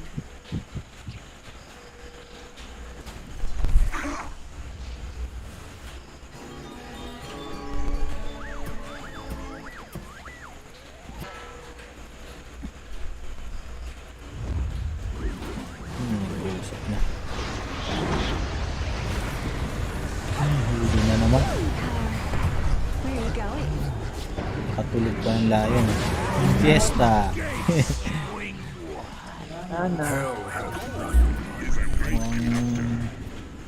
Huling laban na rin ang BC Gaming ta.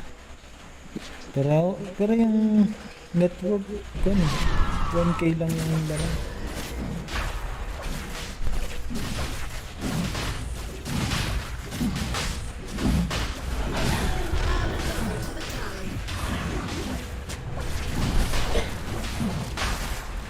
Dire's middle tower is under attack.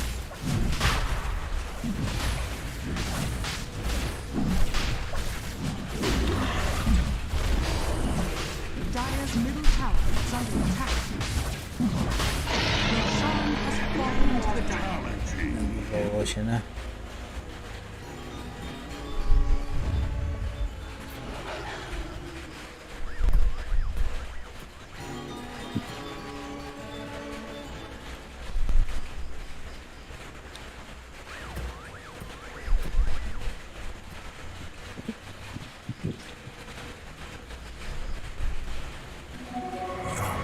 Yun. Nakita nila ang Enchantress. Patay ang Enchantress dito.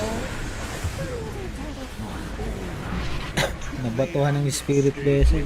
Oo, kasi Philippine. Queen of Pain. Nag-blink TP. Hindi naabutan. Isang pitik na lang yan.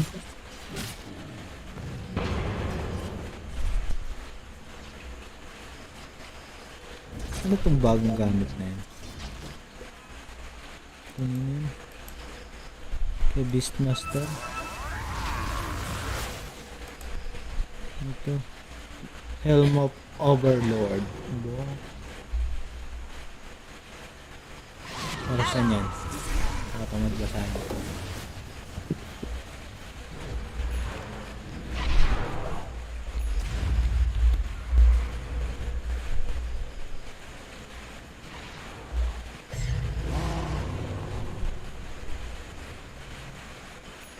Pero 1K lang, wait alone. Ayan. Na-hex. Nakapal.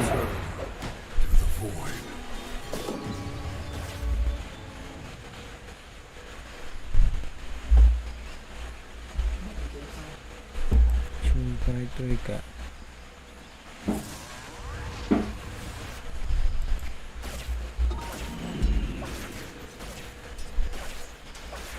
Lightning Revenant.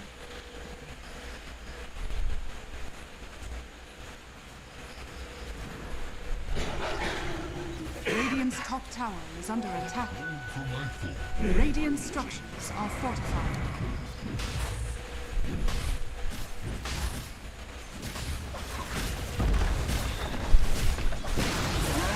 Radiant's top tower has fallen.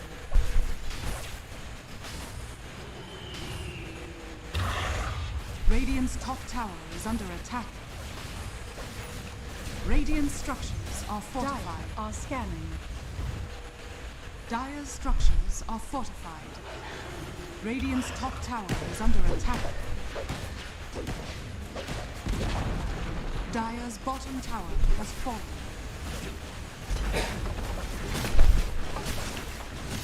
Dire's bottom tower is under attack. Dire's structures are fortified.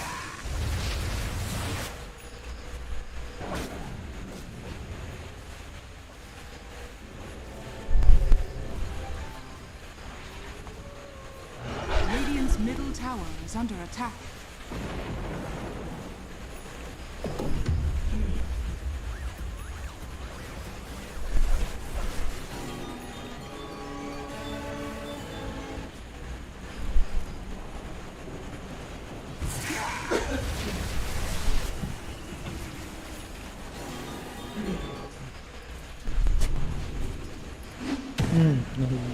Radiant's middle tower is under attack.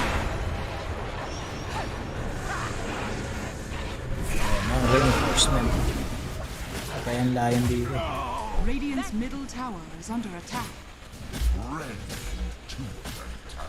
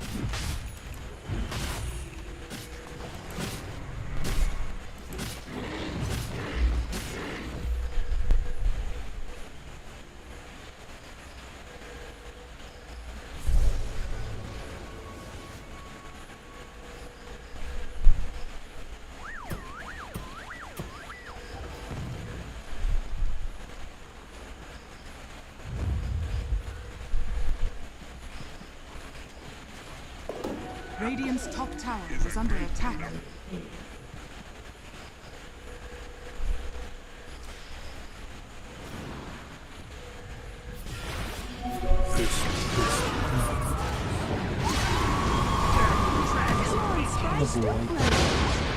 The void minds not your existence, for the void minds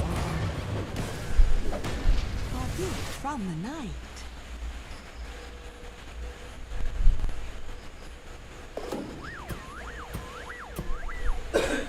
Radiant's middle tower is under attack.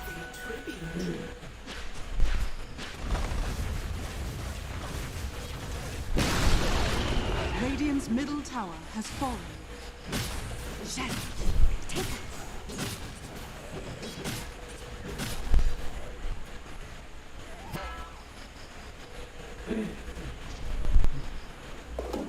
Dire's bottom tower is under attack. Dire's bottom tower has fallen.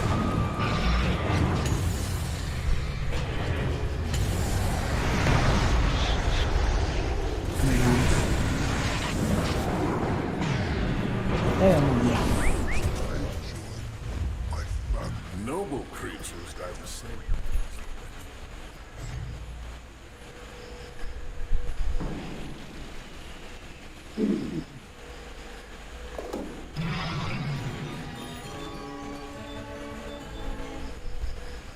Radiant's courier has been killed.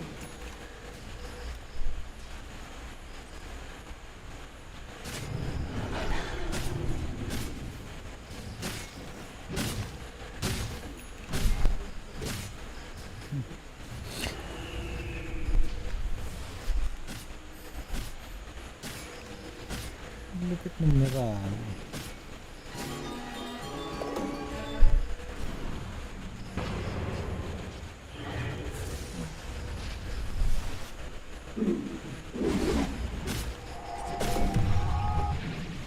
May psychic head para sa Beastmaster.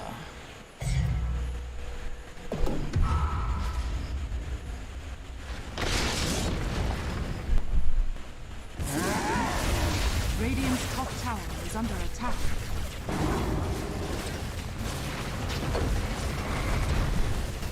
Radiant structures are fortified. Allies disappear.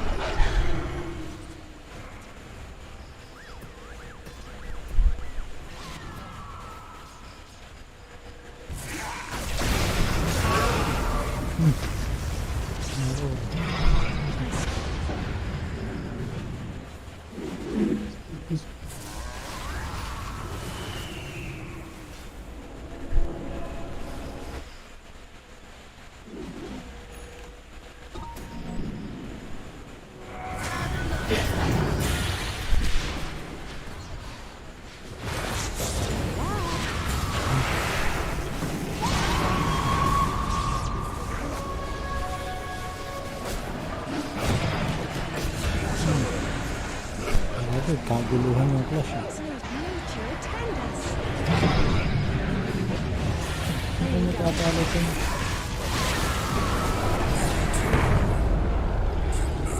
Tatalo pang EG ah.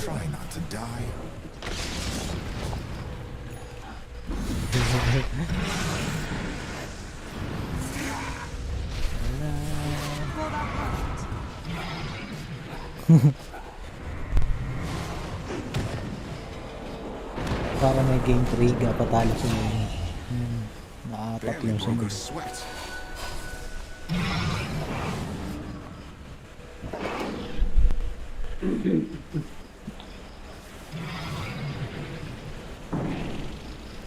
Dire are scanning.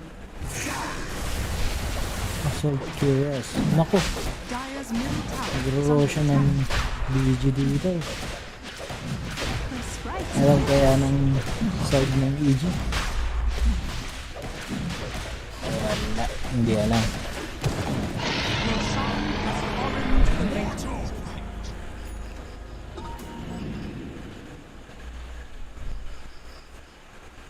Radiant's bottom tower is under attack. Haste. Ha? May shadow na.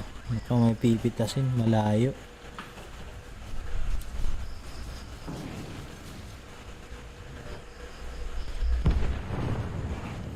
Takbo ka na. Nahuli. Radiant's middle tower is under attack. Dire's top tower is under attack.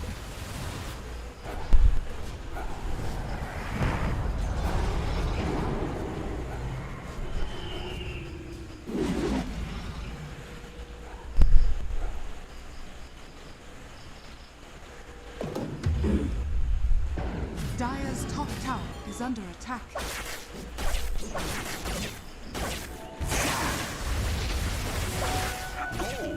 Is a great collector.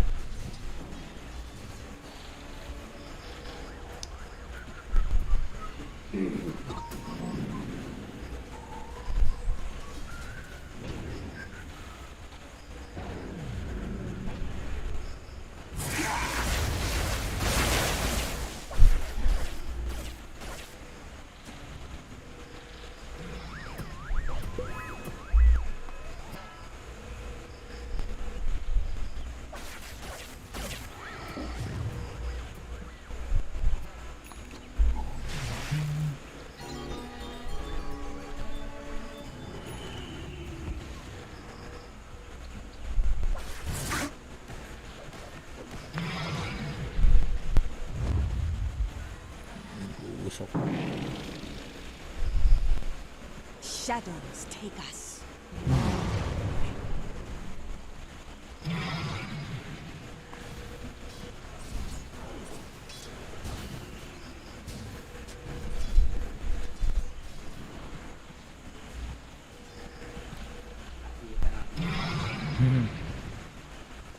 Yan, kalason na. Yan, binaway lang yung outpost.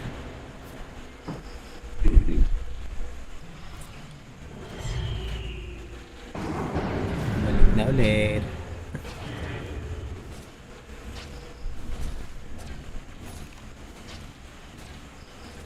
The prize is mine.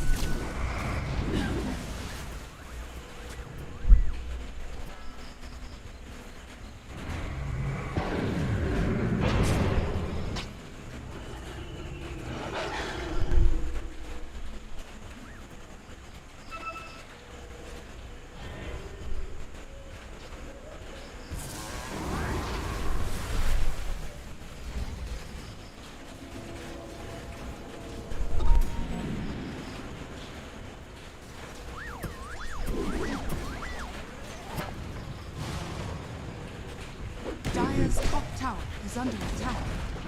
Dire's top tower has fallen. Nakataba na naman ng Monkey King.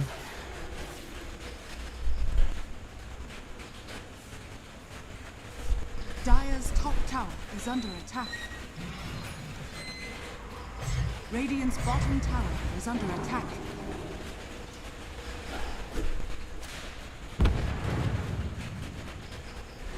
Radiant's middle tower is under attack. Nakakabawi ang kana. BG, Dire's no? top tower is under attack. Medyo nakakabawi-bawi. Lamang na sila sa network.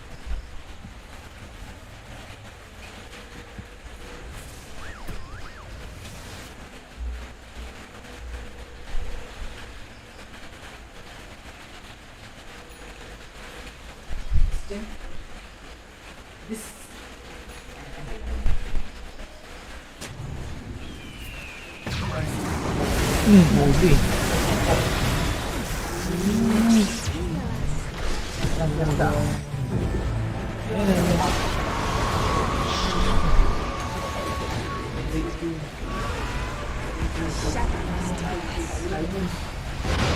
Ayun, may nakatago huli ang Monkey King dito.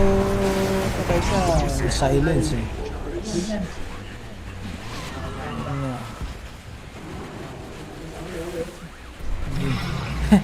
Yung kanina umalis ka, nananalo yung puno. VG. Ako lang pala namin to. Bumalik na ulit sa EG yung puno. Pera. Network.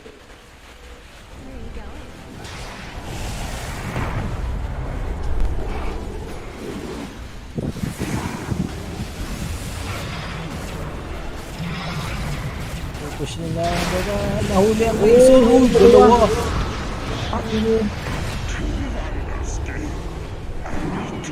Radiant structures are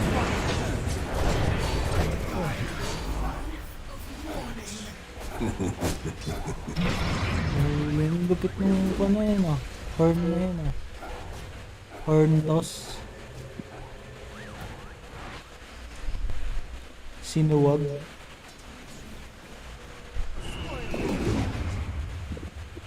Stormcraft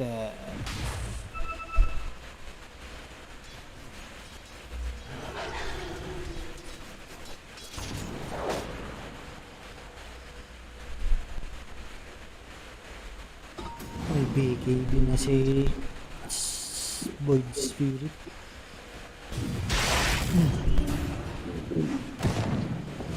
Pamahuli ang Beastmaster dito para mag-araw si Nirvana.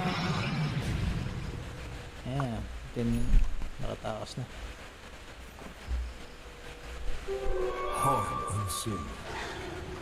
Makain.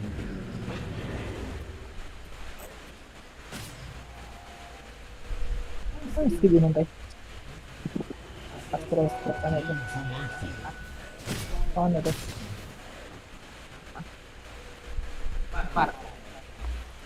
Ayun yun?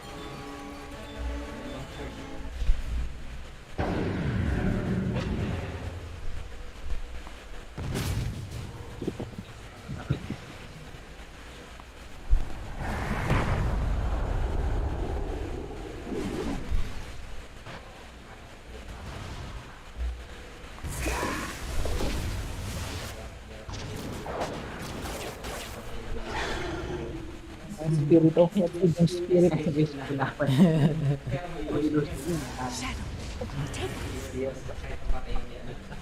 Mabubuhay. Nakaka-skill pa.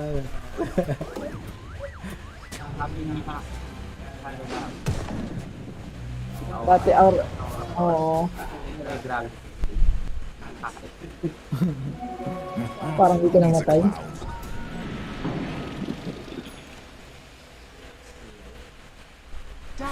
are scanning. Nice ka na lang. Nagro-roshan.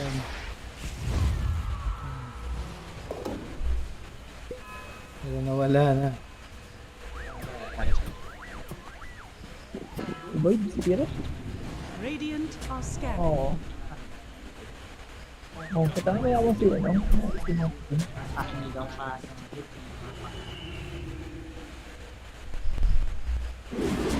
Sila ang magro-Roshan ngayon. Umiwas si Roshan.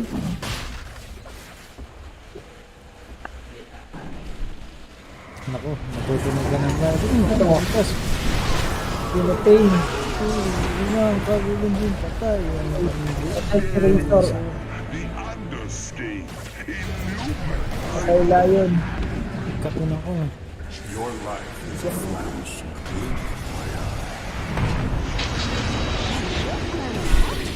Uy, missile guns. RP. RP sa isang. RP na. Red Spirit. Ang lakas na ng monkey kong. Magwawala ng goal yung batang. Hangga. Wala na. Nahigop na ang damage.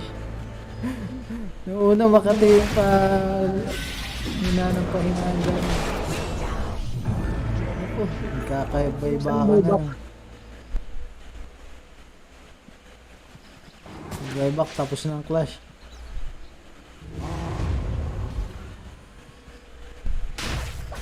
Yeah, back to the Roshan.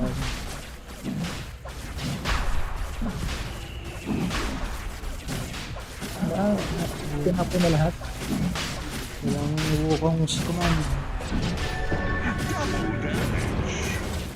Pero meron pang roar. Reserva. Walang SS. Wala ng SS nito. Ganims. Blessing. Siyempre, kinuha ni RPG. Hindi rin nagamit ng enchanters yung kanya. SS.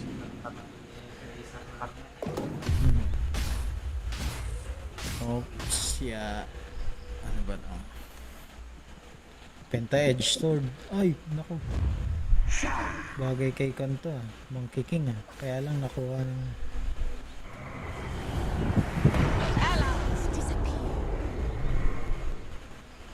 Na, nag-hide na. Medyo napatagal pa yung laban. Ito na ah. Ayan, babasahin Basta na. na pala tawas ka? Yun! Nag-roar. Nag-roar lang ah. Ay, nabasag lang. Okay. Oh, si ano oh.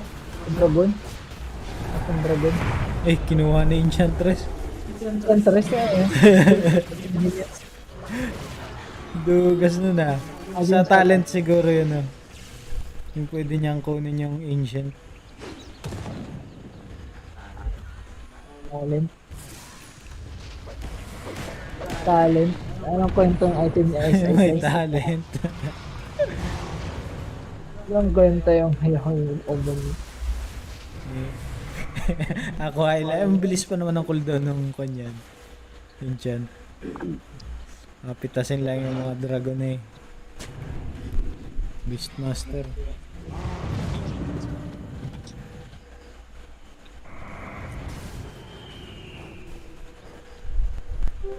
Invisibility. Pag pala na-wipe itong ano, ubos ang ano ito. Tapos ang laban pag na-wipe. Ang AG.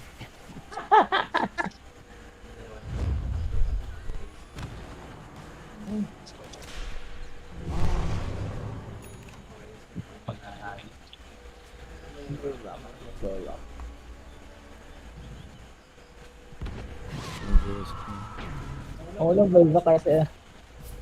Anong buyback ang ano? Titan lang ang buyback. Si Titan lang ang buyback.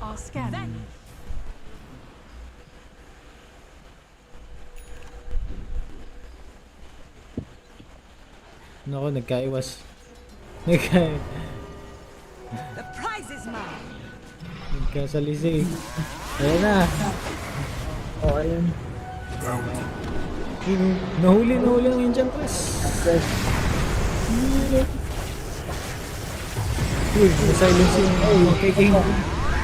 Patay ka ngayon. Pero layo muna.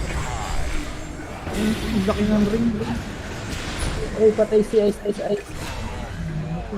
laki ng ring ng Monkey King. Where are you going? Ayan na, hindi pa naman gamit. Patay. Dieback. Ay, si ano? Nakuha yung clip. Namatay si ano. Gold Spirit. Buti hindi gumuho yung clip dun sa gilid. Oh, dalawa namatay sa kalaban.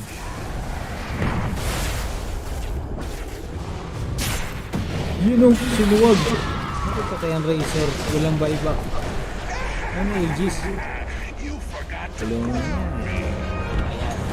BKB. Ay, wala na, babayu. Dire structures are fortified. Wala, kung walang Aegis, yari. Tapos ang boxing. Dire's bottom tower is Ayan under na, attack. wala ko. Nasakit Napush ang na yung Radiant's baba. middle tower is under attack. Hindi yung taro. Wala na, hindi na Dire's nila. bottom barracks has fallen. Whoop. Taas. Repressure na lang. Repressure lang ano, damage.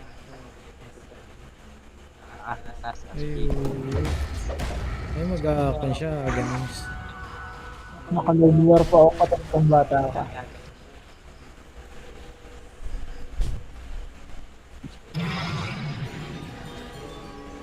Ang bilis tumakbo ng Razor. Oh.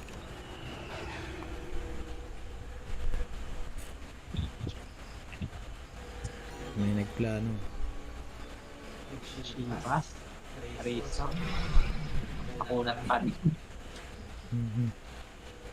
Para agawin niyang damage yung SS.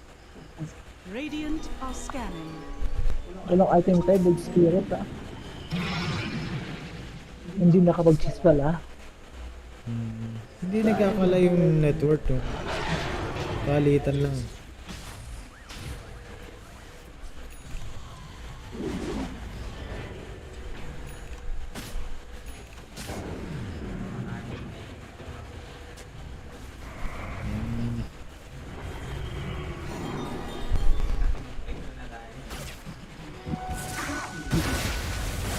This'll come in handy.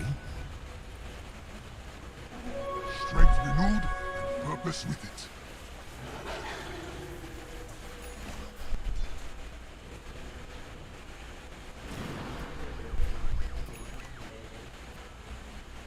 Sabi.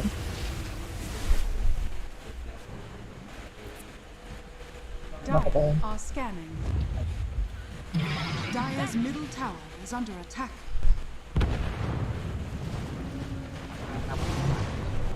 Nung maaraw, ayan na. Nagkaka-clash na naman.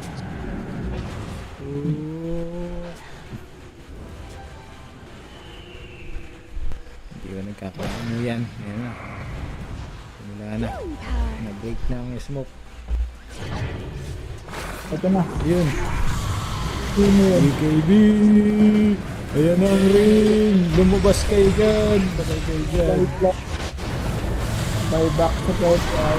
Naku, patay ang Razor. Ang buyback sir. Hinahabol ng Queen of Pain. Patay.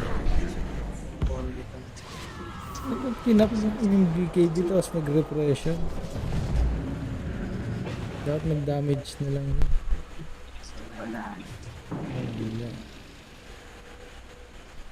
Wala tuloy siyang damage.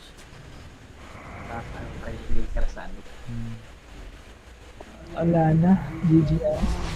Pinalo pa Lahat sila. ng report ng GG na kay RTICC.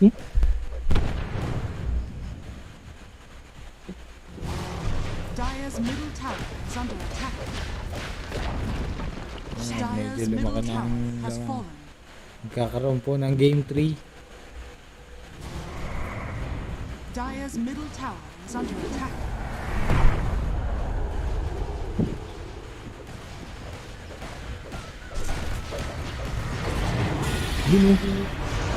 Silence lang. Naarawan ka na. Queen of Pain. Patayin nyo na yan. Bakbakin nyo. Uy! Nakasupply. Ang ring. Ay, takbo. Labas. Makalabas sa bilog. Daming bilog na yung kanya.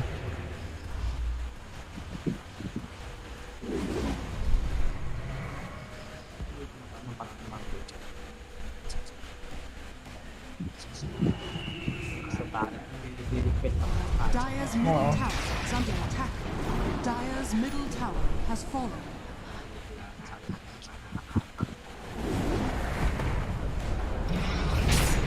Yun yung nasungkit. Patay. May buyback pala. Ayun na. Sumugod na naman.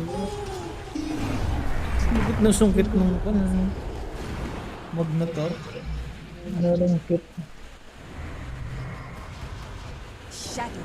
Hindi na magamit dito. Hindi na magamit yung chase. Are scanning.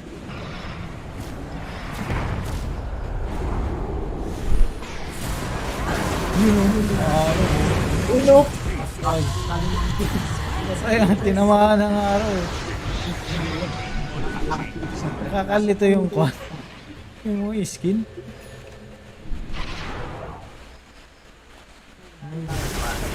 Two minutes para sa magpapahinga. Your ashes will fall like rain.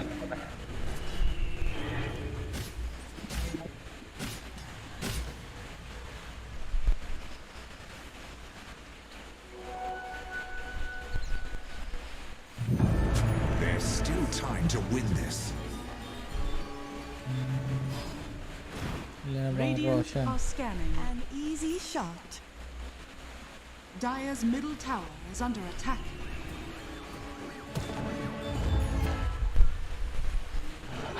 It fills me with nothingness.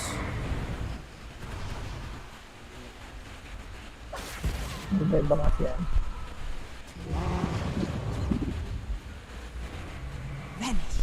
May buyback pala tayo. AG na. AG na may buyback ngayon. Ayun na. Kakaamoy yan na. Labas kayo sa ring. Mamatay kayo dyan. Ayun. Ikatinang ko niya.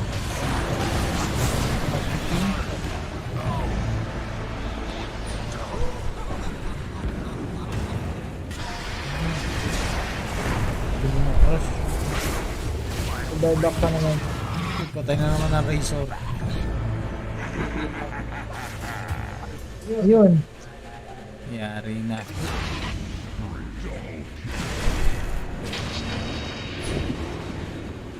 Matagal-tagal na naman ang tayo ng mga king. Ayun, nahuli na ayun. Enchantress pa, patay ito. Makulang buyback yung mga yan. Patay sa razor tong Enchantress na. Yan pa akong pain. Patay si buti, may ganun. Yung base oh. Nabakbak yung base nyo.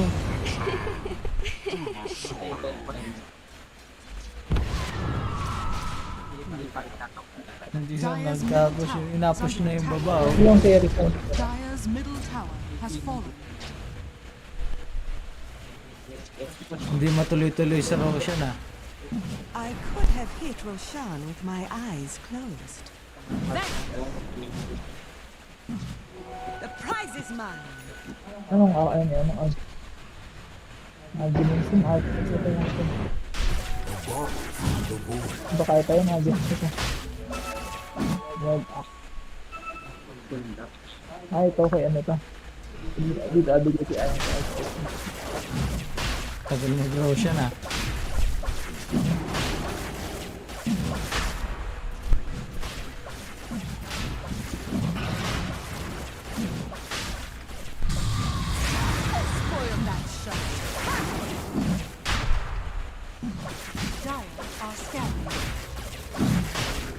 Wala, malayo, nasa base.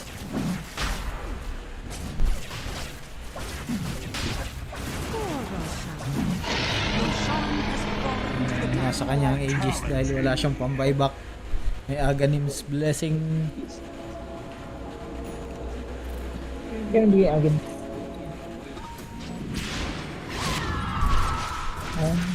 Ability ito. Grabe yung attack speed nung pa na. Queen of Pain na.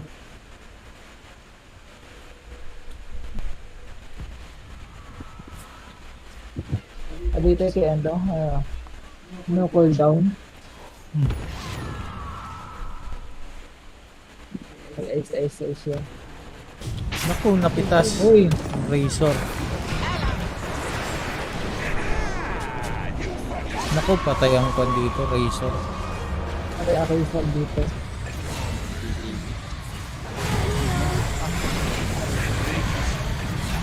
Sabi na. Yun o, may stun.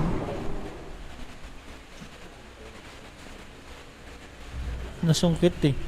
Yung Razor.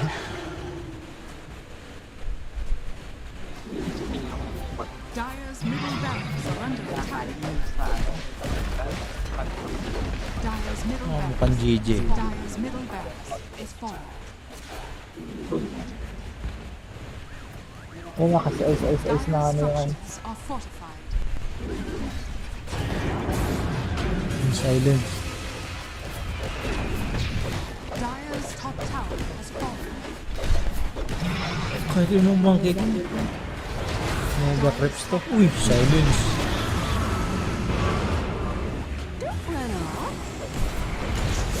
RP sa dalawa. Nako, GG pa.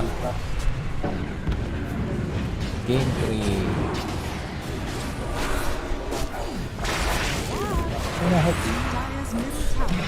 It's a GG.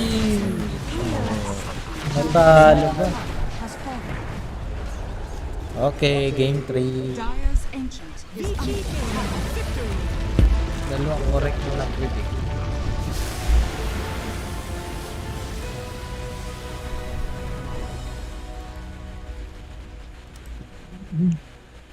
nag-throw si RTC. Sa huli.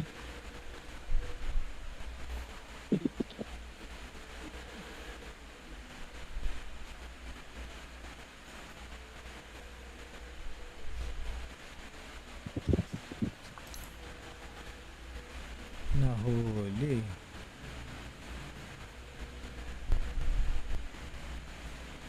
AD8. Wala ko nalaman ko na talaga ang ano ko, blood type. AD positive. May blood test? Oo. Abnormal. Abnormal pala ang ano yun. Abnormal pala ang blood ko. Blood type ko. Abnormal. AB positive.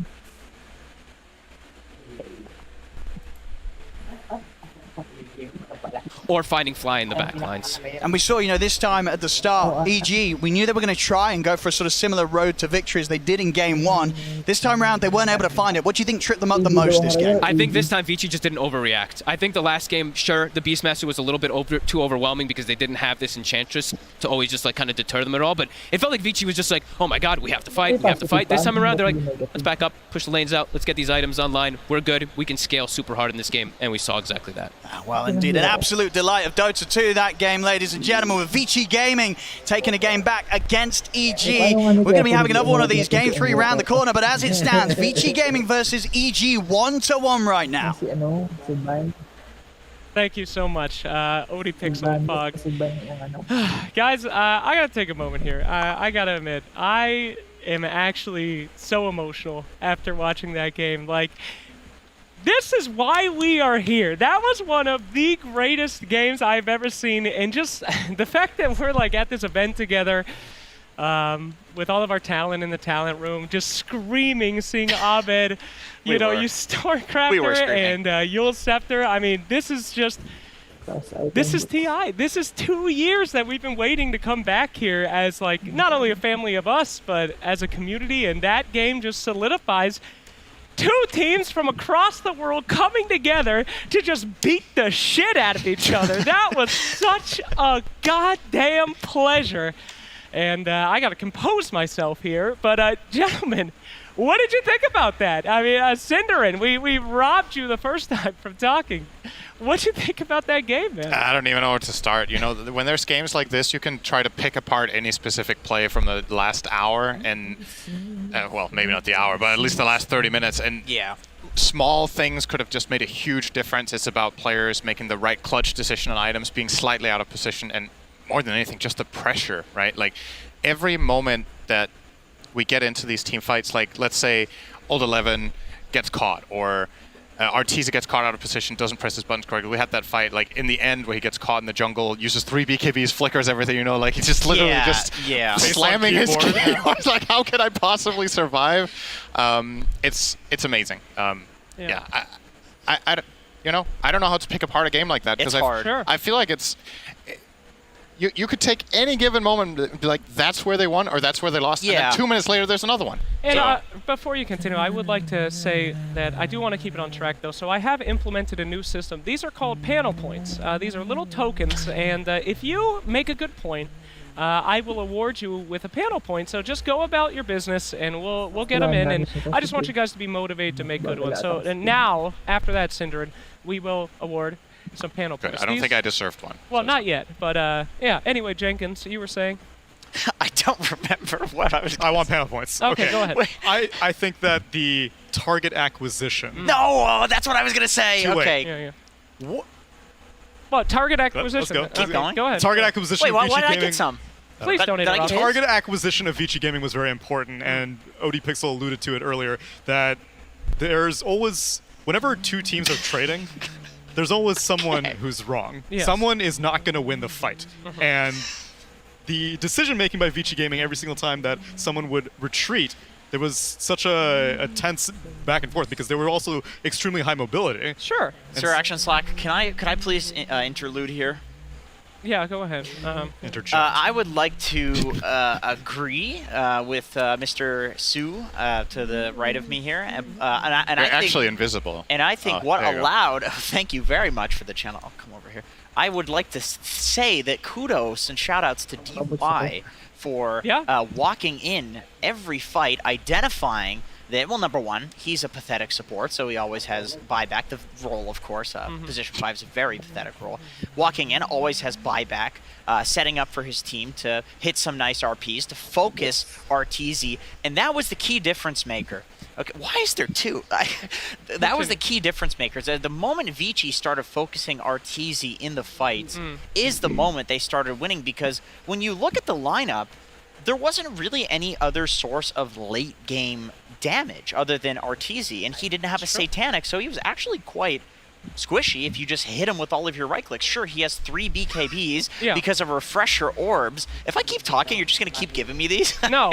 Who's handing out the coins? Well, they're based on it's voted in with the chat. If you do exclamation point, good point, yes. But anyway, continue. So it's just about talking as much as possible, and while they're spamming, you just keep building up coins. Why am I not getting? Well, I actually you are lying. I didn't get a single coin. Well, you have to make a good point, Synderen. So Synderen, do you spells. agree? Yeah. Which ones? Good spells. Oh my god, I couldn't agree more. I got one better. Okay, go ahead. Great spells. Better spells. Nope, sorry. Too slow. Let's go ahead and bring it back to How am I possibly going to get that many coins anyway? It's over. Gentlemen, please. This is an elimination game at the International. Please keep it tight this if you can. So, Synderen, coming into this next game, we've seen such a back and forth.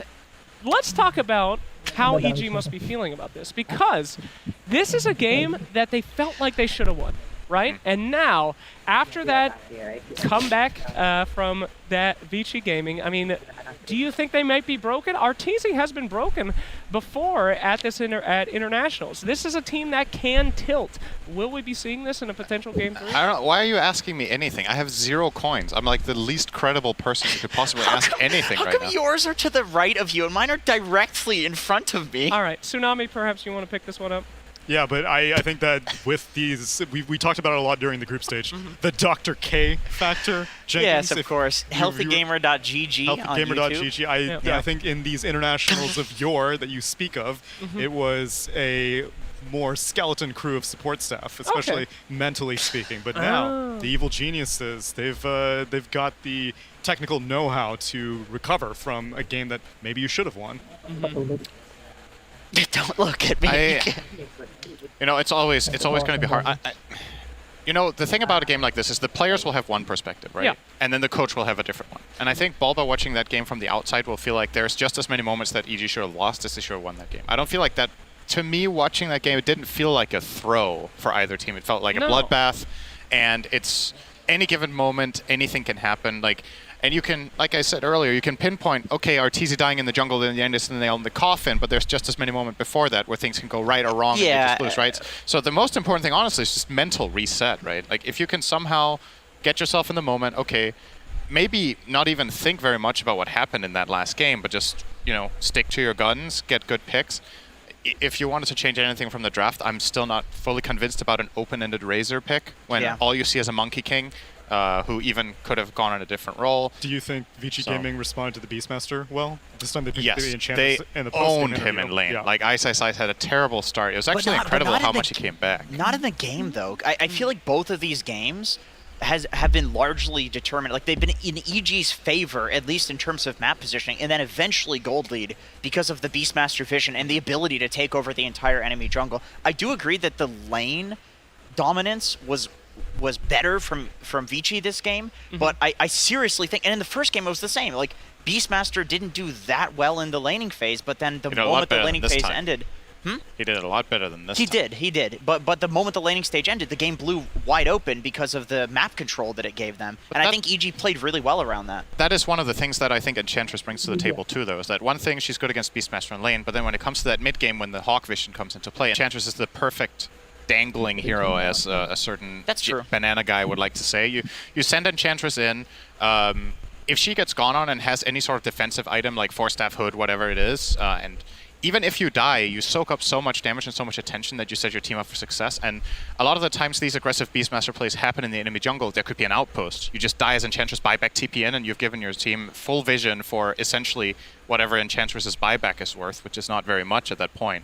And all the expended resources. I think Enchantress is better against Beastmaster than just the lane because of that. Yeah, okay. And at level 20, she was taking the Ancients talent, and so even the Dom creep was, or the Overlorded creep was still being converted. Yep. And honestly, I have had much love for Ice at many internationals. He's always been a player who I wish would get an Aegis. But he seemed a little rattled at the end of that game. And not like, I didn't see the player cams or anything, but there was a moment where Crit landed a split Mirana arrow on the Lion, and immediately Ice roared the Lion. Even though it was like a long-range arrow, the Lion was going to be stunned for a while. And then in that precise moment, Abed went in to jump in on the Void Spirit. This is all during the top Rax siege. And ultimately, I feel like Ice, for as chill as he seems typically, has kind of lost some of that magic whenever it comes to elimination time. So more than Arteezy, I'm concerned about Ice. Wow, that's a pretty good spot a friend a coin, please. No coins for you, Cinderny. You have to make good points, my friend. So no coin. All right, so give me your best tip. How do I make coin? Don't spread the coins around now.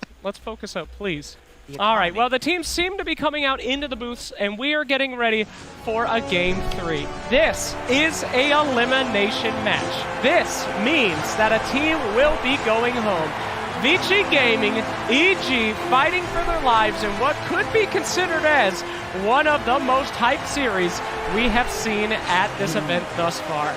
I cannot wait to see the blood that shall be spilled by some of Dota 2's greatest competitors here at TI-10. Let's take a look back at some past TIs, however, and get some EG memories about their times at the International.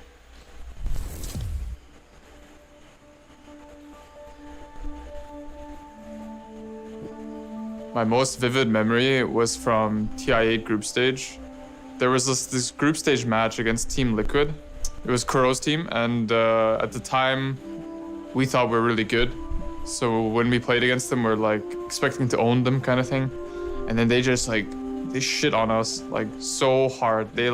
We lost to some like off-lane Drow Ranger kind of thing going on. Like, it felt like they're trolling us, but we lost. And I just remember sitting there after just laughing. I just started, like, everyone in the room is like kind of serious, kind of sad, but I just started laughing, and like I started raising my voice and like yelling and like happiness. So, like, it was feels good. It feels good to get owned.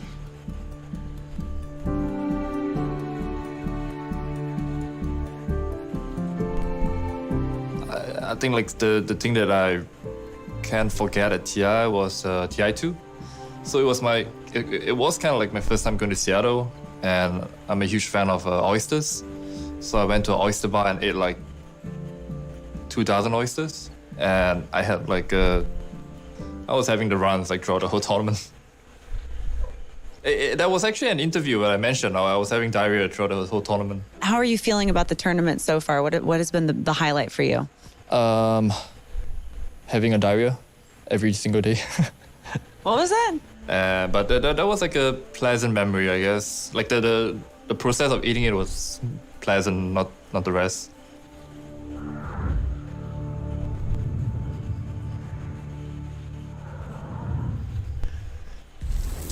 Wow, what a fantastic piece about the memories of EG in this, the most critical moment they have ever faced. Will they have the run completed here at the International, or will they just slide on throughout the bracket? Explosive second game from Thank EG. you. I wish People was here to keep us on track, but we must continue as we move on to this extremely serious elimination Game 3 match. Gentlemen, this is what we're here for. This is Dota 2. If you are a new Dota player that's watching it for the first time, well, you are in for a hell of a treat. It is so good to have you here, about to witness TI history. So, Tsunami, my friend, we have seen so much. We have talked about how VG Gaming need to pull back from that last game. They did it, even though you kind of doubt it. You think we'll be seeing that again? I think that Bulba is a very stubborn drafter, and I think that they have been kind of using Beastmaster as the linchpin for this entire series. And so I'm curious, because this has been the downfall of Bulba many a time, is he is very, very stuck on an idea, and he seems intent that his line of thinking is the best, which came against him in Singapore. It absolutely did. Well, the time has come. No more questions. It is time for the draft panel Did I get with a coin? Avo, Effie, and Lacoste. Evil Geniuses versus VG Gaming. Game 3. We did it. Slacks pronouncing my name correctly. It was almost as difficult as VG Game winning that game too. And what a game, honestly. I mean, what a roller coaster. You know? See the graph, it goes up and down multiple times. In the end, Arteezy gets caught, but I gotta go back to 11, you know. This is why he's my favorite offlaner, because he can do whatever he wants for 40, 50 minutes, miss RPs, and then all it takes, he can RP the ground, and in the end, all it takes is a couple of skewers, bait him in, one big RP. The man is just, you know, he is what he is. But I think that says more about Magnus as a hero than it does about 11, right? You don't even need to land your RPs. You just have a free setup for your skewer. You can skewer them back like long range, and that's all you really need to do on the hero. I feel like get it out, and they did. Back at the draft of game number 2, I feel they forgot about Magnus, because it seemed like a perfect hero, because he can be the good offlaner. He can be the one who's empowering the Monkey King, forcing him to like skip an item and just get a damage item, which he did, and also someone who can break the static link, work out really well. So yeah, no surprise. They decided to ban it out in the first phase this time around. There's still Tidehunter in the pool. I feel this hero can be flexed if necessary, but as an offlaner, you can protect him in the second banning stage. Doom needs to go 100%. Yeah, I'm surprised that they valued this Enchantress so highly that they picked her up in first phase. I guess it just worked out for them, and they don't want to play versus Beastmaster. It was the same secret idea, though, against the Elder Titan. That was the same idea. They just first phased the Enchantress, you deny that buff, and it worked for them. Thing is, you can kind of run lanes around if Enchantress is countering a specific lane, but the utility of her in the last game was that she countered both lanes, right? This time around, it's easily dodgeable. I don't think she's more valuable than a Lion, because look what happened just now. They picked up a Storm Spirit, and they're probably going to ban Lion in the next phase. They need to protect the Storm Spirit. You're correct, Effie.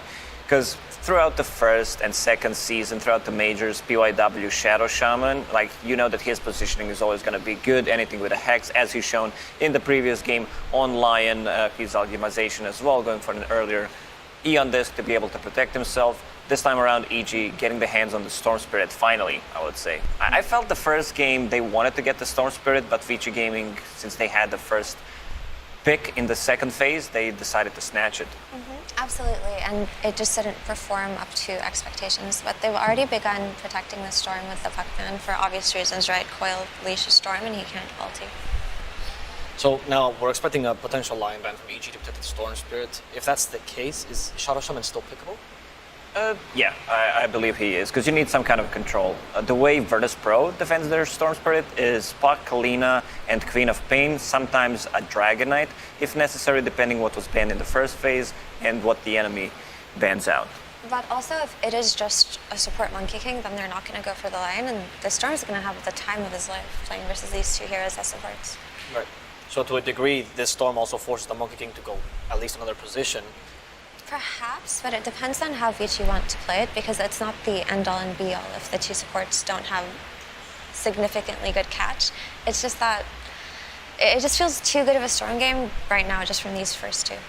I think next ban from Vici Gaming will show us where this Monkey King is going to go. If they ban out Ursa, it's going to say this is a core monkey. Right. So they do ban out the Luna. EG have had a lot of success running ET and Luna as a lane for the reasons that he amplifies both her right-click damage and her ultimate damage. And they've won a lot of games with this Luna.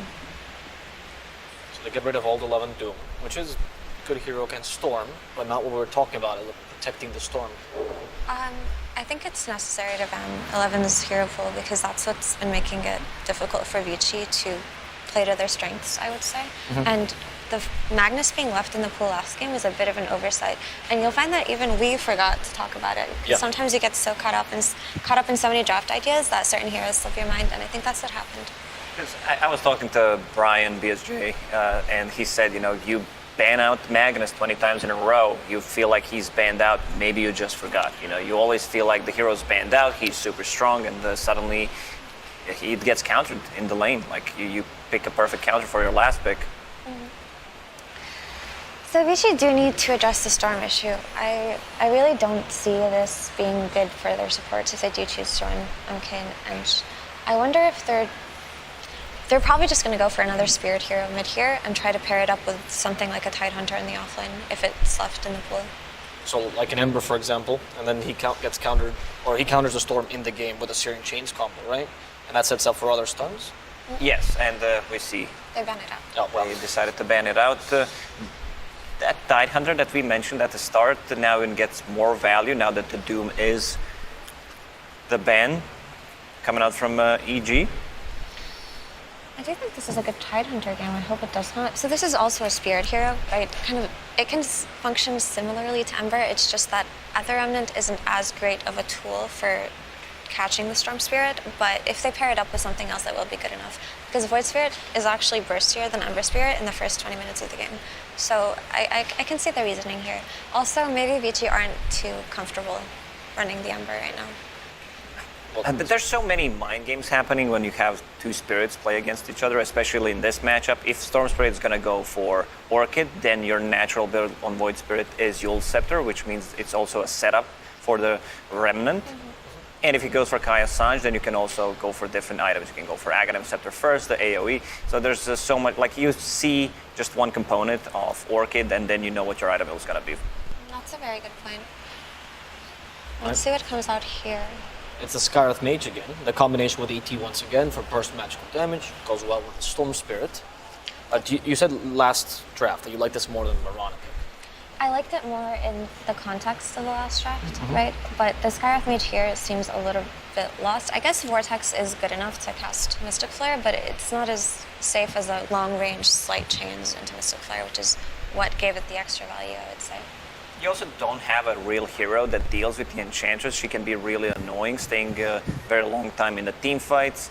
And all right, they decide to go with the Legion Commander. Perfect setup for the Skywrath Mage, and also something that can buff up your carry, something that can remove the potential silence once Void Spirit gets the Aghanim Scepter. So another way of protecting your Storm Spirit, especially with the 20-minute shard. And another thing is actually if they do choose to run this Monkey King safe lane again, this also Skywrath Mage will bully him. It's one of the lanes that he will actually struggle with a little bit more than others in terms of melee heroes. Also, the Skywrath Mage instant silence versus Void Spirit is very useful.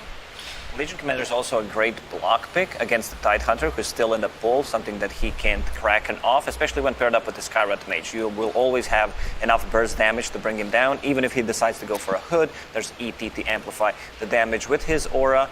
Spectre, a bit of more global presence, but Legion Commander should have a good time in the lane. Skywrath Mage plus Legion against Enchantress Spectre, or if they decide to put Monkey King, which I don't think should be a thing here, should have a really good time. LC and Skywrath Mage, they will bully Spectre and Enchantress. So this is a confirmed Monkey King support now, and the Spectre is, I can understand the need for a durable carry versus the Skywrath LC lane, but also I just see the Monkey King giving vision in trees, right, and then Spectre haunting it on the backline. That can be very useful and a very easy way to take these fights for VG Gaming. So my question is here, you pick up the carry, therefore also revealing the Monkey King. Offlane is left, which means you get the free 2 bans. Why this over picking up your offlaner, which we've already talked is the core of this team? Maybe they just didn't want it to get banned out, right? This could be as simple as that. Like Spectre was too valuable? I think that's what they wanted to go for here. And actually, I was considering, what if Vici just go for 11's Lycan here? Night Stalker, I think that's the hero to possibly ban out. Cuts into backline, Storm Spirit does not like to play into it, and you might need to have another scaling core. I think in the previous game, EG has been struggling with that. Beastmaster and the Razor combination, they're good if you want to end the game by 45-50 minute mark. Like if it goes past that, you kind of feel that they're not going to scale much with the items. And also banning out the Ursa. Like this is one of the matchups that I really love to see. Ursa, favorite matchup against Spectre. You always like threaten that Roshan. VG Gaming, they don't have the good Roche taking potential at all. You sold the Night Stalker idea, Effie, or are you still leaning towards the Lycan? And if they do pick up this Night Stalker, then their vision game is going to be ridiculous. And it'll be a good kind of way to deal with the Storm Spirit, but it depends on the carry that comes out, right? So it's Troll. I wouldn't pick Night Stalker into Troll. Okay, why so? Just because the lane for him is very difficult, and Troll can stand his ground and just fight back if he goes on him. It's not one of the best heroes to deal with. Also, Troll, if he can get on top of Spectre, he can kill her. He also does enjoy buying Silver Edge, which is going to be very good here versus Enchantress, Monkey King, and Spectre. Thinking about this last pick, VG Gaming, they have very limited team fight. Enchantress, Monkey King position 4, yeah, he brings that Wukong's command. Most of the time I feel like this monkey is just gonna be a food in the fights, playing against the Storm Spirit, Legion Commander, and Skywrath Mage. Also ET with the Spirit providing vision. So they need something tanky. Void Spirit can cut into backlines, be a bit more annoying, but he needs an item. He needs an item and a half, which is not gonna be easy for him since he's playing into Skywrath Mage. So I want to see something tanky. And we've talked a lot about having durable carries that can take a lot of damage for the team and kind of bait spells and turn the fights around. And Troll fits that bill really well. We just haven't seen him that often because he doesn't quite do it as easily as something like a Medusa or a Tiny. But I like the concept that they've done here with the Troll. I've seen some Trolls, sometimes a bit too reliant on the lanes, and if the early game went a bit difficult for them, it was difficult for them to recover, at least in the group stages where we saw 3 or 4 Troll picks. The only exception to that was Beast Coast once, where they actually managed to pull off a game there. As a Troll, you don't care too much about playing into position 4 Monkey King, so that's going to be good. You have the miss chance, you can be a range hero, so you can trade really well. That's a very good point, and one of Troll's biggest issues is that he gets kited very easily, but they don't really have that great of a means to kite him. This looks like a very good game for him, and looks like Vici are kind of stumped here too. They're really taking their time thinking about this. We're taking our time thinking about this. It's going to be Lycan, which you suggested earlier, I think. So the reason why I brought up Lycan, and we kind of went on a tangent, so I couldn't elaborate, is just that typically this is one of the heroes that they like to run, and they do like to pair it up with Spectre just to kind of secure that late game, because Lycan does fall off at some point and doesn't feel like he's as effective, but he's quite tanky on the safe lane and has no issues with farming the jungle and catching up. But also, he can just run his units at the Skywrath Mage and the ET without putting himself in danger. And if you have 2 supports that can easily get sniped, it makes Lycan's gameplay simple. Sure, but I still love Troll against Lycan. I feel like they kind of counterpick themselves. Well, this time we won't have an interview with the coaches, but we have someone that knows almost as much. We're going to go to BSJ with his last word.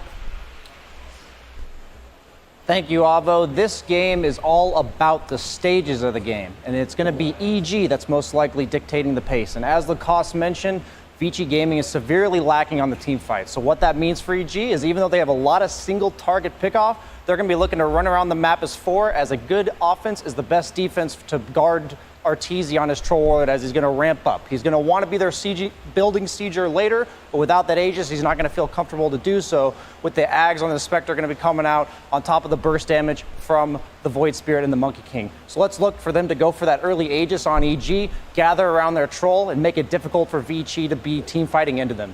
We're going to be looking for that Lycan split push pressure to make sure that they cannot do that, and we'll have to respond and maybe create some chaos on the map. Winner goes top 6, loser goes home. Take it away, OD Pixel and Fogged. Thank you very much, Brian. Yes, the deciding game now between Evil Geniuses and Vici Gaming. Fogged, initial reactions to the draft here for Game 3. Does feel like that Troll last pick looks really good for EG right now. And I feel like I don't say that too often, especially not at this tournament. The hero's been kind of neglected for obvious reasons. He's just had a lot harder time inside most of the group stages. Also, a lot of people don't really like the way his ultimate works, of course, because it's got this double-edged sword where it forces you out of position a lot of times. Has been buffed several times in the past. But yeah, AG's draft does look very strong. If Vichi's, it does look like they're looking to go for more of this like snipe plays and vision control with the Spectre, with the Lycan Wolves, with the Monkey King constantly scouting for the backline. So definitely have to keep eyes on that. But early aggression definitely going to be there from EG. They're going to look to hit and hit hard. And would you say, you know, the last pick for Vici Gaming, getting this Lycan 4 old 11? I mean, you sort of agree with the sentiment that it's not necessarily that scary last pick Lycan that we've seen in some scenarios. No, and also I feel like their lineup right now is also kind of one-dimensional, where they're missing a lot, right? Where's their stuns coming from? It's going to be a Boundless Strike and an Aether Remnant is their only disables throughout the whole stage of the game until they start getting some crazy levels and items. EGs, they have the Duel, they have the Stomp, they have the Vortex. Eventually, we'll probably see an Atos picked up on the Skywrath, so just feels like EG's playmaking is going to be a lot easier, while Vici, I feel like they're going to have to avoid fights constantly and just draw the game out as long as possible for the Spectre to get online. I think that's why they went for the Lycan, though, right? It's that, like, exactly what Brian was talking about, how causes chaos, he's going to draw attention away from the Spectre, but into the Troll lane could be maybe a bit difficult. Let's see how well old 11 holds himself up here. We'll have, for now, PYW by his side. Down bottom, DY again on that Enchantress, ready to keep this lane nice and safe for Poyoyo on the Spectre. And let's see how Ori does this time around. We saw him playing the Storm Spirit in the first game versus a Skywrath, and he literally could do nothing. And he is playing a Void Spirit, kind of similar concept, playing versus Skywrath. Once that silence is leveled up like 2 or 3 points, there's not much you can do about it until you have your own defensive capability like a Yule Scepter. Sure. And I guess on the Void Spirit compared to the Storm, the Yule's being picked up first is much more likely. Absolutely. Yeah. It is going to happen. Like, no Storm. I think like 0 Storms lately want to go for a defensive item first. You're playing into their hand. Let's see. I really think that Arteezy is going to get absolute free farm, which is a concern for me. So PYW, this is a double melee playing into ET as well as Troll Warlord. You have to just start pulling Sweat away. And oh my, Fly actually gets the side pull. As PYW is trying to pull the wave, it gets pulled into neutrals. One of the bigger disasters that can happen when you are trying to pull as these double melee lanes. Fly does eat the clap, doesn't actually hit either hero on Vici, and 11 will be able to secure every last hit at the very least for himself. Doesn't end up missing any XP, but as we said, Arteezy, absolute free farm. We expect probably Abed to have that free farm as well. Bottom, I think that's probably a bit of the better lane because Poyoyo, that's why they picked the Spectre, because they see that Skywrath, because you're able to absorb a lot of that harassment in lane, and in the later stages you just kill him. Dispersion is very useful versus Skywrath. But we'll see how that all ends up playing out. And of course for Poyoyo, if we do indeed see that sort of first build-up item into the Aghanims, do you sort of see this as a game where there's going to be a lot of chance to set up action for this Spectre to get involved in with the Shadow Step at the time he'll get the Axe? You can kill the Skywrath every single time. If a Wolf just scouts crit, a Shadow Step plus a Howl, the Howl applies that minus armor, of course, on top of it, and yeah, the Skywrath is one of the squishiest heroes in the game, so. See mid.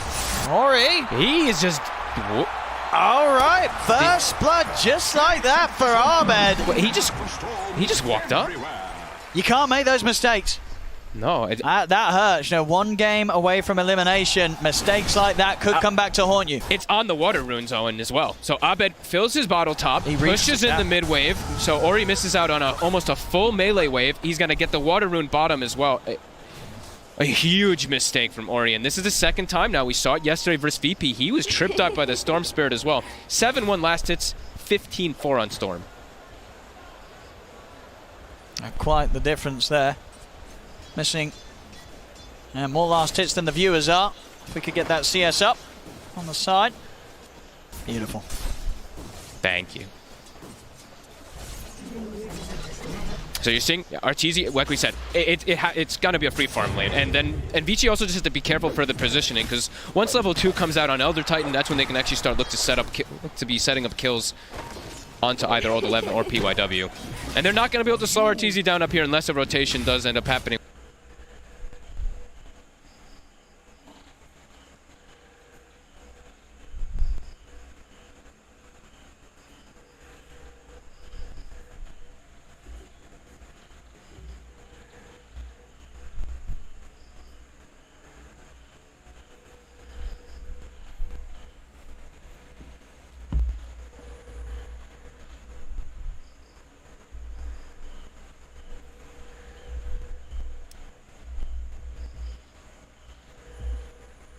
Radiant's courage has been killed.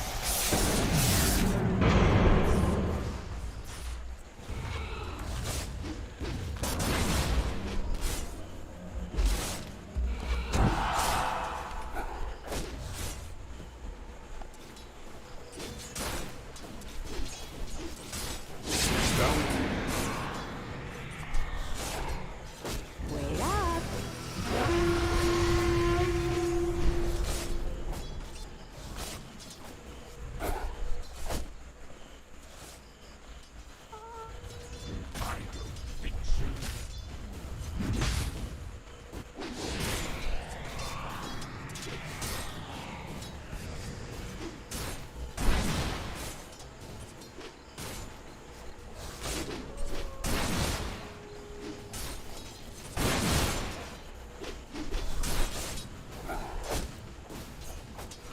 Where are you going? I fear not the journey ahead. Blown away!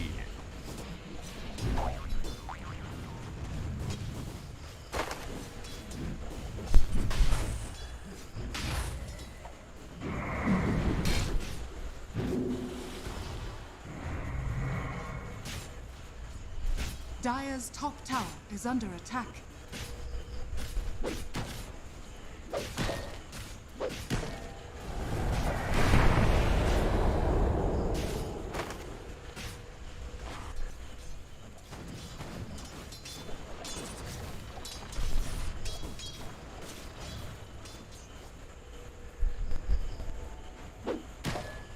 Dire are scanning.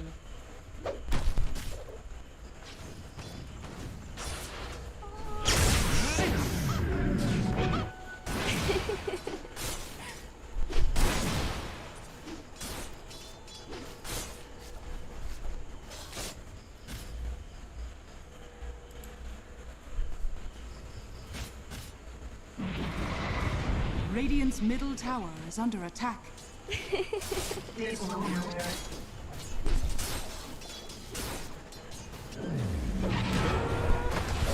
Dire's structures are fortified. No!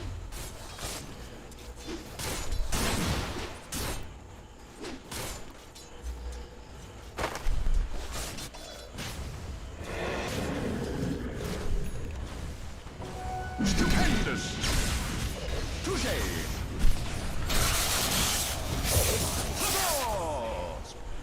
Fortune favors us. Radiant's top tower is under attack.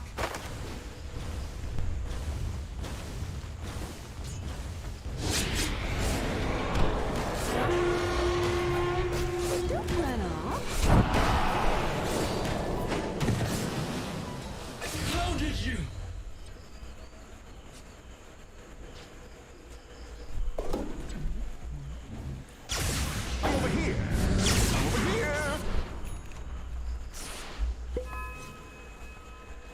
Radiant's bottom tower is under attack.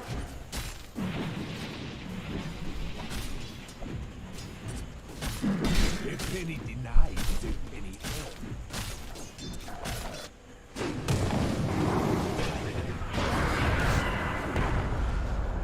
Nature attend us. Where are you going? Radiant's middle tower is under attack.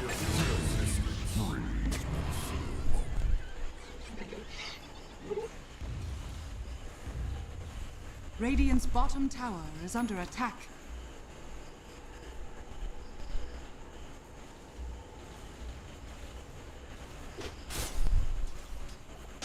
Let the fun begin. Where are you going? Illusion.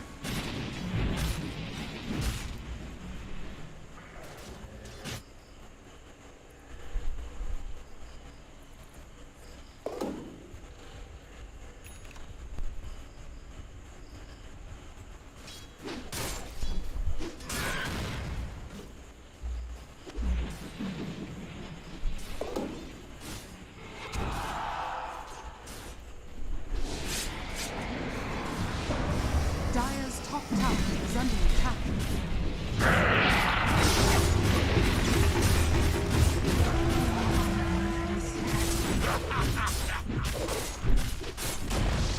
Dire's top tower has fallen.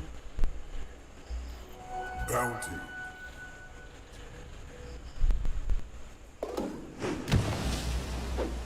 Don't run off. Radiant's bottom tower is under attack. Dire's middle tower is under attack.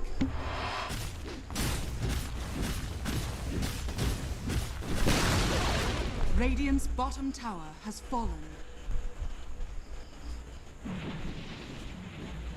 Sa EG. Halos parehas lang ang laban. Snap na lang.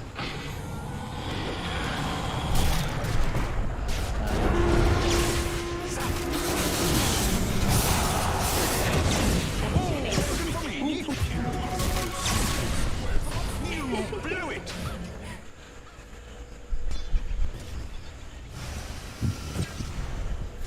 Dire's middle tower is under attack. Dire's structures are fortified.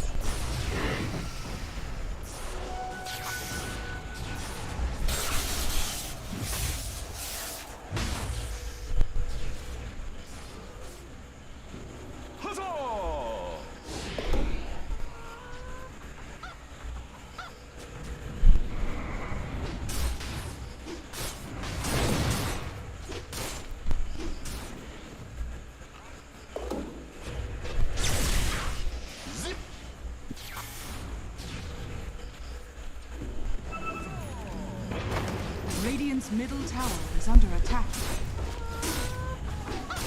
Radiant structures are fortified.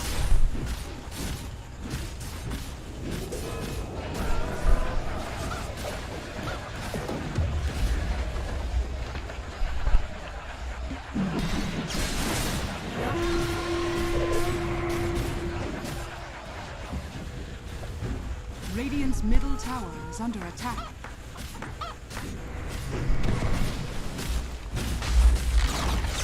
Radiant's middle tower has fallen.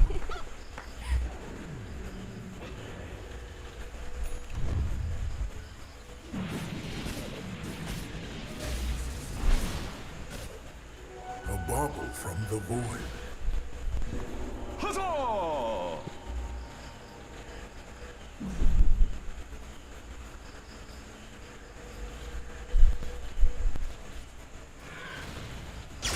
Here I am.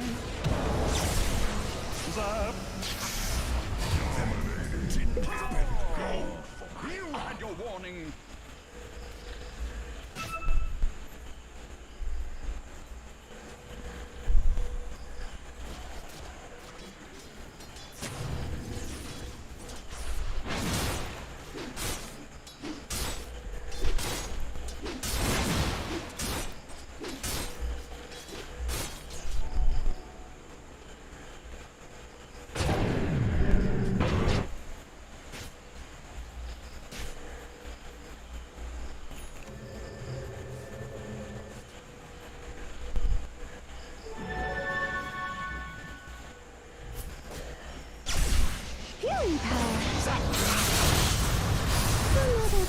falls.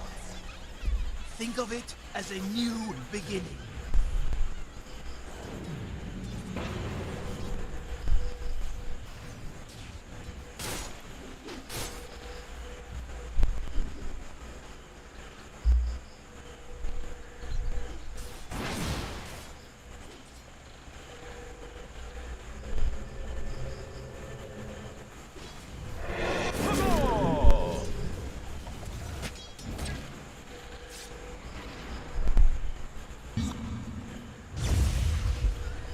Dire's middle tower is under attack.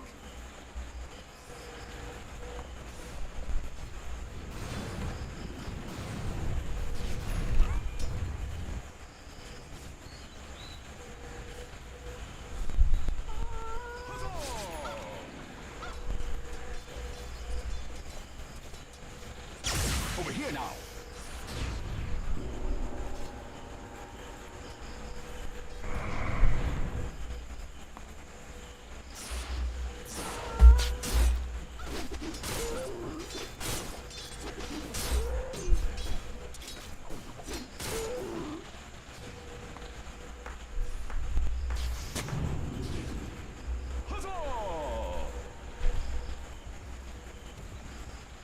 Dire are scanning.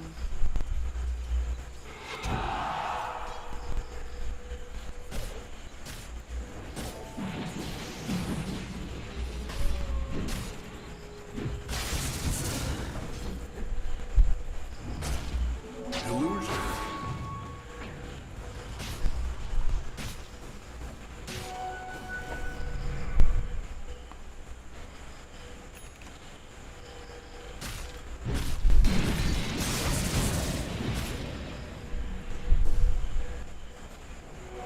This will do nicely.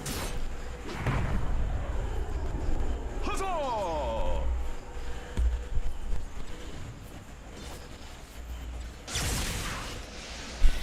Sit down. Ah!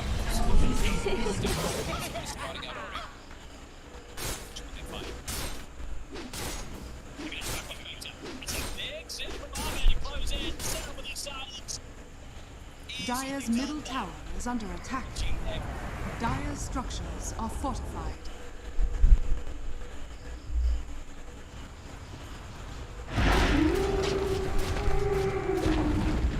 Dire's middle tower has fallen. Radiant are scanning.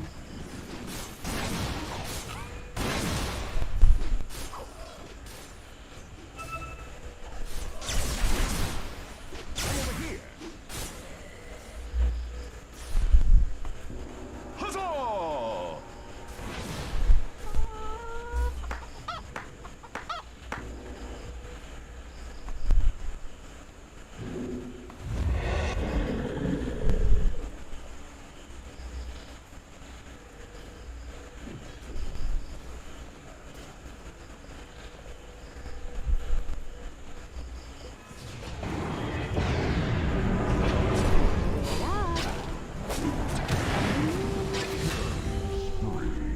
Your final gasp serves as bellows to the whirlwinds of destruction. Zip!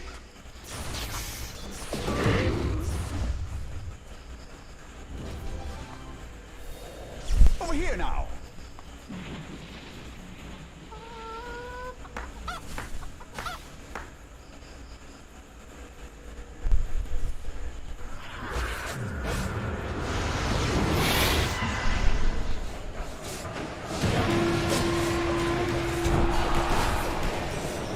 Dire's bottom tower is under attack. My eternal gratitude. Here I am. Dire's structures are fortified. Dire's bottom tower is under attack. Restore the void within. Dire's bottom tower has fallen. Gotcha! Radiant's middle tower is under attack. Dire's bottom tower is under attack. Dire's structures are fortified. Dire's bottom tower is under attack. Roshan has fallen to the Dire.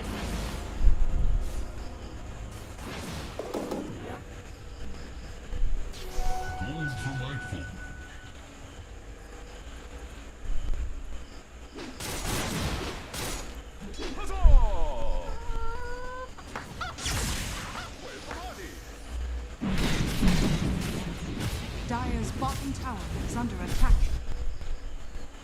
Radiant's top tower is under attack. Radiant's top tower has fallen. Dire's bottom tower has fallen.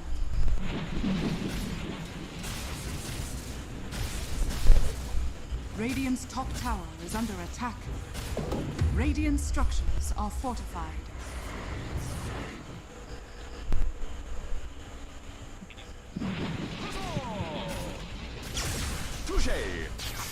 Dire's bottom tower is under attack.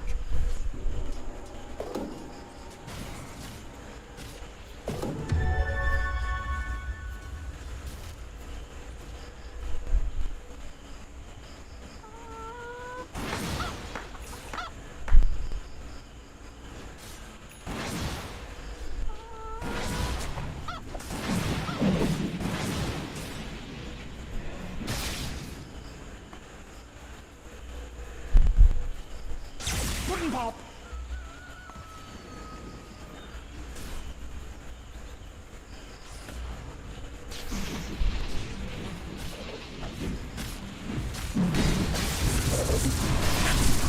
Be quicker about it. Invisibility. Radiant's top tower is under attack.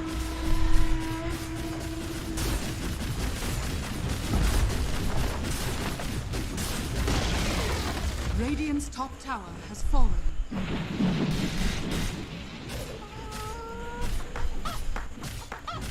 Dire's middle tower is under attack. Radiant's top tower is under attack.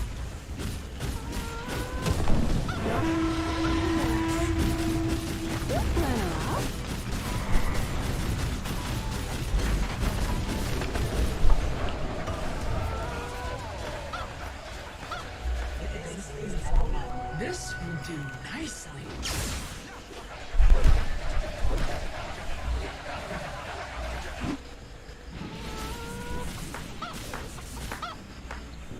Huzzah!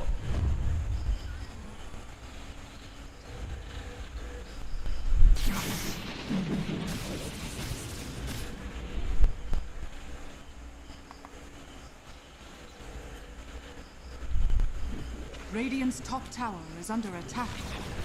Radiant's top tower has fallen.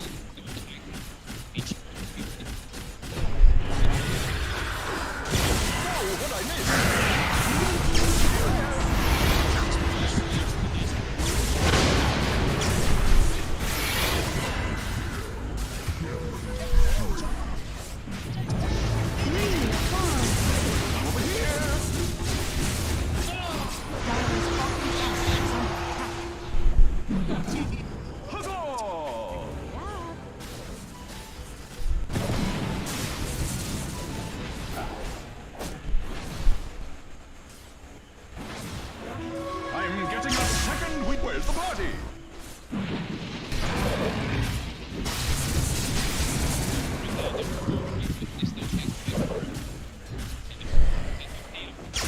Touché! Here I am!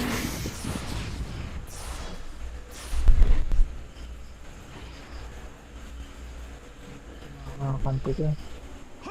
Para sila ng kanti.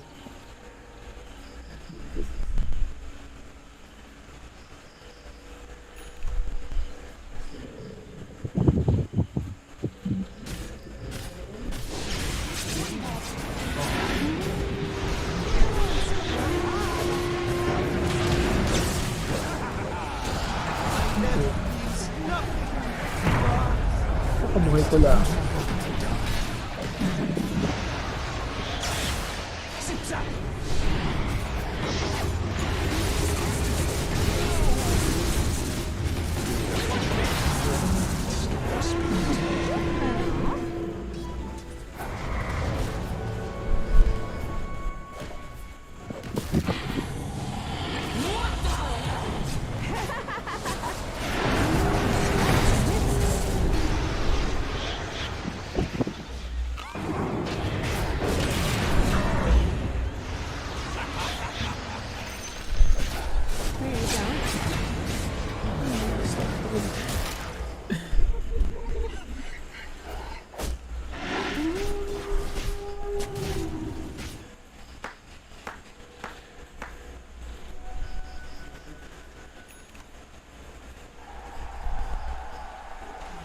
Ito yung laban ng laban niya, hindi pa ako pamitas.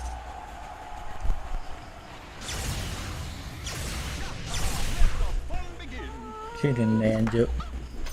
Ha? Sino na yung kanong hero? Si Bunny? Si Bunny? Bing? Ah, si Bing. Rest easy, child. Dire's middle tower is under attack. Dire's Oh, structures are fortified. Radiant structures are fortified.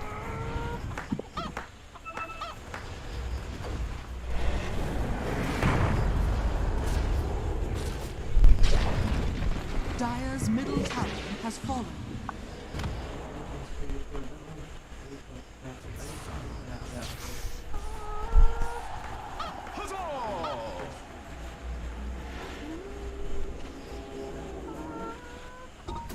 Dire are scanning. Right.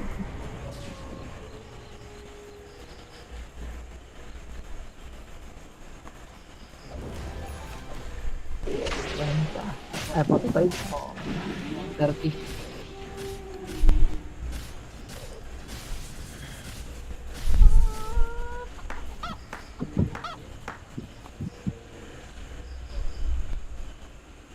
Ay, pucha na ano yan.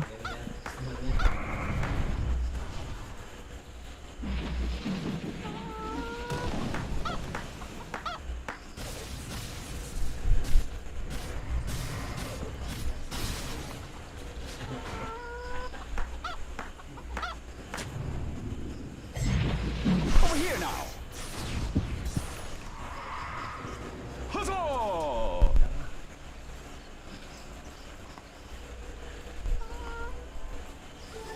Twice the measure of power.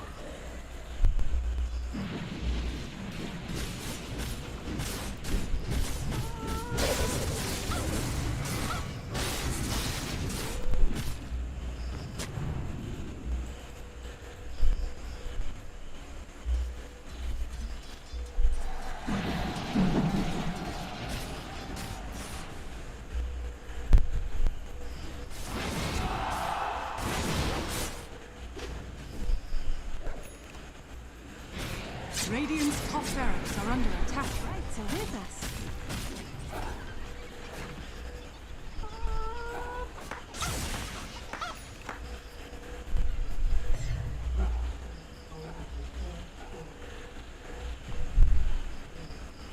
Radiant are scanning.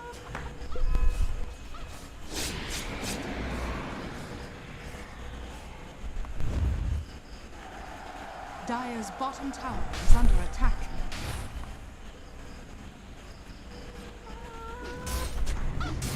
Excellent. Isibing.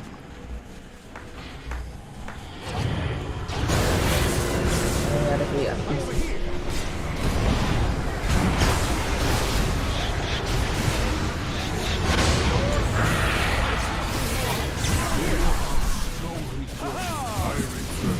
Ulit.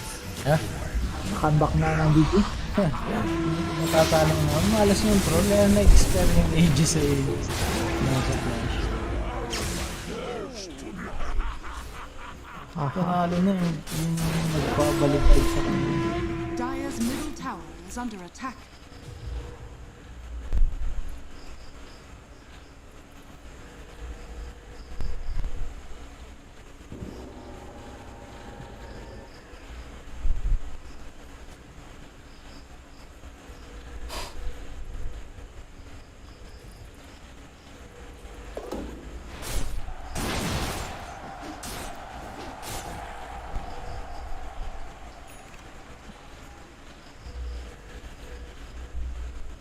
Zap.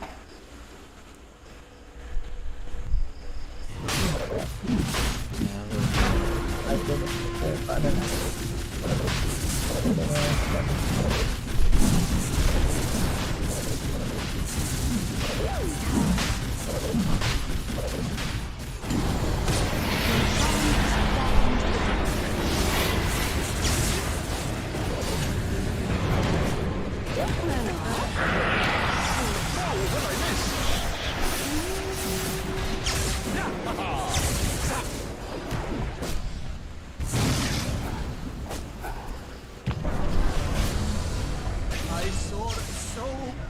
Lakas ng Lycan mo.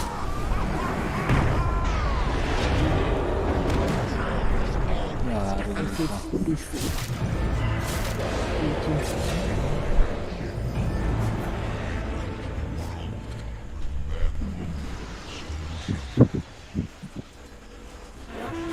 Come on, sprites. Mali pa yung blink.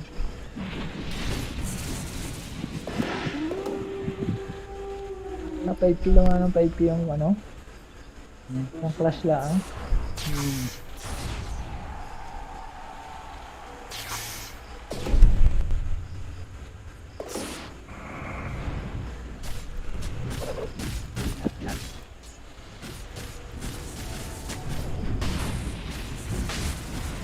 Kabasya.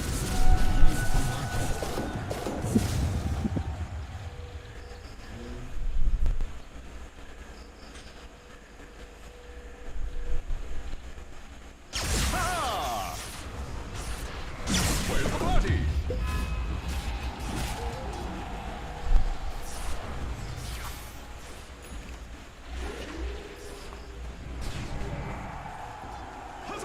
Sige pa ang ace.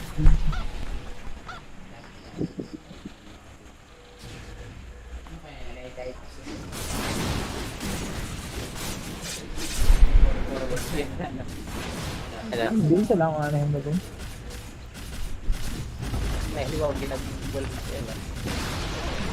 Radiant's middle tower has fallen.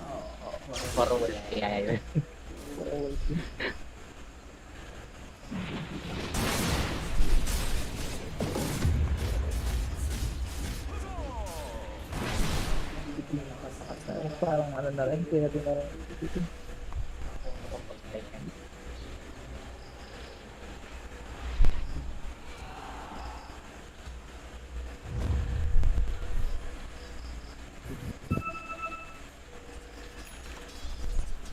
Dire are scanning. May basya na. Yung ano. Isa may pinag na.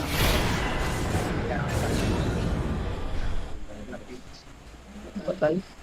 Patay ko din sa glit lang. Looking for me?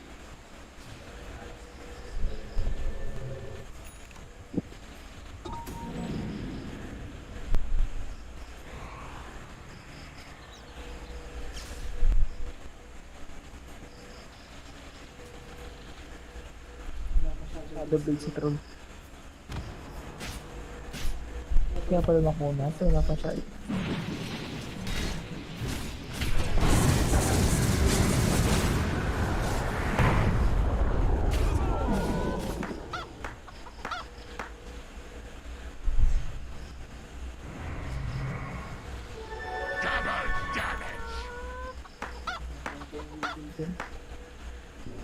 Huzzah! Looking for me? Wala ang item.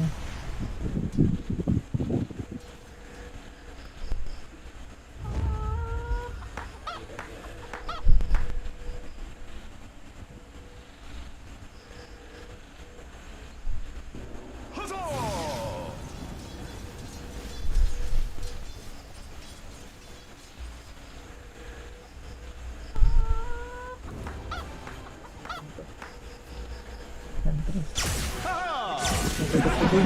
Dito.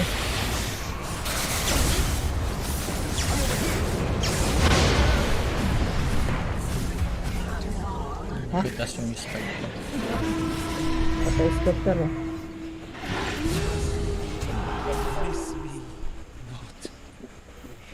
Ang lakas ni talaga ni ano, like na.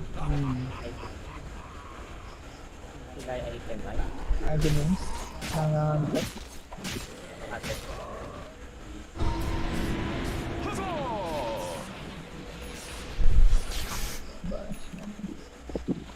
Where's the party? Bounty.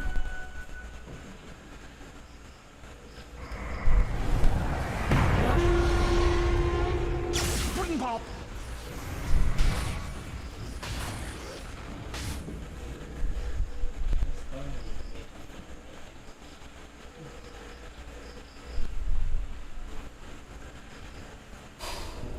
Huzzah!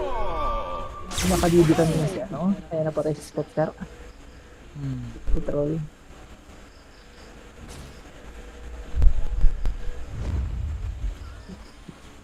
Yung Silver Edge, natin Silver Edge. Parang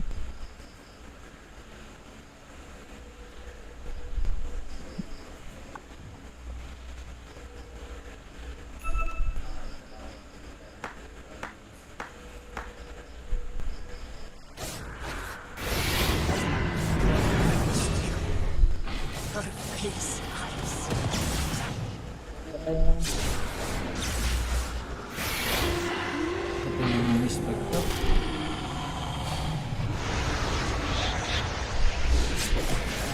Natin yung video.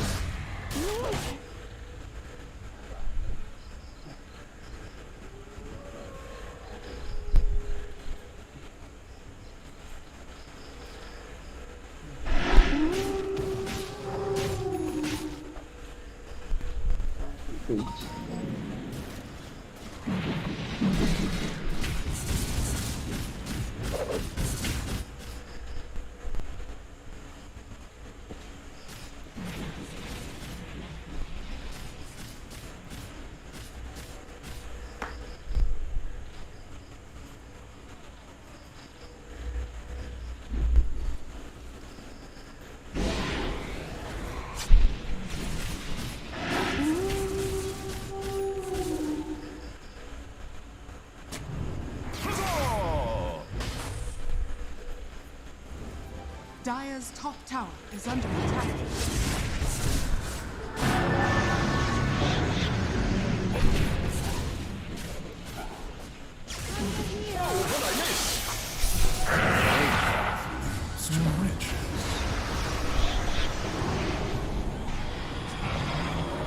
Dire's top tower is under attack.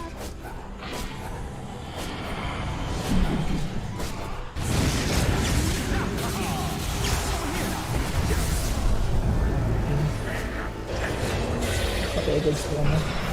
Ano pa?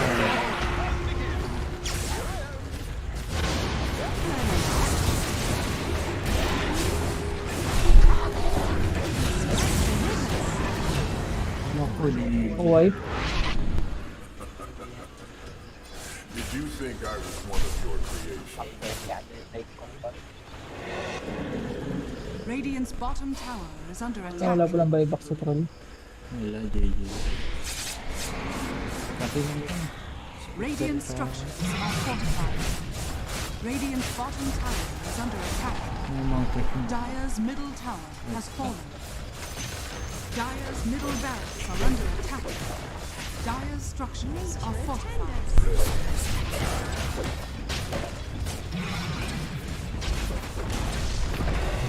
Dire's middle barracks has fallen.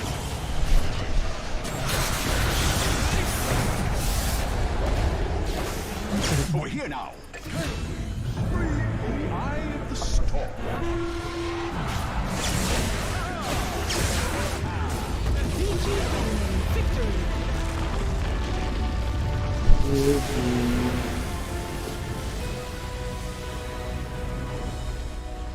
Goodbye, EG.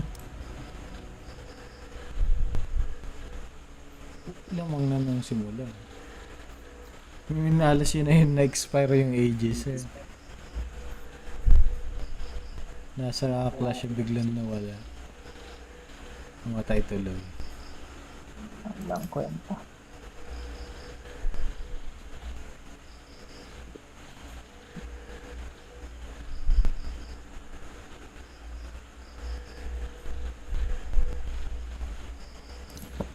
Wala nang kasunod. To be the second time, and somehow that really is, these little things are the things that dictate games. His Void Spirit surviving really changed the whole outcome of the entire game. It did, and that series as a whole, I think VG Gaming a lot to be very proud of. You imagine what we saw back in game one, to come back from that sort of loss in the first game, turn the series around, incredible stuff. As VG Gaming, they'll be the ones holding on in TI and moving on, knocking EG out 2-1.